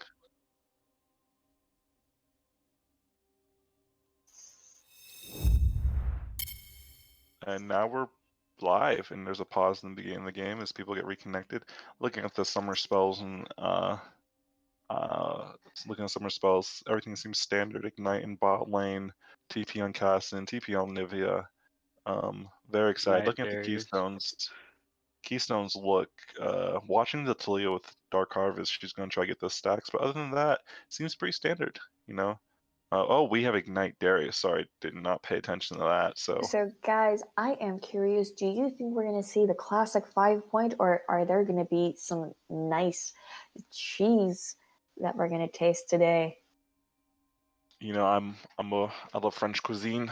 I love the French cheese, and I really want the cheese to show up. I would really much enjoy seeing the cheese in the platter today within the first 30 seconds of this game. Okay, as I we feel like Mhm. oh sorry. I feel like the French level 1 strat would just to be like concede your entire jungler and sit and bait from historical Oh, you perspective. could do the delayed level 1 invade, and those are historically way more successful. I think Entropy on Nautilus needs a great, strong level 1 performance on team. It's an eighth. Nautilus has his passive snare and his pull level 1. Voidless on Um, Kai'Sa has a great, especially if he has Hail of Blade. He has a fantastic level 1 damage output as well, especially if he gets an isolated Q on anyone. I Now feel we're like getting red back side into has the better game right level now. 1 though. That is true. Talia Q is painful and Like comes out quite frequently on level 1s along with that Oh, Anivia we're Q. getting it. We're getting the Yeah. cheese. I'm so excited. Nice, This is what nice. I wanted to see. A little discoordinated Makes sense right for them now. to invade. Oh, Okay, but so will they're Kai'Sa taking catch the him? loop around, and Kai'Sa did spot them out, and he will walk away safely. Level cheese thwarted, or level 1 cheese thwarted. And that's the smart play. Honestly, the 5-point strat is as long as your teammates are already all there, you can stop any invade any day. The only exception I will ever say, I think I saw it one time in either pro play or something, or it might have been a clip from Tyler One or whatever, is a Bard took a level, like he leveled up his his portal, level 1, and just snuck behind the enemy team. Other than that, you can never get invaded by doing the 5 points, 5-point whatever. So anyway, Oh, getting a most standard start. definitely. But standard start, both junglers starting on the bot buff, which means we might see a very spicy level 3 as the junglers compete for topside scuttle. If I was if I was top lane, I would be like, hey, gank this Darius for me. He doesn't have TP. We just kill him. We can deny him like 2 ways XP. But Darius is like, I want blood. I want to kill this dude. I want the CS lead. And right now, we're getting just that. It's trying to zone off the Shen. Shen can't really do much right now. And yeah, getting a little bit of a standard start. Master Yi's electing to go for the fast level 3, starting going to blue right now, while Talia's doing a full clear for blue side jungle. Early game right now, if we look at mid lane, Caston's just trying to survive, you know. I mean, Try to but get he as much farm as Cardinal's doing a possible. great job with his CS. He hasn't But even it's fine. collected this giant wave, but he's Oh, already but they even. turn level 2 Oh, first and and force the flash out Entropy Leona. and Voidless chunking out Lady Tree with a great level 2 priority. Yeah, classic in bot lane, turn level 2, and then Oh engage. my god, but Inspiring 309 already putting a ward down. He doesn't quite spot Master We see E, Master Yi who coming is right now, looping Oh around. and no. here it JTB does is. an early taunt, and Master Yi is Slaughterhouse is taking a holding lot the of Alpha damage. Strike, He does the flash, gets and the first Minchbetty blood. L9 putting money where his mouth is, gets that first blood. Oh, this Just is like I said, disaster. just like I said before this game started, and just like I said now, you see that Darius without TP, you're just like, you're licking your lips right there, you know? And Slaughterhouse 9 is not known for warding early game.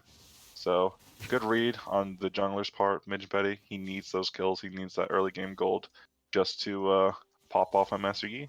So Abraham Park going for that bot scuttle. He's going to secure that. They're going to split. The junglers are going to split scuttle, and he is looping around for a spicy raptor steal. Yeah, just like Doing a BZK great said job. before, every gank you always lose something. He's gonna lose his Raptors. You know, probably gonna leave one. But Master Yi is able to get Scuttle Crab, and I think he's spotted by Darius right now. So Talia knows that the jungler is not there, so they're trying to look for something. I don't think they can do anything. Talia's just hoping that the Kai'Sa may walk up to it, and Is she Kai'Sa is. getting too close? And wait, bot lane! We're seeing bot lane! Oh gosh. I think So forced the flash out of Kai'Sa and he forced the forced flash the out of flash out Nautilus. of both of them. Entropy also having to use flash. A great gank by Abraham Park, who But he's might not staying. be done yet. No. Oh, nope. Oh, but what does that tell you as a jungler? You think, like, Oh, but another top Shen's fight. kind of Shen. This aggressive. Shen is very, very aggressive. He knows what's up. He has a 2-level advantage. And he has TP JTB. too. He knows. Mhm. He's just chilling. You know, it'd be really good for him to push out TP back because there's not going to be much TPing within the next couple minutes, 6 minutes maybe. But looks like Shen's roaming into the red side jungle, trying to get some vision down. Places a really good deep ward to spot the enemy jungler. Really good on Shen's part. Looking on the map here, Cassin's doing really amazing in farming against the Anivia right now. And Master Yi's looking to do something in bot lane, but he's going to get spotted out by this ward. He So, knows places the pink, and they're going to clear the ward. so Madre, as we're waiting for these teams to CS up to get stronger, what do you think is the win con for both of these teams? I mean, I think clearly you want Caston to get ahead. That's the blue side. Red side. I mean, I don't know. I think they can play it close all game. Honestly, like they're clearly red side has better setup for early game and ganks, but So I would say this. I think blue side has a really good insurance, a level late game insurance with Caston, because everyone sees that, remembers those pings of seeing Caston's level go from like, oh, but we have a little fight here. Oh, and Cardinal It going in for an cancels the aggressive Anivia. trade. Cancels the Nivea ult with the casting Q. Remember, casting Q interrupts channels. So because this is a casting in main, he knows this. And what he's not going to press Q automatically. He's going to go in, auto attack with W, use E, and then hold that Q. And he's going to use the Q as soon as Anivia uses her glacial stuff. So very, very good call. But watch, Minge Ben's Betty up looking the gank in back top in lane. top lane. you hate to see it. I mean, we just played against Abe's team and Slaughterhouse 6 did not have a great time. One point my team accused me of cyberbullying, but if he's gonna, be in the middle of the lane 30 minutes in the game, no wards, just you do what you gotta do. So It sounds like you definitely, were doing some cyberbullying, Eric. well, We might okay. have to. The entire point of that anecdote was that I wasn't cyberbullying. But yeah, so I'm a little confused why they're not putting him on like Malphite or Cho'Gath. Like against us, they put him on Garen, and now on Darius. Like it's harder to find impact than. It seems perfect pick. Is Malphite. The one game this team won actually, Slaughterhouse was on the Malphite, and 2 And he years did a ago. great job. So Yeah, when I took him We to the actually spectated championship, that game. he played Malphite all the time. Very So good JPP E. aggressive taunt in Very beautiful trade dodging. too. Yeah, dodging the Dodges end the of Q. that Darius Q. Yeah, but he gets hit right there. This isn't. Oh, but Slaughterhouse also making some fantastic trades. But he's waiting for his cooldowns to come up, and he's looking for this. He's gonna go for it right now too. He realized, I think he has this. Kills him. Yeah, he just Slaughterhouse kills him. level 5. Unfortunately, that level disadvantage by Slaughterhouse means that he doesn't quite have ult yet, and J2B just barely survives. Yep. Tragedy for Slaughterhouse. And now this is not good. He can't TP back into the lane, and now he's just gonna let it crash. You really see that impact of that early game Master E gank. And this is why you should always ward when you turn level 2 in top lane. Always expect the jungler to look at you and try to gank you. So now we're going back to the bot lane. If I was Talia right now, I would have gotten Dragon. You need to get these dragons early to force this team to fight, because this team is happy just to sit back and farm. They want this cast in the farm to level 16. They want this Master Yi to get like a couple items under his belt. The first dragon's still on the board. A lot of the times in the games we've watched, first dragon will have been gone by now. So Talia's not doing much of an impact right now. I think she might be looking for top lane. But Master Yi's he's content. It's an Eve has a rough idea of where she is. There's a lot of pings going back and forth from both teams. Oh, but watch here. Entropy, Kaisa. very close on hitting that. But Kaisa's 6 right now. But they go and into get the kill. A tone just barely missing out on that kill onto Kaisa, and they get the kill onto Voidless. Meanwhile, in the top lane, Talia's ganking the Shen. And Oh, just and Abraham okay. Park oh, might have this kill, he does and get it. he does.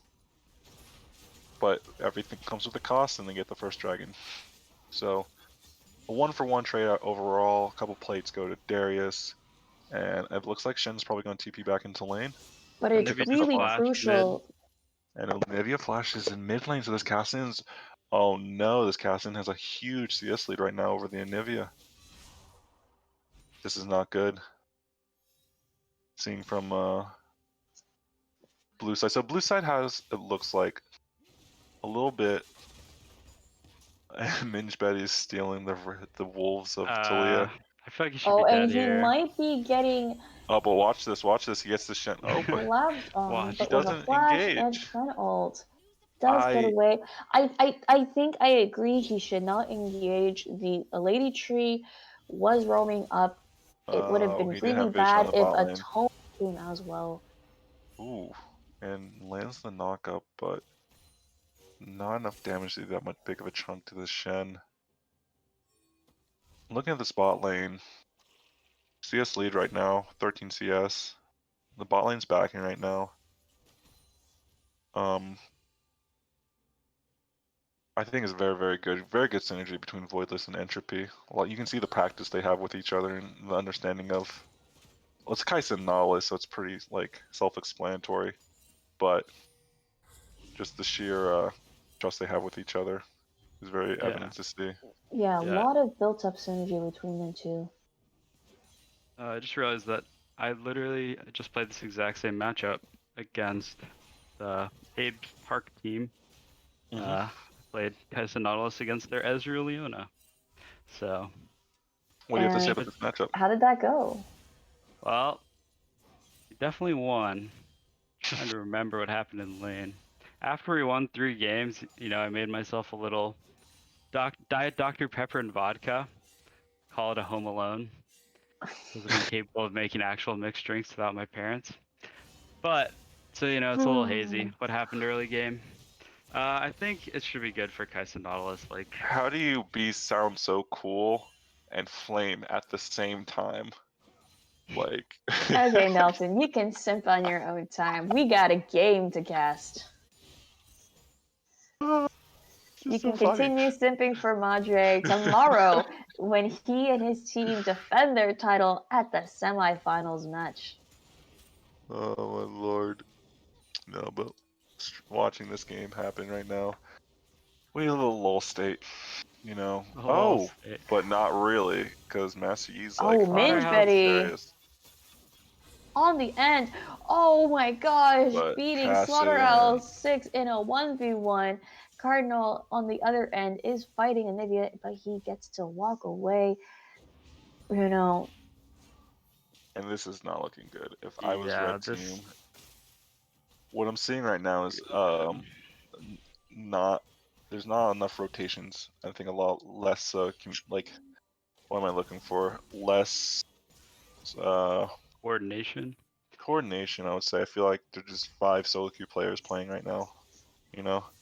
Definitely a few of them look more like solo queue players than others, but Oh, yeah. but we have Oh, Abraham Park coming in. but misses Does Lady the Tree gank. have an ult? But And she lands the does ult. land the But beautiful ult onto Ezreal misses Voidless. the ult. But this Shen ult, oh my god, there's teleports coming in everywhere. They turn around on a kill onto Abraham Park. But Inspiring 309 is here. Inspiring 309 hitting a Q onto multiple people. But Entropy does the pull. And now we have a cracked egg. Do we have another scrambled egg? And we picks up the do. kill.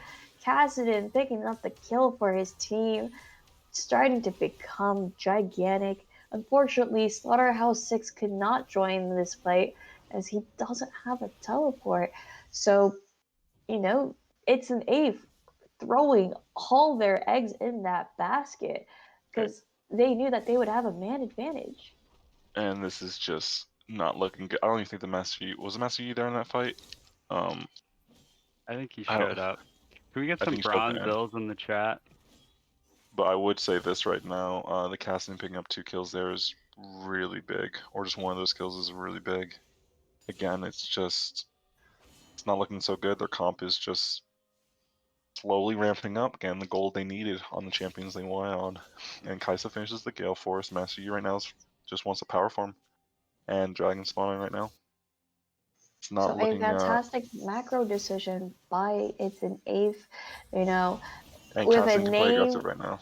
yeah, Because with he a has a name level referencing advantage. TFT, you see the tactical mind that this team has. And On you the can other kind hand, of we have a Darius Rome, so you see the lack of practice too from these teams too, because what started that team fight was the Tilia ult, and then there was like So Ezreal I misses the ult believe, because there wasn't a good Mhm. coordination of ults. yeah, Ezreal like ulted where he was instead of where the Talia flip was going. And they would have killed Voidless. Might have been an entirely different fight. The red so side picks up the dragon for yeah, free, it seems, but they're going to use just a Ripfield in mid lane. game of inches. But you see both these teams whacking it. They do not go silently. It is a constant bloodbath. Oh, and Slaughterhouse 6 No. goes for a flash pull Wait, onto Cardinal. Slaughterhouse is off the deep end. I'm sorry. What? But they managed I bot don't know lane what to put happened Yeah. kill bot on lane, but they did. Ezreal. But they did get a kill onto Atoned. It's weird because this is not the team we saw earlier. When remember they won against forgot who they won against, but it just Against feels Shrimp like Gang. yeah. I think You BCK know, called it earlier. They don't have the early game lead, and they just kind of they don't know what to do right now without a lead. I think it is, as Eric had said, we want to see Slaughterhouse 6 on Malphite, and we want that Yasuo for that immediate follow up. You know, this team looked so much more decisive, so much more certain when they had that Clear great go engaged, button. yeah. They had Yeah, they got the simple comp. Their comp was Malphite, Yasuo, but Leona. Darius Oh, just doesn't oh, have but the watch. same level of moxie. Okay. Okay, and Master Yi goes for it, and Master Yi gets it. Thanks to Shen tanking that turret beautifully. Ninja Betty L9 really pulling ahead, showcasing why he chose this last pick, Master Yi. I mean, the worst part of this game is this Mastery player is going to be like, damn, good pick. Won us the game. That's the real travesty. Whereas in reality, like you're saying, putting this top lane Darius, and even worse, putting him on an island, right? If you're gonna put him on Darius, you need to play You around need to him. get him, yeah, that You need early to, game advantage so he can become the traditional Darius juggernaut, the menace himself. Um, yeah, or just put him on Malphite Cho'Gath. I don't think I endorse the Abraham Park Yasuo necessarily, but definitely like knowing this tournament, a lot of disparity in elo and lanes and stuff, and it's really important to be cognizant of that and pick matchups around that, tell people like to play, like know their roles, know if they're supposed to be pressing for advantages or just kind of mitigating losses. It's like it's the number one thing for this kind of tournament. I couldn't have said it better myself. What you just said. Um, it just seems like they just got the boys together and let's play a normal game, you know. But right now, a little trade happening in the top lane. It looks like they're just taking it. They just want to farm. They know what they want to do. They look for picks. They look for advantages. I feel like blue side's just when they see picks, they just go for it. But other than that, they just want to farm. You know. But bot lane understands they're super far ahead right now, and they're just gonna play aggressive. Yeah, there's some huge bounties. Like definitely, they need to be looking at those as the way to maybe get a chance. But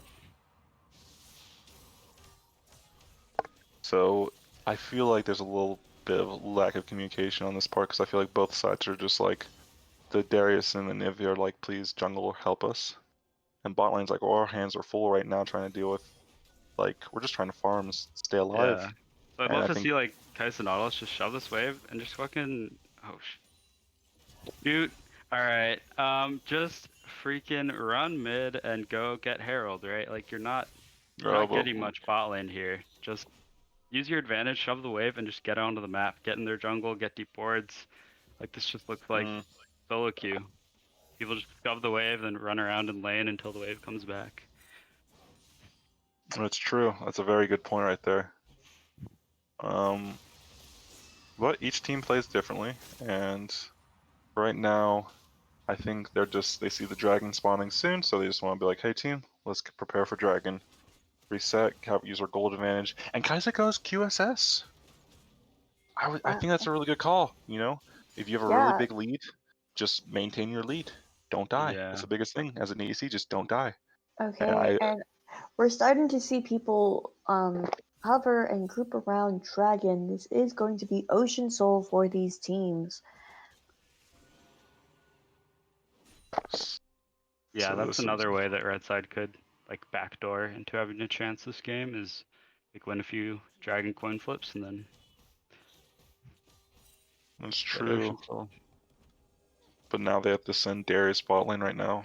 Darius isn't And Betty here. Oh, L9 but waiting around the flanks, and they might have gotten Abraham Park. No, Abraham Park does swiftly Yeah, walk away, hugging those like walls. Darius, I mean, they have to be giving this, right? they Like, have to. yeah. The fact they're not telling Darius to run down, like you said. Mhm. Oh, and they attempt for Oh! a steal, and that was so close by a tone, but Minj Betty L9 does make sure to secure Very, it very with close. Smite.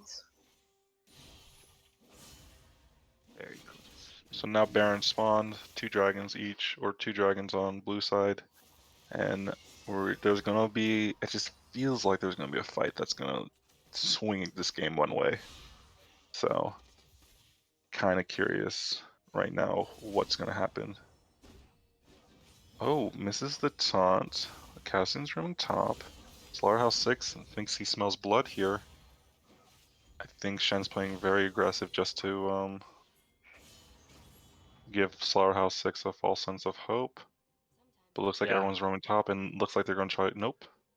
I would love to see a bot room from blue side there after Caston pushes the wave. He just goes bot with Nautilus. They can kill Anivia so easily. So this is really interesting. So, exciting news coming in from the other end of Group B, Shrimp Gang versus King of Conquest's team just finished. King of Conquest. Oh my God, Master E just And that's why you queued choose Master that E. Press the Talia button. He pressed the button. knockup, W's and he W's the meditated Darius the ult. Ezreal ult. Oh, but he still falls to the bleed damage.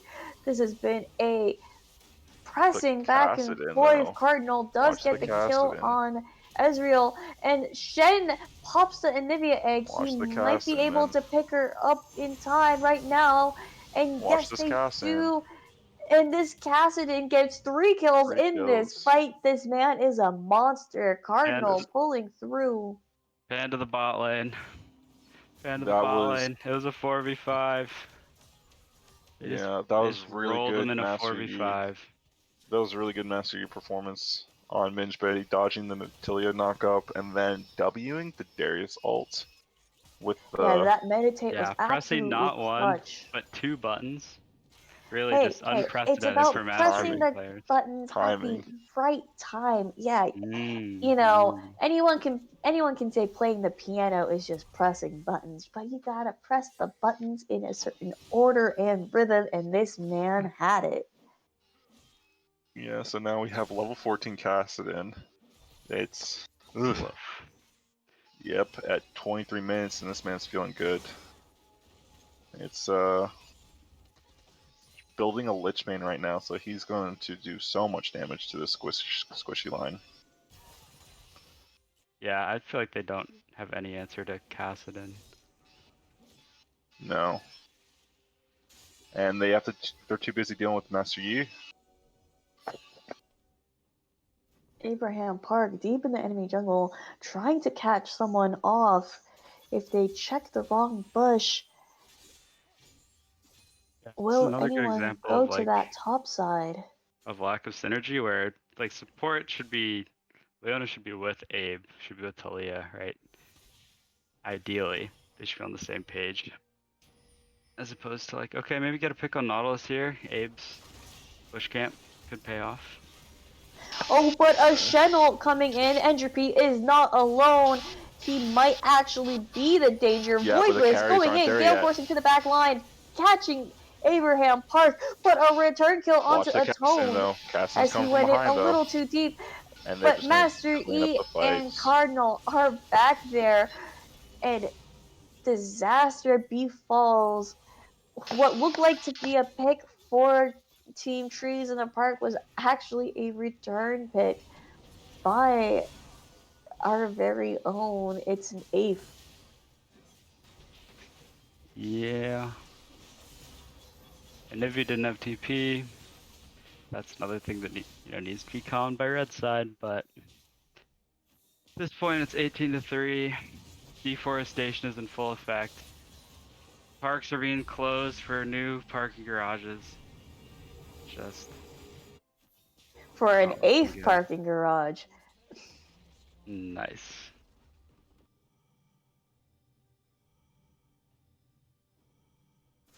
We have approval in the chat for Yi Flame pinging his own ADC's flash. Wow. Oof. Yi players are nothing if not consistent. You gotta give them that. They're universal. Like So how would you healthcare feel, and Matrix, taxes. if you played against Minchbay? I have played against Minge Buddy. Oh, but as your team, your team played against them? Oh, you guys did. Yeah, you guys won, right? Well, we didn't lose today, so. That's true. You guys didn't lose today. Had some flashy plays today. I got carried a few games for sure. But I think, yeah, it was a lot of draft diff also. Pick Orin, pick Seraphine, easy clap. Don't pick Garen or Darius or Master Yi. These are, you'll have to subscribe to get my full book, but the sneak preview. Tips for winning Winter LoL. Oh, thank you for the tips, Eric. But you can't count those chickens yet before they hatch. You Now we have haven't a won level Winter 16 LoL Kassadin. yet, so you have won Group B. So over. I think it needs to be said that Voidless's team is really stacked. Like, the Shen was the last pick, right? JTB. This guy's like quite good.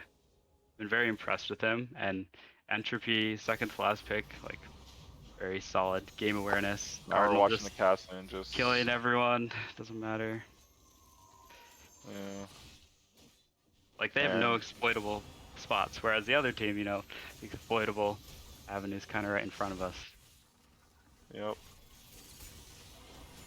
Do they Abraham have Park. Voidless? This the Grubhub. Oh, Abraham but Park food delivery Voidless service. dipping and diving. He had dodged all the skill shots and he is out. Instead, getting a return kill onto Lady Cardinal's Tree. legendary right now. This is looks like they're gonna crash this wave into mid lane.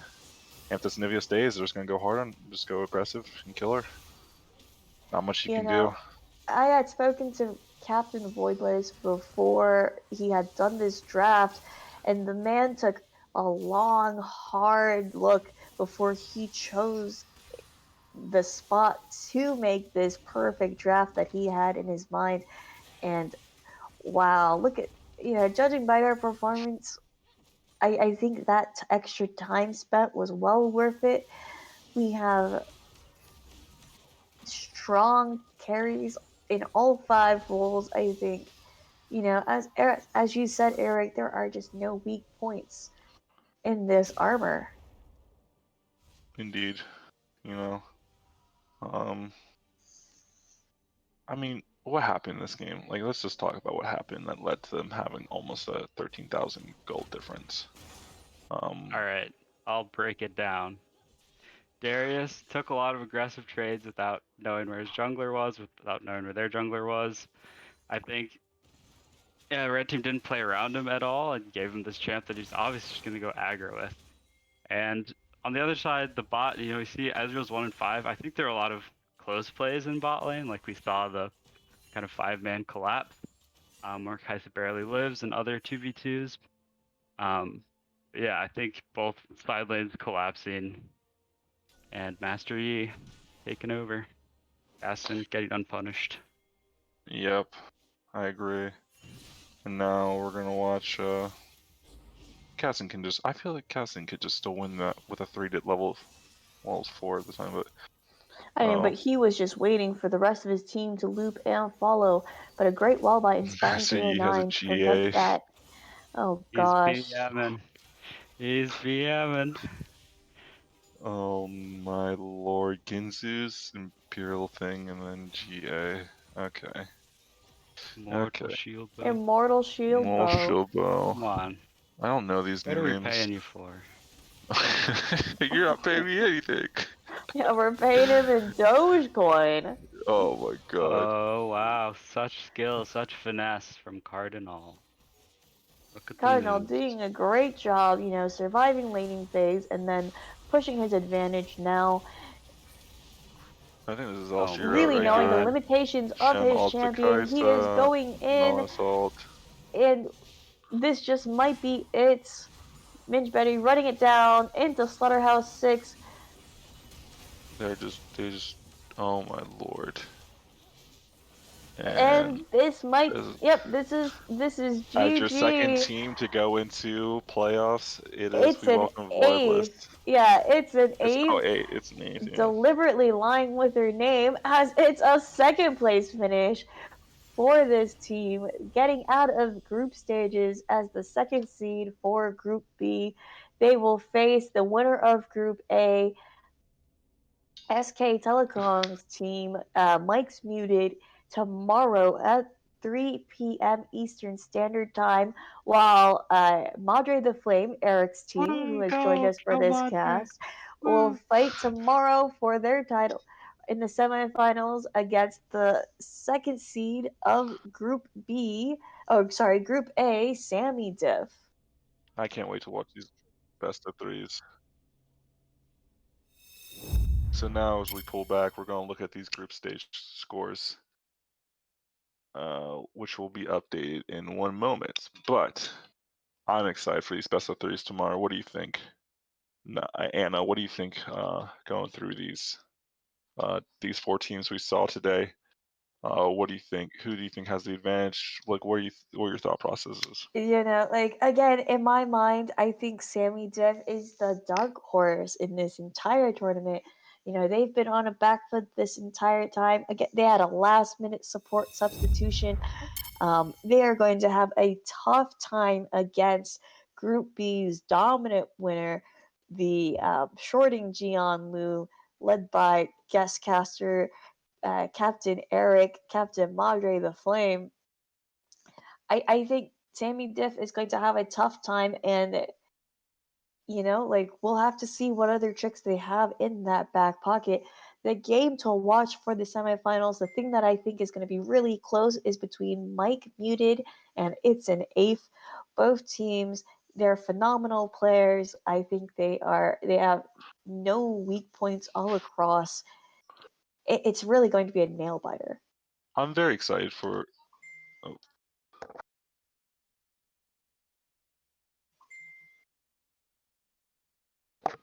Oh, we want. Got it. So I want to say I'm very excited for the match tomorrow between SKT and Voidless's team. It's just the teams, the both top laners and junglers, and even like mid laners are all the ranks are dead even with the supports and ADCs. And I'm just very fascinated to see how these individual lane matchups will play.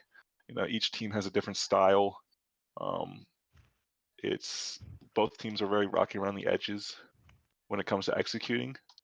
One team, like for example, Voidless's team prefers to farm, while SKT's team prefers to just look for those team fights and go into fights. So Yeah. very very excited to watch these 2 teams play in the playoffs tomorrow. Eric, do you have any last words? Oh, I have so many words left to give. I definitely agree that it's going to be a great game between Tofu, Mike Muted, and It's an Eighth.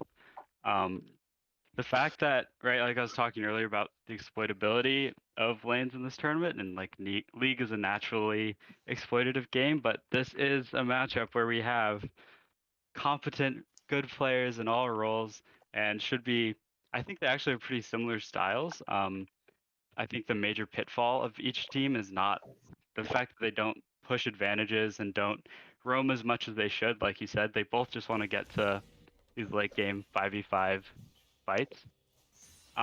You know, on the other side of the bracket, Sammy Diff, they might need another like last minute midnight substitution. You know, upgrade another player under the books in order to stand a chance. That's all I'm I'm hearing saying. a little bit of trash talking right here. There is some grand trash talking. We like to hear trash talking before the game, so we like to hear trash talking. You know, like right now from all four teams making it to the semifinals. Thank you, Eric, for that bit of spice, bit of life. Um, I just want to give a quick shout out to every single player, all 50 who have shown up today, and you, the audience. You guys have been here for the long run. Thank you, players, for dedicating 6, 7 hours of your day today. You know, like we can't cast games if there aren't games, and today has been an absolutely riveting series of events. We got 5 back to back, just nail biters through and through. We want to thank every single player today who showed up. Thank you, guys. I want to give a shout out to that one mother who's watching this. You know, You thank you. know, Voilus' mom, shout out. yeah. Thank you, Voilus' mom. She is Your a son did dedicated great. viewer, and You might not understand what happened, but let me assure you, yeah, thanks played a to mean game. energy. You know, it's like in Dragon Ball Z where the people of Earth gave Goku that energy for that spirit bomb, and Voidless's mother, or any other parent in here watching this, they're giving their energy out. They help their team. And, you know, Yeah, I'm sure they it loved did your make it to Dragon the Ball Z semifinal. reference, Anna. Oh, we have an alert. Emergency alert. There's a game going on. Yeah, let's hop over to the last game of the tournament where Team Bongo Feet are fighting for their lives with a very spicy Oriana bot. Interesting. Is this the toilet bowl? Can't wait to watch this on our stream right now to see. And now we're Oh, and a Rammus. Oh man, and another Rammus. This turtle can do it all. watching this stream And right an now. extremely close game. Wow, 15-12. Oh my god, and BZK does a Oriana ult in the back line, but Titan and Pharaoh just Shut duking it down, out, dog. fighting in their own little death match. But then here comes Kingslayer slaying that rebel. Oh This is actually man, incredible. You know, this is a banger of a game. They're not playing for playoffs right now. They're playing for its they're playing for principle. pride. They're playing for principle. You know, this is the classic Kaboom game. We have the first seed SK Telecom Team 1 Mike's Muted versus Bongo Cat's Feats. Are they Incredible. confirmed first seed? Yes, they are confirmed first seed as they do have the head-to-head. But head-to-head isn't the tiebreaker, I was told. Oh wait, head-to-head isn't the tiebreaker? What's the No, tiebreaker? they'll play a game, right? I mean, we should get an admin to be sure, but as it was explained to me this morning, if 2 teams are tied and it's just 2 teams, they'll play a game to resolve it. Oh, can we have a admin here to explain if that is the case? Marcus? Yeah, if there are 2 teams tied, the head-to-head doesn't matter. They will be playing a tiebreaker game to resolve seeding. So Oh we my might god! have more So we League of might, Legends we might have odds. one more game. So the Bongo Cats might actually pull a kaboom and snatch the first seed out of Mike's Muted's mouth. They're playing Tune spoiler. in. They're trying to play spoiler here.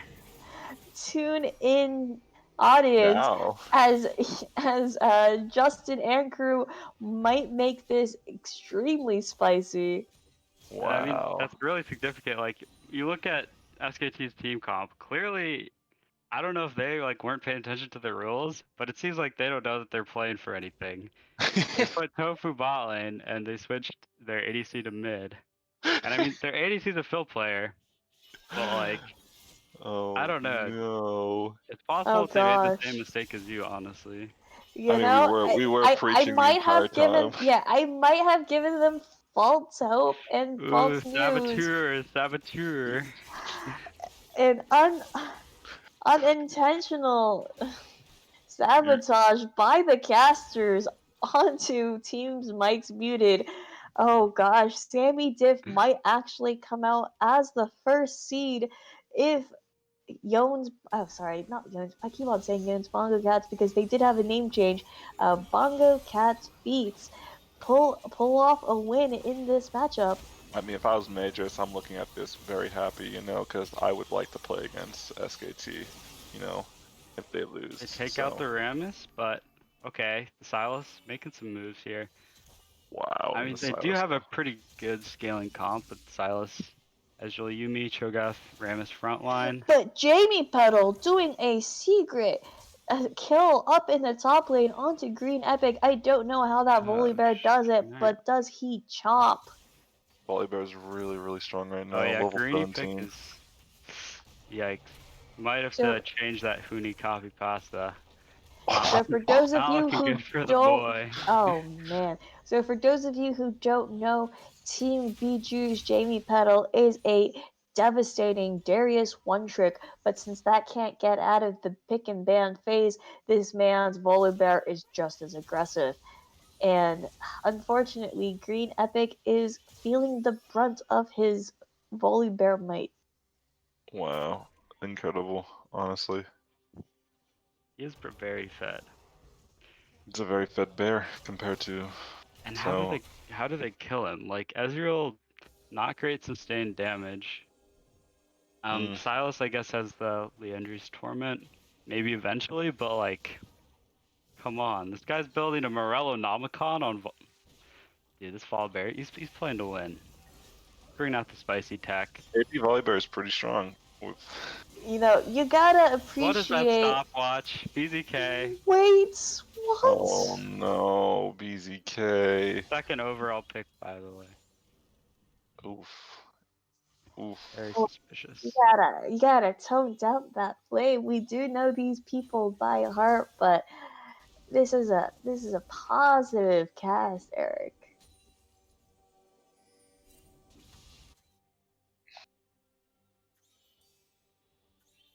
That was a not a second pick quality play.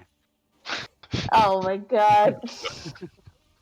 Okay, well, Jamie Petals pulling the taunt in the bush, upping his team's Red morale, team collapsing. but they actually might be caught. But Jamie Petal and Kingslayer are hard to kill, and this bear does so much Kingslayer's damage. just being I a don't know where monster it's coming from, but he's Kingslayer. killing one, he's killing two. Oh my god. Down. This bear does not go with go silently. Oh my god! And they took so long killing the bear that BZK came back and he teleported into this fight. What is going on? I feel like someone has to tell them that there might be a tiebreaker. Yeah, Like there is a they're tiebreaker. due for a rude awakening once they finish this game and realize that it was not just all fun and games being eviscerated by a bear for 35 minutes. It was actually affected their tournament life. Not life, but at least seeding for the next round. Yeah. Oh goodness. I can't help but feel really, really bad for spreading false information all throughout this cast. It's okay. Fake news is our favorite news. So Yeah, watching right now, I'm channeling our past president, Donald J. Trump himself, laying down fake news. Oh, but watch his shockwave. Look at that shield. And look at this bear, just taking everything. Is that and then Derek? Oh man, but a quick teleport by Pharaoh, and he is going in. I don't know if he takes the that was the best ult to take. Hey. And I think they're just gonna lose. Jamie Petal turns it around. Again, this bear is terrifying. Their comp is You're- actually nasty. It's just running them down. The Oriana and Rel, so much CC. I love it. Yeah. The Yone kind of suspicious, but it's their team name, you know. They gotta play Yone. Exactly. Yeah, and I just want to do a call out for Titan. Titan has been an absolute rock, you know, really persevering with Yon in that mid lane. He's had a great tournament showing. Exactly. Yep. Green Epic unable to defend this inhib. Looks like they still have bot lane inhib, but that's it. Easy turn on Baron for blue side. Red side's concerned with clearing their base, and it's so hard for them to walk into this comp. Exactly. You know, I'm if I was red team, I would be a little hamstrung right now to know what to do. Honestly, they're just probably smiling right now and Probably popping champagne. Oh no! We're in the first team. If they had made a Home Alone vodka mix on, they Oh, might have no, celebrated too early. They might be coming into the tiebreaker game tipsy. Green And Epic clearly already feeling the effects. Oh Alright, no!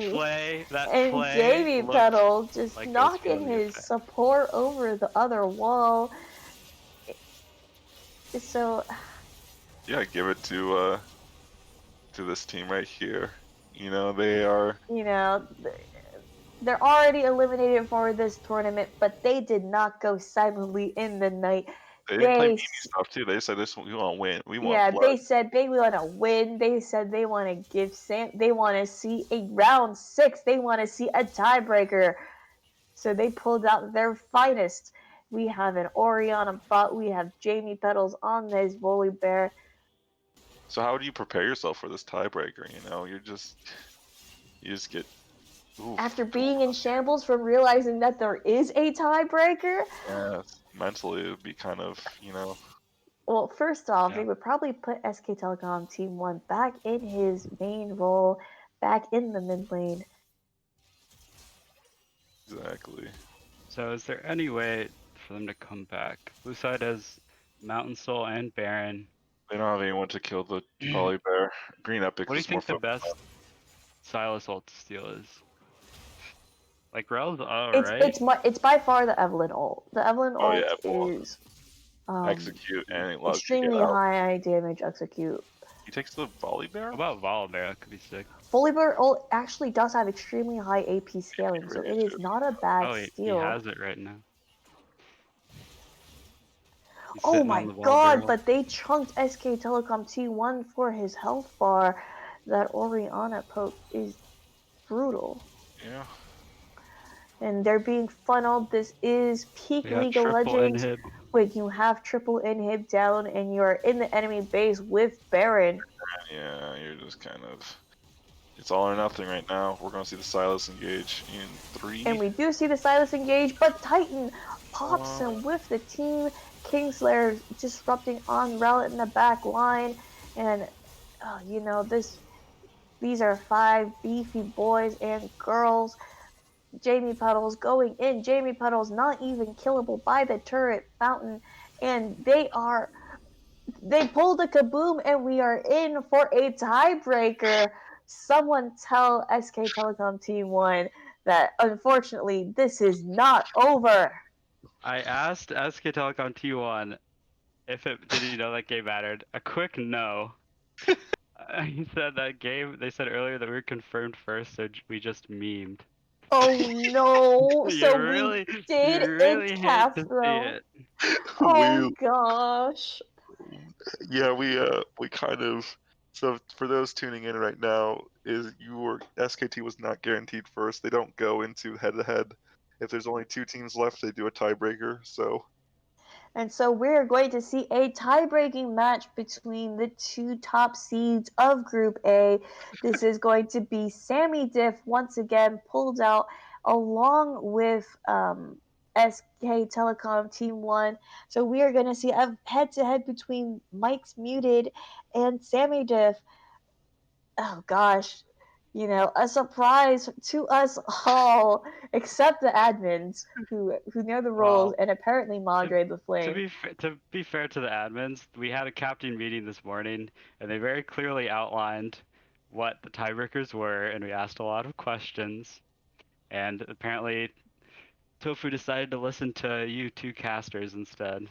You know, Maybe it was your air of authority and large vocabulary. I don't know. I give you my wholehearted apology to Captain Tofu. I have completely hinted your team, and we are in for a game 6.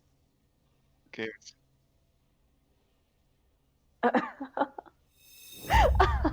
Check out the standings. Okay, so we're going back to the standings. Again, I am so sorry, Group A, Mike's muted. Unfortunately, that game did matter in determining the seeding, and you guys are in for a last minute tiebreaker.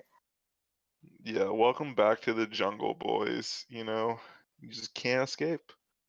Now you have to play.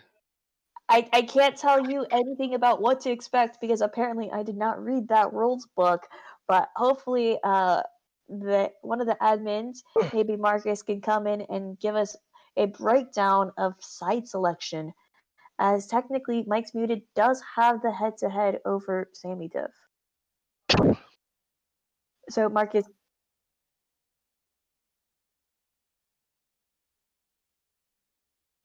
oh, and quick update and spicy news. There is a chance that one of the teams might actually have to surrender the tiebreaker as they were not expecting the match. I mean, if Marcus, they need an extra player, they can put me in coach.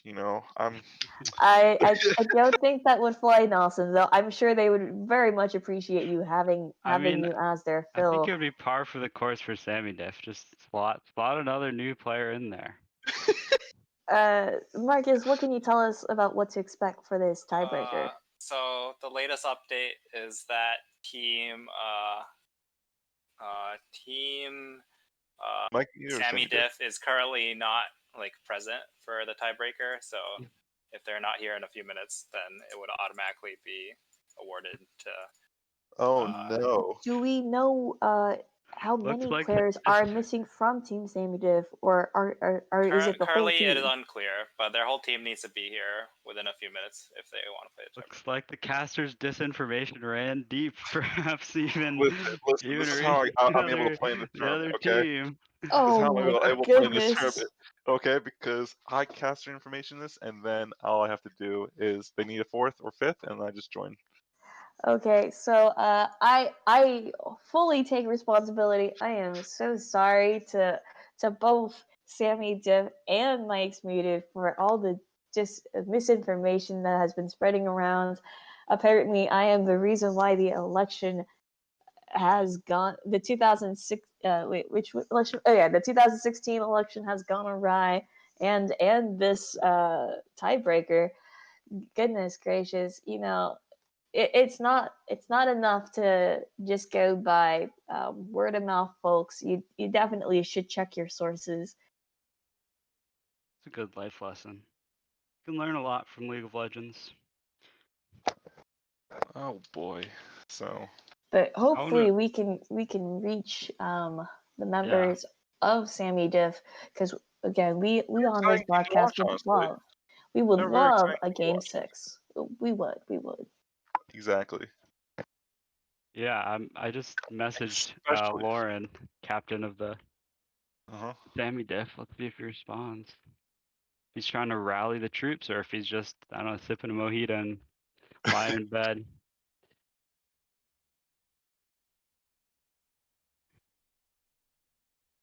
So we do have Lauren online. Let's see if Lauren can pick up his team. Watching Harry Potter from Lauren in the chat. Wow. A rude Apparently, awakening. we had interrupted movie night. We don't know which Harry Potter of the series, but hopefully we will get clarification. that we're looking for clarification on. Oh, most A definitely. Harry Potter number. And he says, guess which one, you disturbers. Obviously, it is the first Harry Potter of the series. No way. No way. Yeah, it's a I would guess classic. 6. You know, not a big fan of 6. I'm saying number 8. You know, Number he's watching. 8. Are there even that many? Yes, Yeah, there Deathly Hallows are. Part 1, Part 2. So 8. The last one. He wants to see Harry Potter and Voldemort go at it. You know. And the entire audience holds their breath as we await a single digit entered in the chat. Oh, Hey. someone help me rally the troops. No one cares about your team, Lauren. Listen, Lauren, if you need a mid laner or any other position, I got you. I'm here. It is Oh, the so first.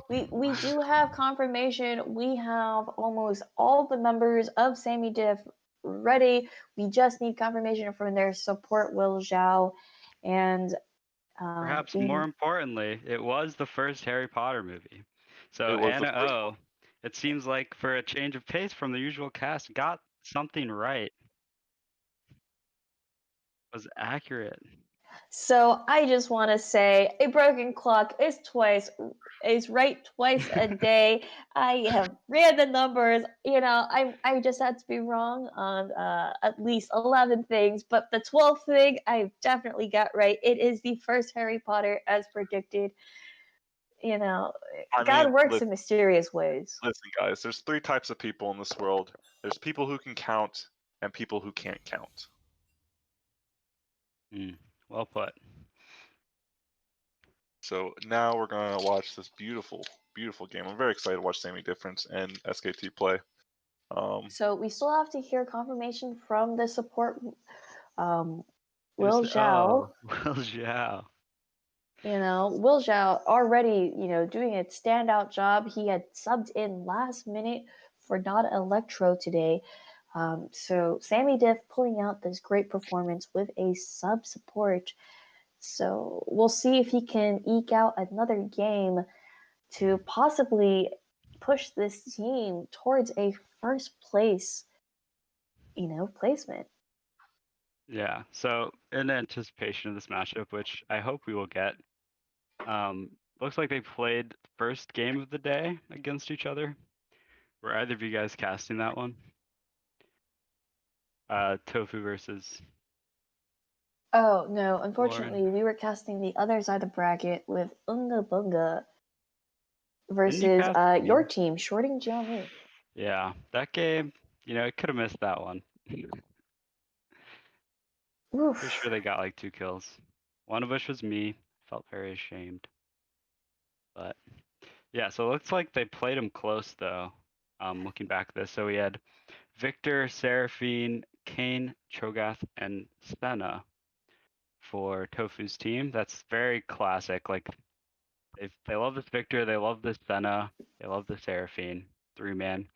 Remember, Anna, we casted a banger scrim match from that team with that same exact backline. Really strong scaling carries. Yeah, I just want to say Sammy Diff have been a incredible team to watch all tournament long. All of their games were super close, nail biters, except the very last one that they played against wait, let me pull up that match history. It was against JS Box team, Williams Department of College Music, but all their other games were really, really neck and neck. And if we do get to see this game 6, it will probably be a very close one as well. Yeah, I expect it to go late. I expect it to come down to team fights. Looks like so on the other side of the Lauren's team drafted Anivia mid, MF Rel bot, and Nar top, all great team fighters. And then they had the Udyr jungle, which I think is a very polarizing pick. Right, we're seeing it a lot in LCK. We're seeing it a good amount in other regions, and then we're seeing it run around a lot and do nothing in solo queues. So I think it's hard to know how well that Udyr will slot into this kind of 5v5 team play. I don't know. How do you guys feel about the deer? The deer's an interesting pick, honestly. Just the recent buffs they gave to it, and then everyone just wants to play it. It's very good. Yeah, I mean, as we saw with the Master E game, just last game, sometimes comfort trumps meta, and Mastery did not win them that game. he I did get refuse. that shed going up in top refuse. lane, and he did abuse that Darius. Eric, while he might not have been the sole reason for that win, he did contribute to a lot of their win condition. Aston had like 15 kills. They could have had Nell in the jungle and still won. Actually, Nelson Wow. does play a jungle. That is his secondary role. So, I feel like Oh, you yeah. know, if Nelson isn't casting Summer LoL, we might very well see him play either mid lane or jungle for that tournament. I thought you played AD. He does play No. AD as well, but his main role is mid and jungle. like mid and AD, but we'll just say I And jungle AD. for flex. I jungle for clash and flex because it's easy to shot call, honestly. Mhm. Very true. We like to So- stick him on that Galio whenever it passes through. Oh please, God, let me have it. Galio jungle, hey. Do I just run this down? Yeah. No, not Galio jungle. You can actually fun little. If you guys ever played normals, try Rise Nope. jungle. Okay, Rise jungle is really. It works weirdly enough.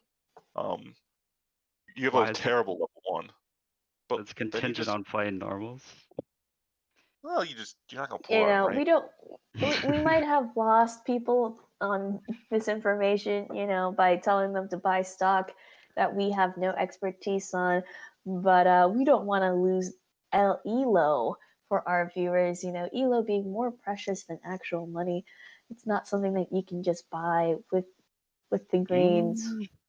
Mm. I don't know about that one. I've played with some people who've definitely bought their elo. Oof. You can buy ELO temporarily, but ELO like class is not something that you can really purchase with money. It comes with blood and sweat and tears. He's right. You're not wrong. Blood, sweat, and tears.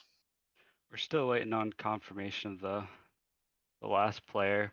Oh yeah, I was gonna mention we were talking about invades earlier. I don't know if you remember, Anna, my tirade on invades as basically cheating, dishonorable way of playing the game.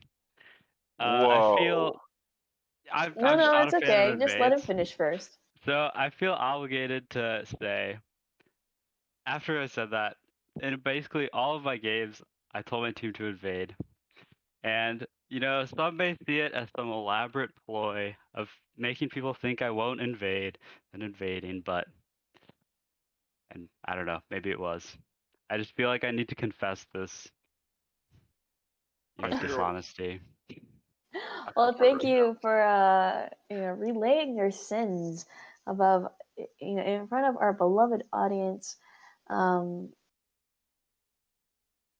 Mermaid Cutie 69 asks us if we look like priests, and I do want to say we do. This is a good, wholesome Christian Minecraft server. There must be a priest in here somewhere.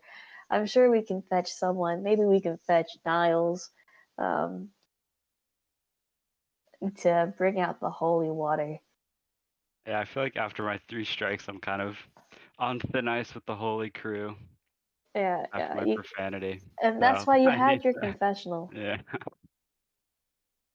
The invades didn't really do anything anyways, so I don't know. Yeah, it's okay, Eric. You might not like the cheese, but Nelson here is a Frenchman. He loves that. He loves the Gouda. Oui, mon ami. Are you actually French? No. God, no. Okay. Well, No. He's a Let me full-blooded American. He's actually part of the Air Force, Okay, no. serving our country. This is. Listen. What was your title, Nelson? We're not going through my titles right now. I just need to yell at this man right now for Uh. why he thinks invades are bad. Listen, as soon as you get into Solo Q is a monster. Okay, he is a beast. I don't care if it's a gentleman's a handshake, for the first 2 minutes of the game and then play. No, okay. You got players AFKing. You got people tilting. You just it's be kill or be killed. Okay, and that's how you have to treat it. Level 1. If you're just bad level 1 or you just like someone missed positions, that's on you. That's on the team. It's You just gotta be ruthless in this game, okay? No mercy. Well, you You don't know, basically handshake like, oh, I can let you live. No, you kill that person in mid lane. If you're the better mid laner, because no one's like gonna give you mercy.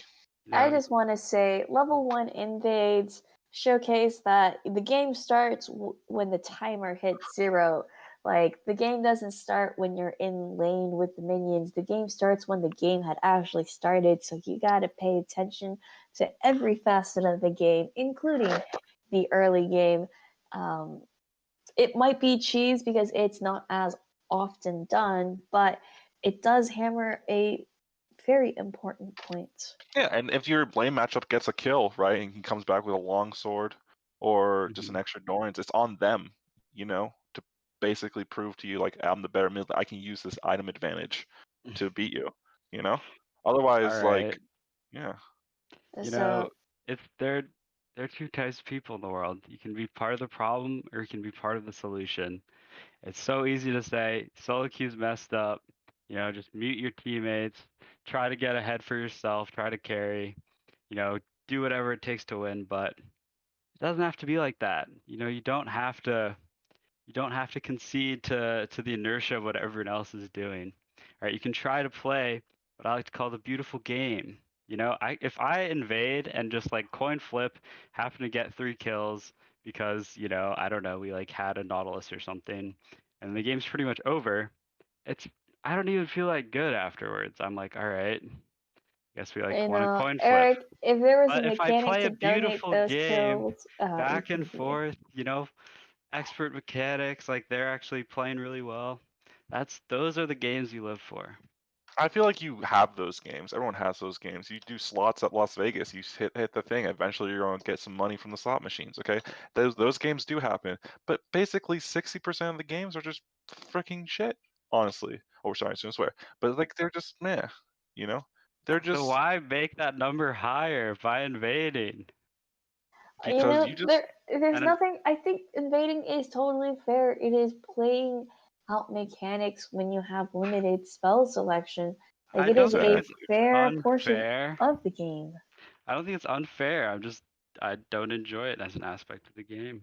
I'm just saying. And I think that's totally fair. That just means you guys have to play or your team will have to favor some really good defensive level 1 strats to make sure that there aren't any level 1 cheeses that get by your noses. And Yeah. a lot of this game is all We mental only too. 5 points, so no need to worry about my team invading. Oh my god, I don't believe you. Just Wink, take a wink. bard, level E, and then just do some weird gank or Talking dragon. about bards, Chicken Bagels, who was jungler for, I think, 4 supports and a dream, who unfortunately did not make it to the semifinals. He is a seasoned bard player. I have seen his bard, and it is filthy. Hmm. All right. Will we have an update? An official admin message again. So the game has been canceled for the tiebreaker, and it's not due to like their team. Like the admins have looked over everything and decided to cancel the tiebreaker, and team Sammy Dip will be assigned second seed for Group A for tomorrow, and they will be playing with their non-substitute player. Ooh. Thanks for the update. Did Yeah. Team Samidiff consent to this? Yeah, we talked everything over, and like, I mean, this is the official decision, so that's the comment. Okay. Just, Okay, people so have a right to know like the process. So Seems with like that, guys, we're gonna be off then. yeah, well, thank you everyone for participating, and thank you audience for tuning in and sticking with us for this entire run through. We 6 have had hours and some, 45 minutes. we have had some great games of League of Legends today. We are off for tonight. Thank you, and we'll see you tomorrow at 3 p.m. 3 p.m. Eastern Standard Time as we kick it off with some great semifinal games. All right. Peace.